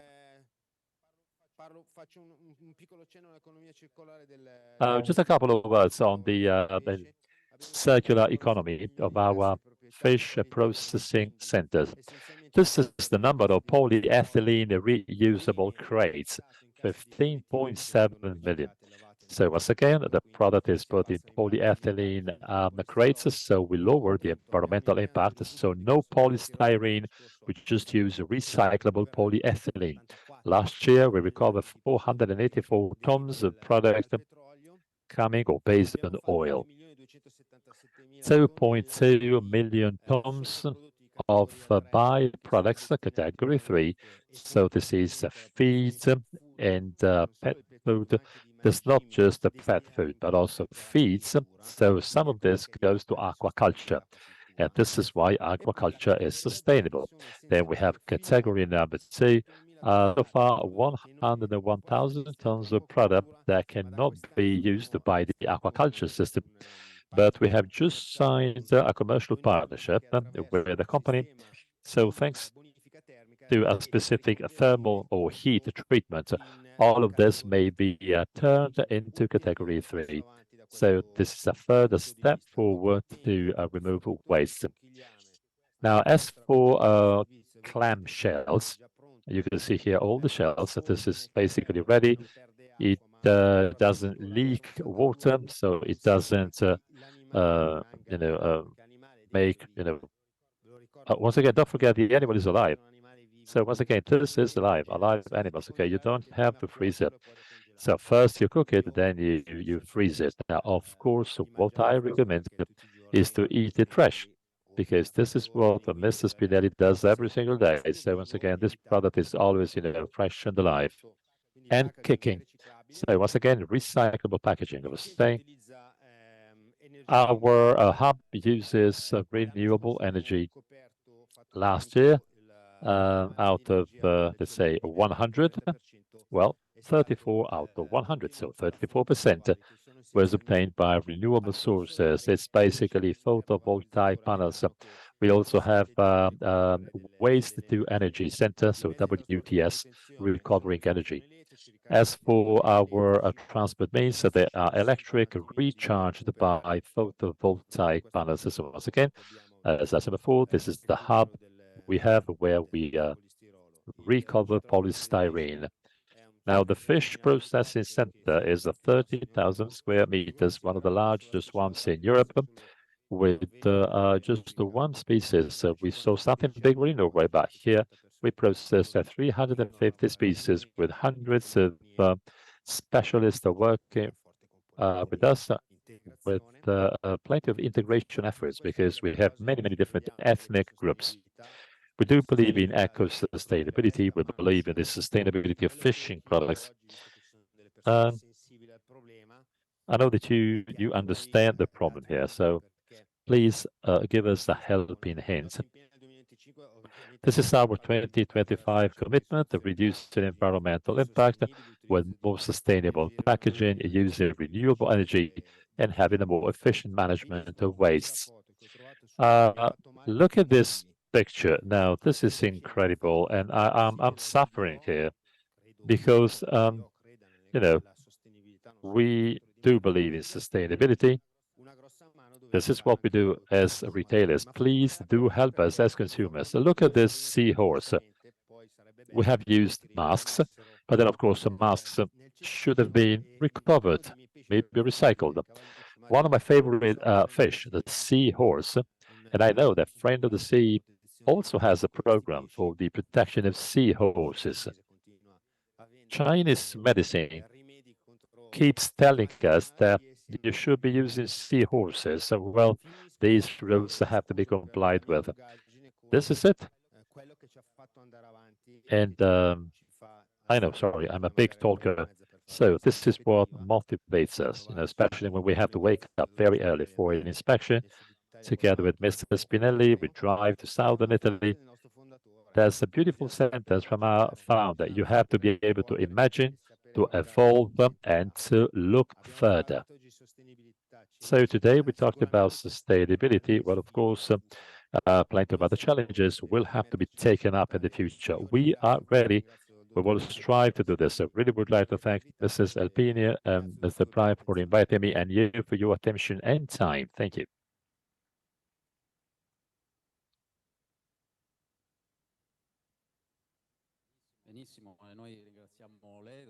Well, this is great. Mr. Ubaldi, thank you so much. You don't deserve any questions because you've given us plenty of details.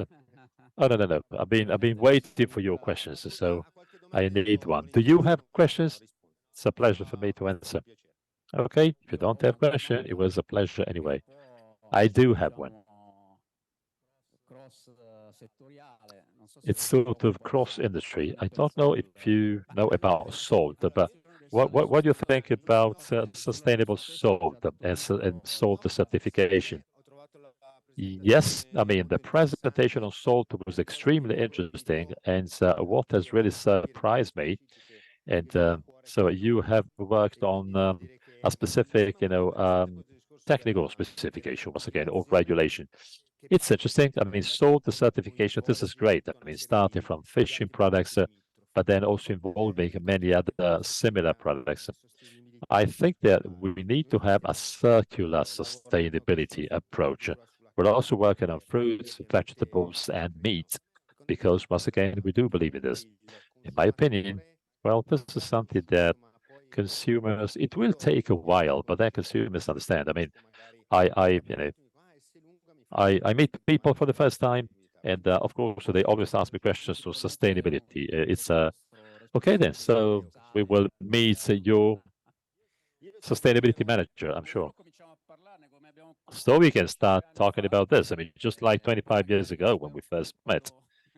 Then I hope that, when you introduce a sustainable salt, well, that will be hopefully before retirement. We keep eating fish, and then, I live in, cold rooms, so I will survive, hopefully, for many years. So once again, we are absolutely open to, talk and discussions. Okay, thank you. Okay, great. So without further ado, let me now talk about the different types of products for which we're gonna speak now about new products and standards that we certify with the Friend of the Sea logo mainly. So we're talking about sustainable UV creams, which do not impact the coral reef. There's, I think, approximately 4 which have already been certified, and some also from another retail chain. So hopefully soon also Esselunga's UV creams will be certified. And also sustainable detergents and so on. And the first company is a company from Switzerland called Nagua Bio, and it's my pleasure to invite to speak Lisiane Koenig. She was very nervous the other day about the conference, so you know, a big applause, and take it easy. We're all friends, and don't worry. Thank you. Oh my God. You can speak English or Italian, whatever. Italian is better for me. Ok. So, prima di tutto volevo ringraziare Friend of the Sea, volevo ringraziarti di cuore per questo invito. So all I would like to thank a Friend of the Sea. Thank you very much for inviting me. I'm not used to speaking in front of a public. I generally speak and work in my office, so please forget me whether I make any mistakes. So my name is Lisiane Koenig, and I'm the co-founder of Nagua Swiss. And we have created this brand that promotes sustainability, especially in the nautical environment. We have created this idea because for those who actually sail, sometimes do not have any filters that actually prevent things from entering into water. And for us, it's very important to develop something that can be as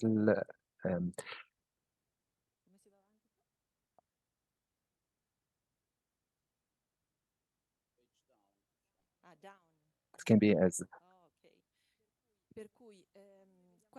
positive as possible for ocean. So when we have a look at these pictures, everything that I can see here is also caused by us, the consumers, in a conscious or unconscious way, because what we do might end up in the sea.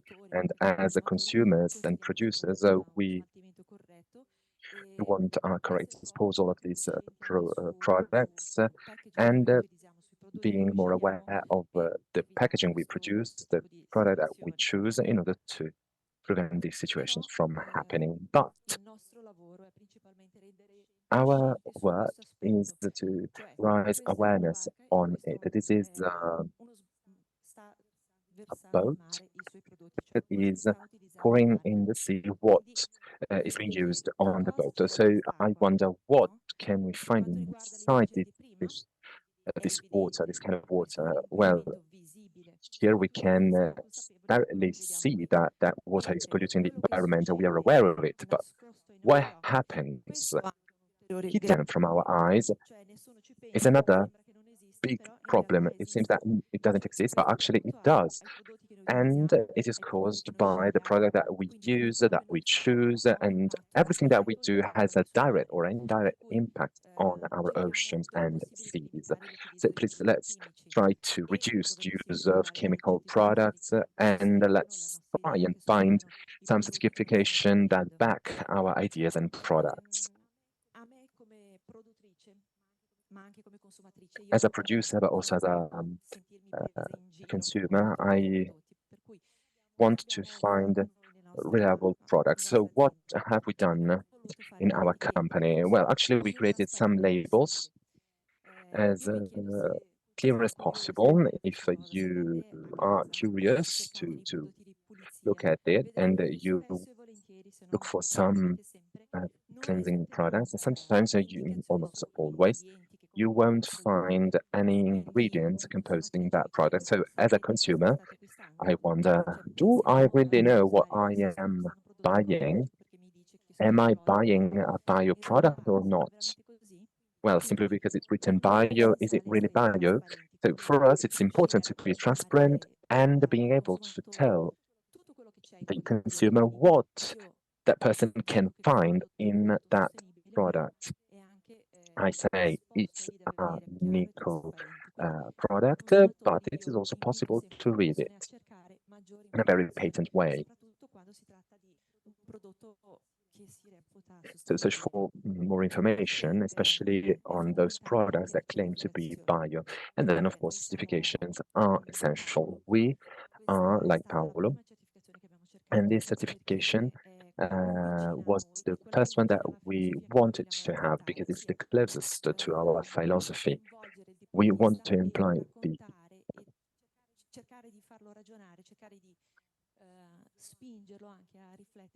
consumer and or a sailor, and try to let them think what they are going to pour in the sea. There are other certifications, like for example IAB. So these certifications do not belong to the company, and these certifications do not want to defend in Nicaragua or other companies interested have the interest in protecting the environment. They set up some strict criteria, some bans, some ingredients that are forbidden, and well, yes, consumers must respect them. Moreover, they do not simply take into account the formula. They also take into account other aspects like packaging, ingredients, and so on. So ingredients are fundamental in what we do and when we choose our Nico product. Then I also like the solid makeup because I am sort of enemy of plastic. I do not really like it. I do understand that plastic is essential for us, but when we can, let's try and find some alternatives. There's, for example, this new branch, the solid cosmetic. Let's think that more or less every product is like two small plastic bottles. So just think how much we can save in terms of plastic by buying just one product.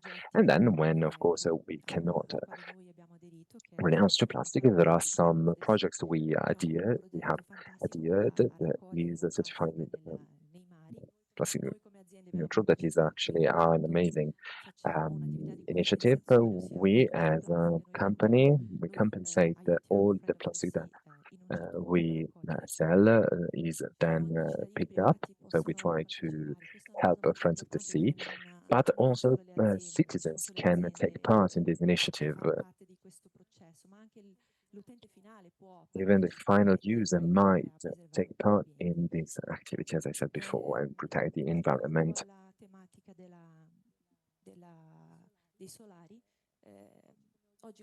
As for sunscreens, there are nowadays two kinds of filters.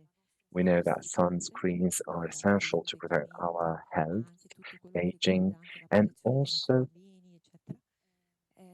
the protection of our children. There are some chemical filters that have a big problem. That is the one I was talking about before. So everything that is chemical comes from and has a synthetic origin, comes from oil, and all that then might end up in our oceans and seas. Then, of course, we know the process. Then all these elements end up in fish, in the fishes, and then they end up on our tables and we eat them. So all this process is very well known, but sometimes we do not think about it. So when we can choose alternatives, well, there are other paths. For example, our company, other products on the market that might trade off this new users' willingness. Then chemical filters. Well, actually, there are some research that I'm still not very clear, but I'm just telling you what I do. We have chosen to find and pick and choose natural filters. Chemical filters are a big problem. There are very important places like Bahamas, Caribbean islands that have actually forbidden these filters because they have led some research and they understood how sort of these chemical filters are dangerous for the environment. I'm not just talking about sailors, but all tourists or people going on holiday, the sea, rivers, streams, lakes, and of course, all that cannot be supervised. So our proposal is to have some mineral or physical filters. They create a barrier on our skin. They do not enter our skin and alter the reaction every kind of person might have. In that case, our filters simply create a sort of protective barrier. These filters have a mineral origin as they are natural, and when they get in contact with the sea, they do not cause any problems. So thank you very much for your attention. If you are curious and you would like to have a look at our website, of course you can do it. I'm not here to sell my products to you. The idea is simply to tell you what we can do and what we do every single day in order to change things. On our website, you will find a lot of information. Can we find these products also in Asselunga stores? Maybe in the future, who knows? Thank you very much. Sorry, maybe I was a little bit nervous. I tried to do my best. Thank you very much. So yes, my question for you was this one, where can we find your products?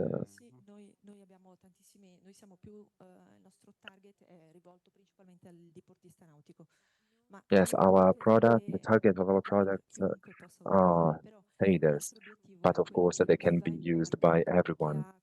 Our aim is for those who actually use their boat and sail the seas, is to find actually the right product for us, that for them that could not alter the marine environment. There are of course some places where they can be bought, but especially on our website. Well, thank you very much. Thank you very much for your staff in Switzerland, and thank you very much for being here. Thank you. Okay, so the next speaker is always very much related to water, to the sea, and it is actually a company which owns and manages a beach in wonderful Liguria. We are talking about a wonderful little beach in which is called Cala Loca, and it's my pleasure to invite Marta Gentili, who is responsible of eco-sustainability for Cala Loca. Cala Loca is one of the first beaches which has been certified sustainable by Friend of the Sea.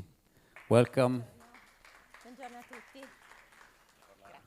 Allora, buongiorno a tutti, io mi chiamo Marta Gentili, sono una biologa e per Cala Loca. So welcome everyone, I am Marta Gentili, I am a biologist, and for Cala Loca I am responsible for the development of a sustainable project with all the Cala Loca staff. So before starting our presentation, I would like to thank the organization for this amazing event and for this important invitation, because in that way we can share our results that throughout our season we have achieved, focusing especially on sustainability.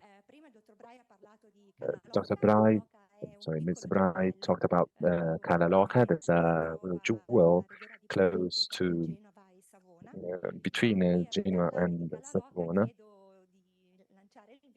But before talking about it, immersa in una caletta naturale dalle acque cristalline e circondata dalla natura incontaminata del Parco del Beicua, patrimonio dell'UNESCO, è un autentico tesoro nascosto nella riviera ligure di Ponente, da scoprire e godere, perfetto per rigenerare corpo e anima.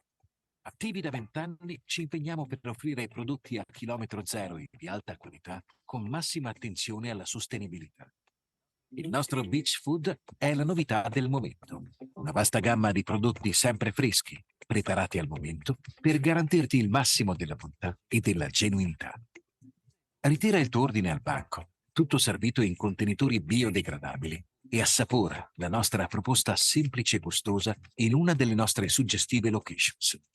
La spiaggia, su prenotazione. Il nuovissimo spazio picnic, creato lungo una scalinata di oltre 160 gradini che arriva direttamente al mare, immersa nella natura, posto ideale anche per una pausa dallo stress da città. la terrazza vista mare, dove potrai anche vedere all'opera i nostri chef, ed infine la terrazzina in passeggiata, perfetta per una vista sopraelevata dell'orizzonte. Vivi un'esperienza indimenticabile. Visita subito calaloca.it. Scopri in un attimo come venirci a trovare. Abbiamo voluto mostrarvi Allora, questo vieni a video per scoprire farvi Cala capire che cos'è Cala Loca, non è solo We spiaggia. decided to show you this video to let you understand what Kalaloka is. It's not just sand, it's a very small area inside the Begua Park belonging to UNESCO. So we really need to protect this place. So our path towards sustainability began some years ago because, of course, there are some numbers that are very well known that we, of course, have to take into account. We have already seen it throughout the presentations of today. Our country, every single year, pours in the Mediterranean Sea more or less 53 million tons of plastic, and more or less 80% of this plastic comes from coast activities. Of course, that figure could not be neglected. Moreover, we also know that every 6 square meters of beach we can find some waste that is made of artificial polymers and plastic, and 52% are cigarettes, leads, bottles, something that we can unfortunately find on our beaches. Since January 2022, there is a law whose aim is to reduce the use of plastic that cannot be the one single-use plastic that are generally, for example, bottles and leads and plastic rings. The other important aspect that we wanted to take was the saving, the water and energy saving, because some surveys showed that our tourists could consume from 10/100 times more this source of energy compared to a person living there. So, according to these figures, we have decided to step up our process towards the sustainability path. Thanks, of course, to our partnership and friendship with the Friends of the Sea at the beginning of 2023. During the season 2023, we managed to act and present some good behaviors and all the results that we managed to achieve in just some months. We focused on banishing all the single-use plastic, saving up some energy and gas, save up some water, and use some zero-kilometer products.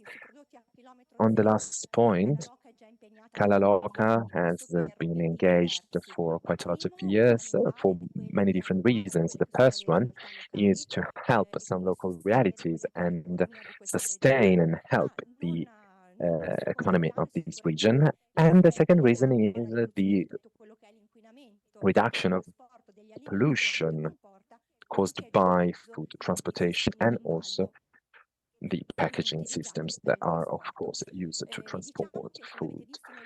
As you have seen in the video, the dramatical change that we have seen as for the restoration part has been backed by these zero-kilometer products. Let's have a look at the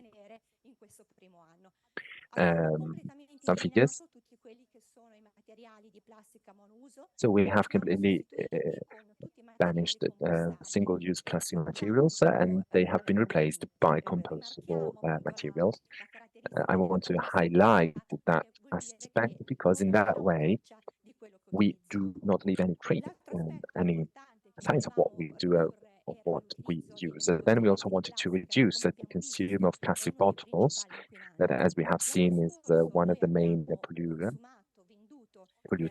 Last year, we consumed and sold 8,000 bottles, whereas in 2023, we did not sell any plastic bottles, and they have been replaced by tin cans or we used some compostable glasses.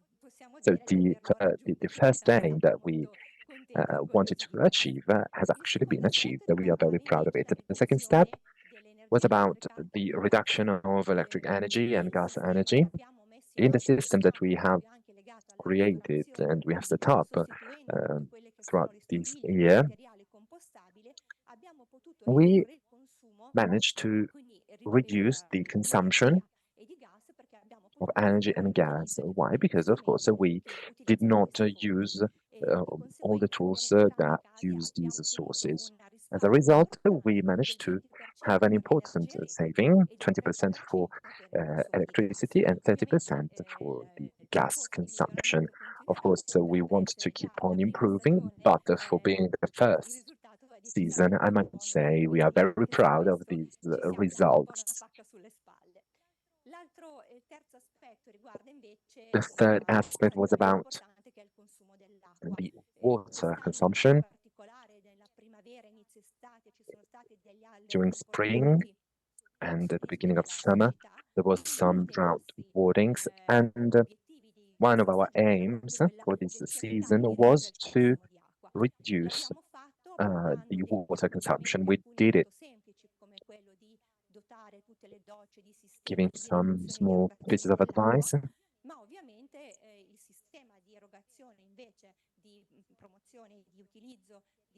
And this, for example, we decide not to use forks, knives, pans, etc. because in that way, because we used some composable cutleries, and of course, thanks to this choice, we managed to reduce 27% of the water consumption. So we are very proud of it. Also, the cleansing products, or also the amount of cleansing products that we use actually was reduced, and all these cleansing products were reduced by 75% compared to the previous year, and all the materials that we have used these years are bio products. So that's a big and important step towards a huge level of sustainability. Now, of course, we wanted to see how our guests have felt this important change, and here you can find some ideas and some comments that we have found on TripAdvisor.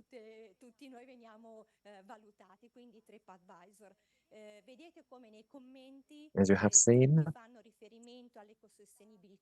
they all talk about eco-sustainability, product recycling, the love for the sea,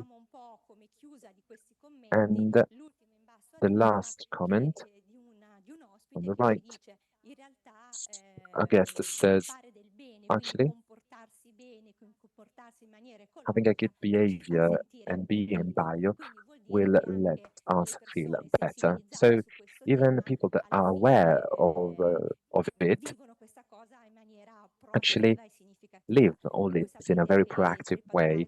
You know that TripAdvisor has an assessment ranking, and this very important shift that we have followed also towards our guests has been appreciated so much that our rating has not changed compared to the previous years, for example, even after having changed the kind of cutlery that we proposed and that we have proposed to our guests.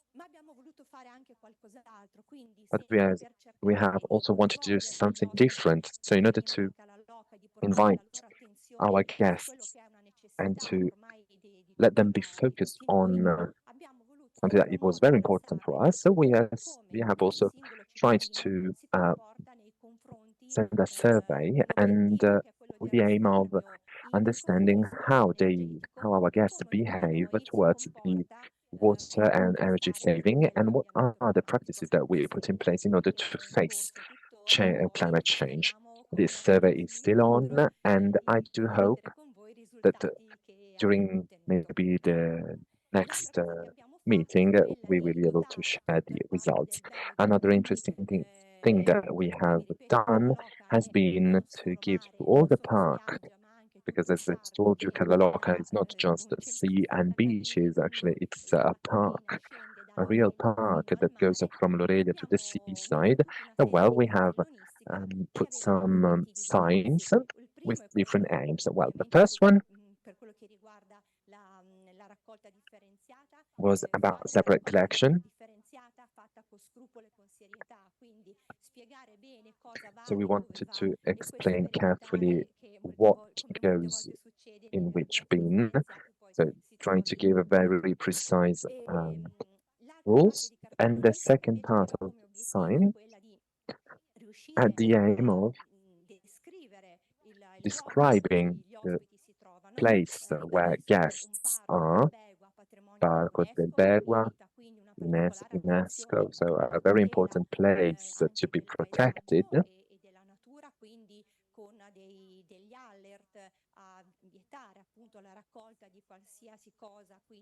So, for example, it is forbidden to pick up flowers or seashells in the park or on the beach or at the seaside, wanting to respect the environment and to have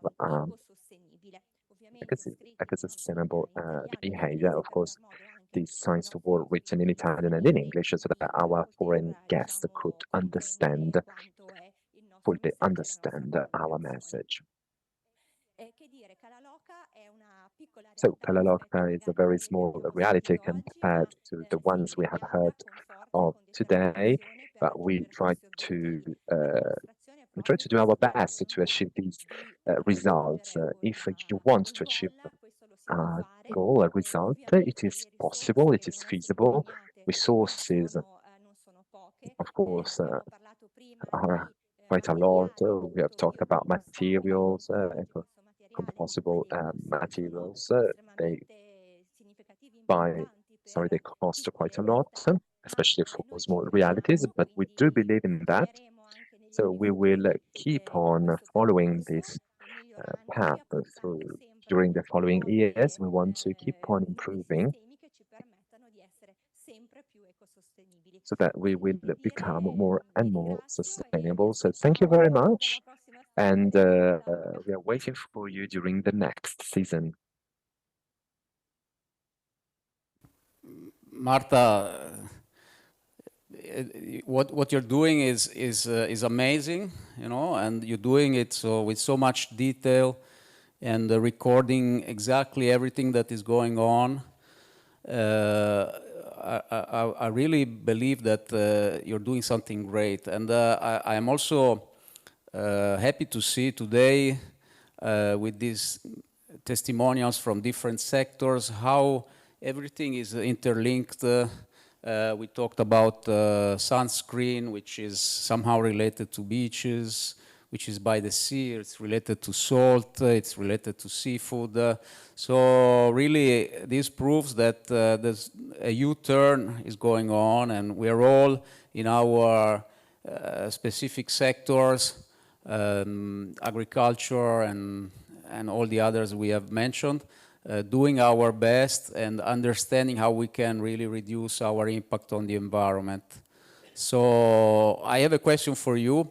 Putting together, and you can answer in Italian too, I'm just trying to help the translators to take a rest from all this Italian. If you consider the costs, the additional costs, which I'm sure you have had, also even just to select some of your products for being more ecological and so on, and the benefit in terms of image, maybe some added value you can give to your services and so on. Is it on the positive or the negative? I know for you it's also a matter of principle, right, to do the things in the right way, but do you think there's also a margin left? Assolutamente positivo. Abbiamo Yes, creduto. thank you. This is absolutely positive. I mean, we strongly believe in this, and Marco is, you know, the maker of this change, the real change maker, if you will. And again, so he represents exactly all these efforts. Now, of course, it's a matter of money, so costs are very high, but we believe in this.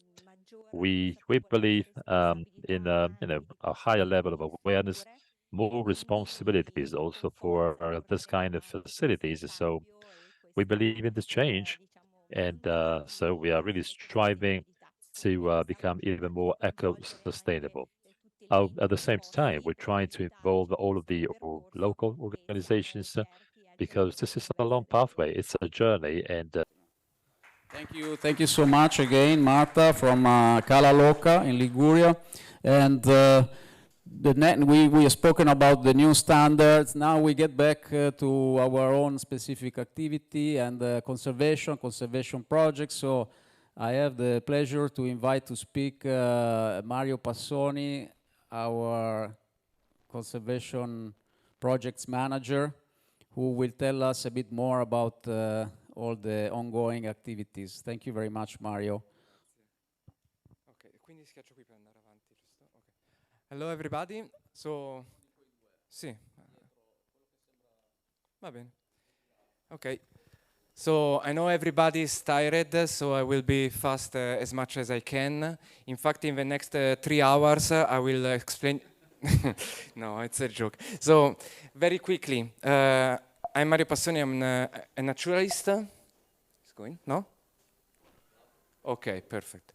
And I deal with a conservation awareness project of the World Sustainability Foundation. The World Sustainability Foundation is the non-profit arm of the WSO.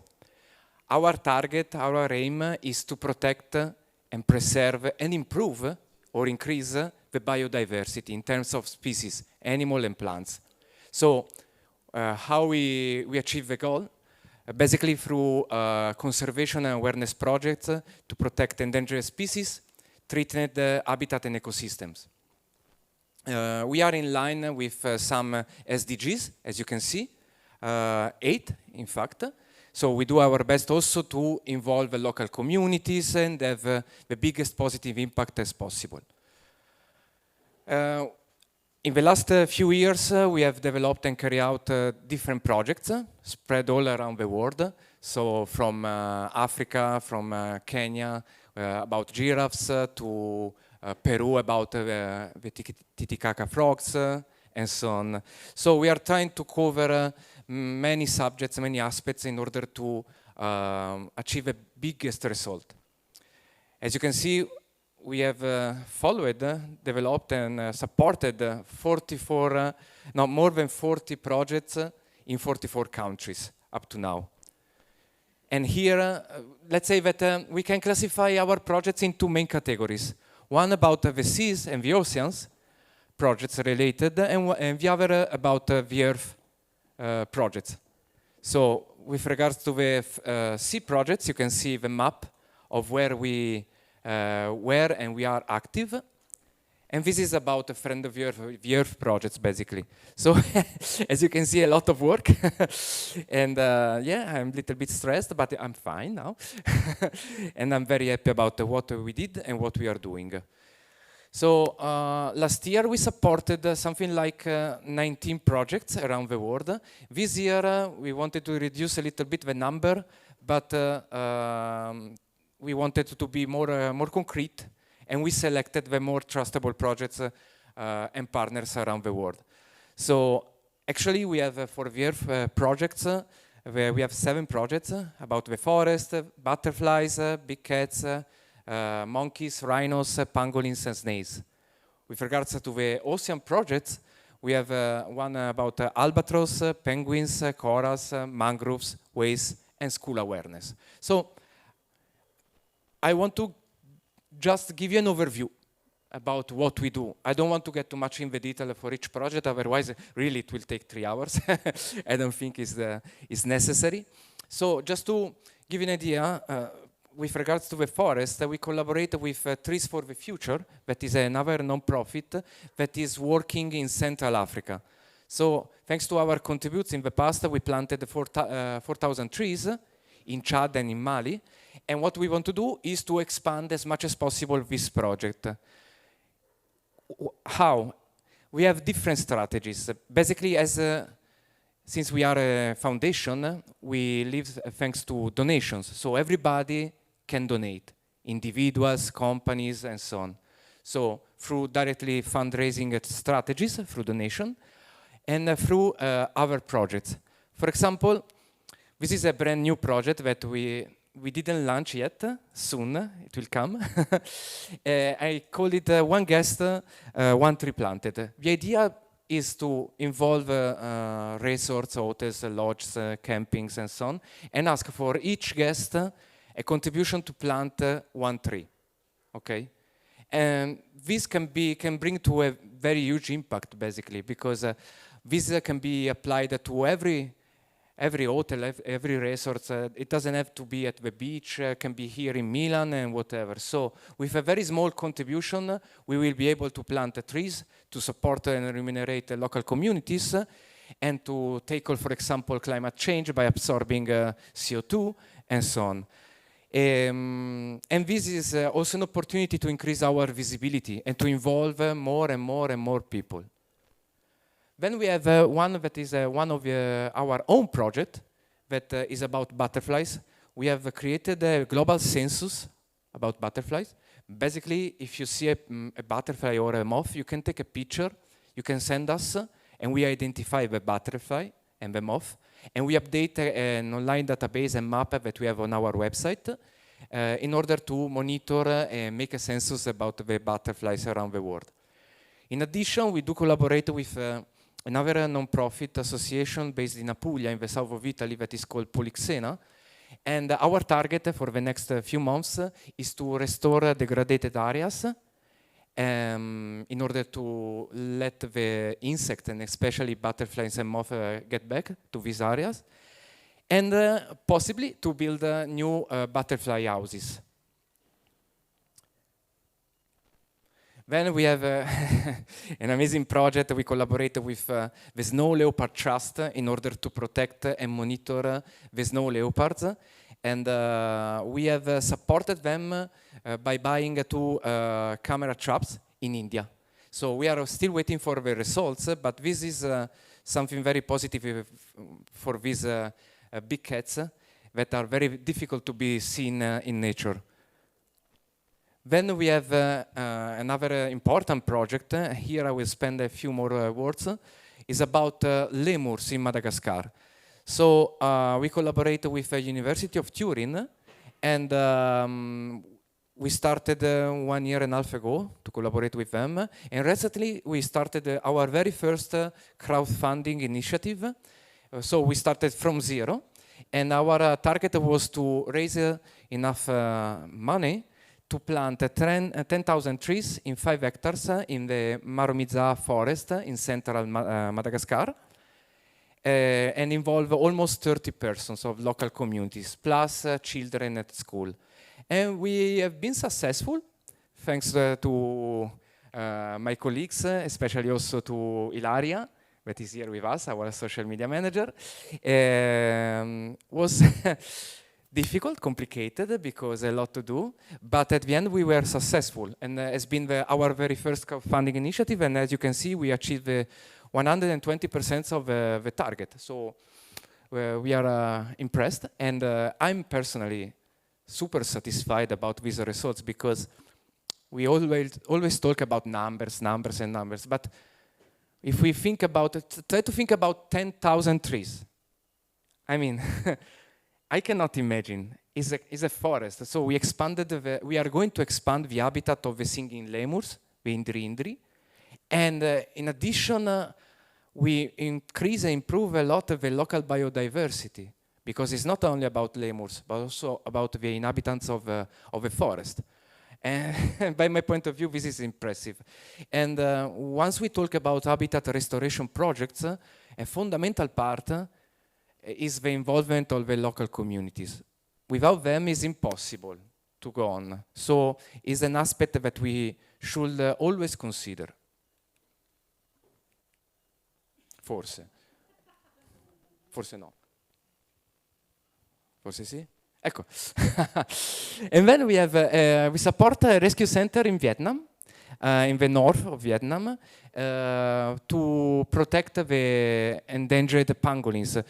Everyone knows now about pangolins after the pandemic and so on, but we support this center not only for these animals, we have also other animals like otters, leopard, cat, and so on. And yeah, basically we give through the donation money to take care about the pangolins, give food and so on. Then we have a project in Tuscany in Italy with Aquarium Mondo Sommerso and Cento Studi Squali on an endemic snail. Endemic, what does it mean? In simple words, means that this small snail that is living in the local rivers exists just there, in Tuscany. See, Pierre, only there. So we started to collaborate with them a few years ago, and now is missing just the last step in order to reintroduce in nature, in the wild, these snails. Then we have a project in the Galapagos Island, a dream destination, about albatrosses, these huge birds. The project we funded last year was about the interaction between, the correlation between albatrosses and plastic at the beach, the ingestion of plastic and so on, the consequences and so on. So now our idea is to continue keeping monitoring the results and the albatrosses, but to expand this project to the entire ecosystem of Galapagos that is simply stunning. There is a lot to do there.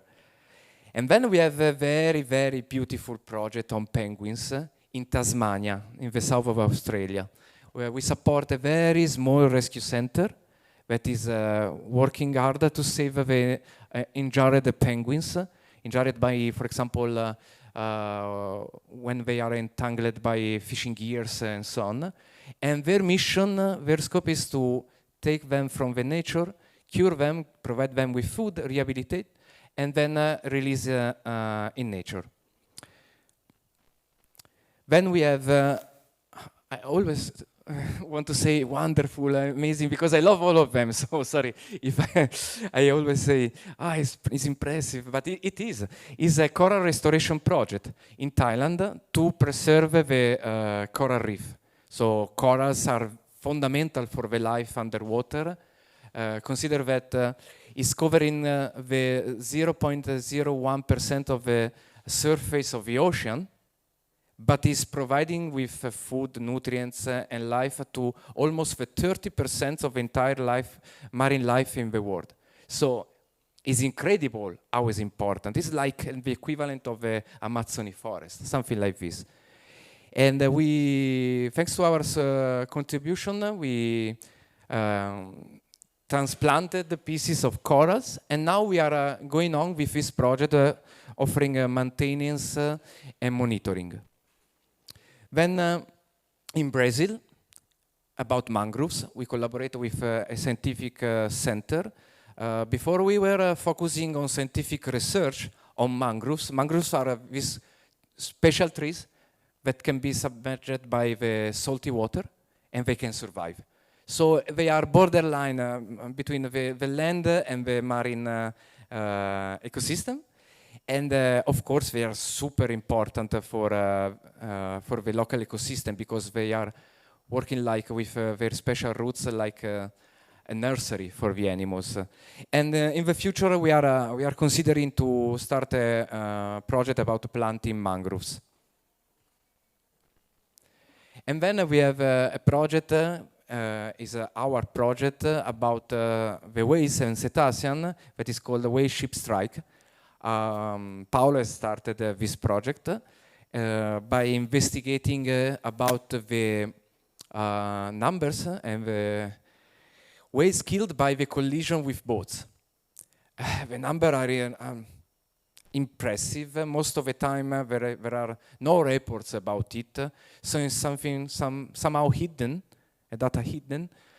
And we are trying to make clear the situation and provide owners of the boats with solution in order to reduce the collision with cetacean.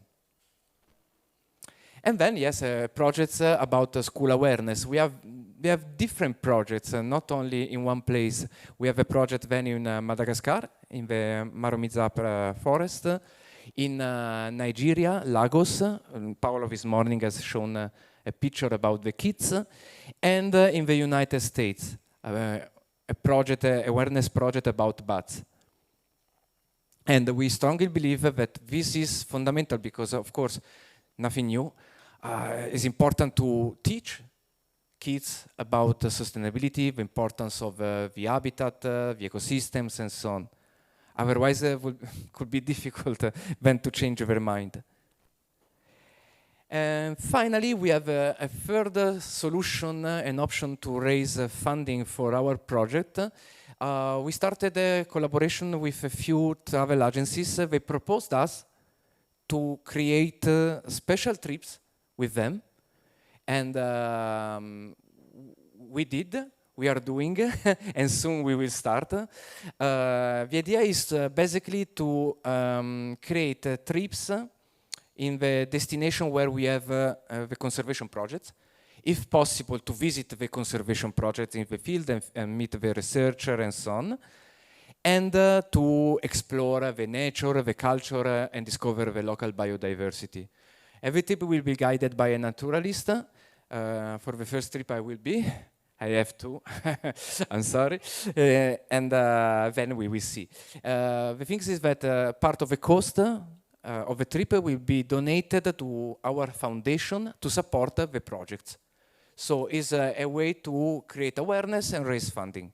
So on Monday, this Monday, we will take part into the first trip to Madagascar in Nosy Be Archipelago. And next year are already planned other trips. The first one will be in Vietnam to visit the rescue center on pangolins and explore the local area. And then in August, hopefully, to Galapagos Island. And then in October to Thailand and probably also Sardinia. And others maybe. Step by step, we will, if the travel agencies will propose us some trip, we will join them. So this is what we are doing. I mean, there is a lot to say about each project, strategy, results, and so on, but I don't want to be, I don't want to bother you. So that's it. Thank you very much.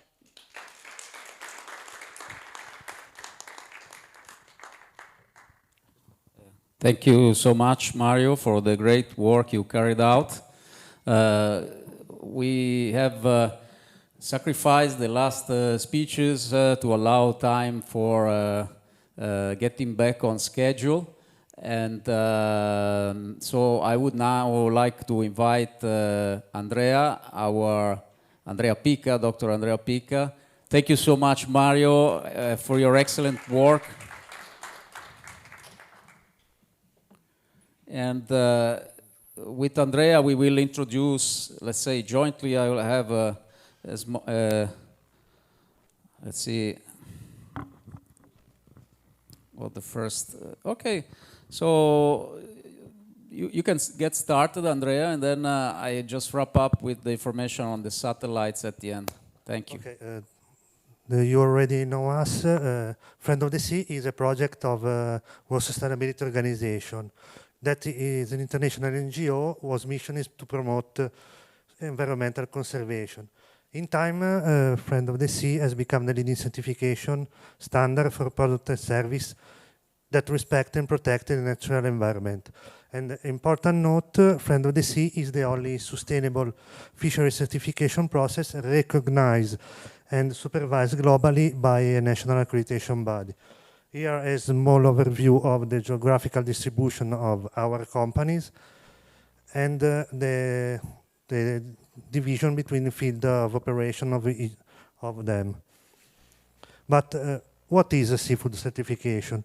Seafood certification is a voluntary process involving procedure by which a third party gives assurance that the product, process, or service conform to specific requirements and certification standard, and it's based by a range of inspection carried out by a competent, recognized certification body. Here you already see this image is describe the phase of an audit, starting from preliminary phase, going to the decision phase, certificate issue, and certification maintenance and recertification. Friend of the Sea certificates are valid 3 years from the date they are issued. A surveillance audit is mandatory in between the initial and recertification audit, within 12 months since the first issue of certificate and 18 months from each recertification audit. Friend of the Sea encompass its standard in seafood standard and non-seafood standard. Between the seafood standard is the set of standards that we develop, and those standards include the as you can see, the FOS Wild for sustainable seafood from wild fisheries, the 3 standard for aquaculture, and the standard for chain of custody, fish feed, fish meal, fish oil, and omega-3. Friend of the Sea also has a pilot project, for example, fat-free, seaweed and algae products, turtle safe, as Paolo mentioned early in the morning, but also restaurants, sustainable shipping, aquaria, UV creams, beaches, salts, and other. Here is another project we are following. It's a fish welfare project. We are following on 2 topics: fish welfare in aquaculture and fish welfare in wild-caught fisheries. The fish welfare in aquaculture is a project that aimed to create a sustainability requirement to improve welfare of fish in reared aquaculture. To do this, a scientific approach was applied and scientific data was collected from inspection and visit to certified aquafarm to collect data. In this way, 24 species-specific standard has been created based on the result that have been collected. Another project we are currently following is in wild-caught fisheries. We apply the same method, so basically the data collection, scientific approach, and the ultimate goal is to create certification standard that will put in practice what we discovered so far and will be further discovered in the ongoing of the project. Another important recognition Friend of the Sea has had this year that we have been benchmarked by the Aquatic Life Institute by evaluating the welfare impact of our standard. We score 7.5 out of 10, and that put us in the first 5, in the top 5 scheme in the world. And this is an important recognition of the commitment and passion we put every day in moving toward a more sustainability seafood sector. This is a small overview of the other activity I perform daily as a scientific department officer that include audit report review and update our standard and technical document, providing support to certification body on topics related to standard and procedures, support Friend of the Sea, other department on scientific relating topics, updating and providing training and refresh course to auditor of a recognized certification body, and engage and collaborate with other NGOs as entity on topics of common interest. And as promised, I was very quick, and I let the microphone to Paolo. Thank you very much, Andrea, Dr. Pica, and really it's 4 o'clock, so we're all tired.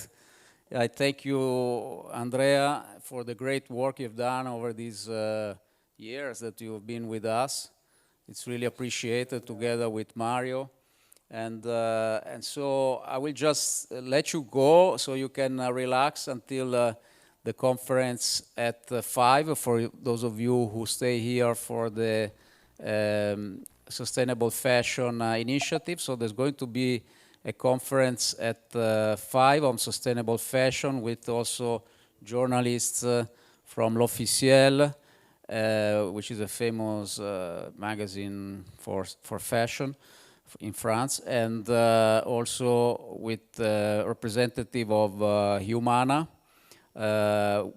Actually, quite a lot of people will fill the room for those conferences because they've been invited specifically for the fashion show. So we would really appreciate if you can make it. I will just now let the directors here, which I wish to thank, for the great work done, and the Chiara also, and the whole team for helping organize all this. I would just let them play the video about our sustainable dolphin whale watching project. It's beautiful images with which to conclude this, I think, useful and interesting meeting, which was followed also, I heard, by several online. And, again, thank you very much. I think the coffee is still available, and hope to see you later for the event, the fashion event. Thank you so much. Much different from what you can see in a dolphinarium, where dolphins are kept in small pools in captivity and are forced to perform acrobacies. For this reason, in Golfo Aranci, several operators are now carrying out dolphin watching tours. In this context, the project Il Golfo dei Delfini was born. We basically started this project as university students back in 2007, when a couple of friends of mine and colleagues of mine from university decided to start the dolphin watching activity here in Golfo Aranci, because no one was doing it. Then, a few years later, 5 operators actually are doing this every day. So there is an economy that was born for this activity. So we decided to create a project to help these operators to basically transform the dolphin watching activity from a touristic activity into an ecotourism activity. To do that, we basically implemented 2 main components. One component is related to education. So we basically train all the operators to empower them as a sort of environmental guides, so they can share with tourists during the dolphin watching activity interesting information about the biology of dolphins, but also the need of conservation of this species and the marine environment. On the other hand, we had to develop a code of conduct with the operators. We applied an international regulation from ACOBANS to the local reality, and that was a very inclusive approach. It is, however, important that dolphin and whale watching be carried in a responsible way, respecting the environment and the local dolphin populations. This is why Friend of the Sea has developed a number of standards and a certification which is carried out by independent certification bodies, which allows in the end the tourists and consumers to identify those operators which carry out dolphin watching in a way that is respectful of the environment and the dolphin populations. These requirements include issues such as the prohibition of swimming with dolphins. Dolphins are wild animals with a certain weight which swim at great speed. An impact with a dolphin could be lethal. Furthermore, other requirements include a prohibition of feeding the dolphins. This is a practice which can introduce pathologies and diseases which the dolphin is not able to control and to fight back.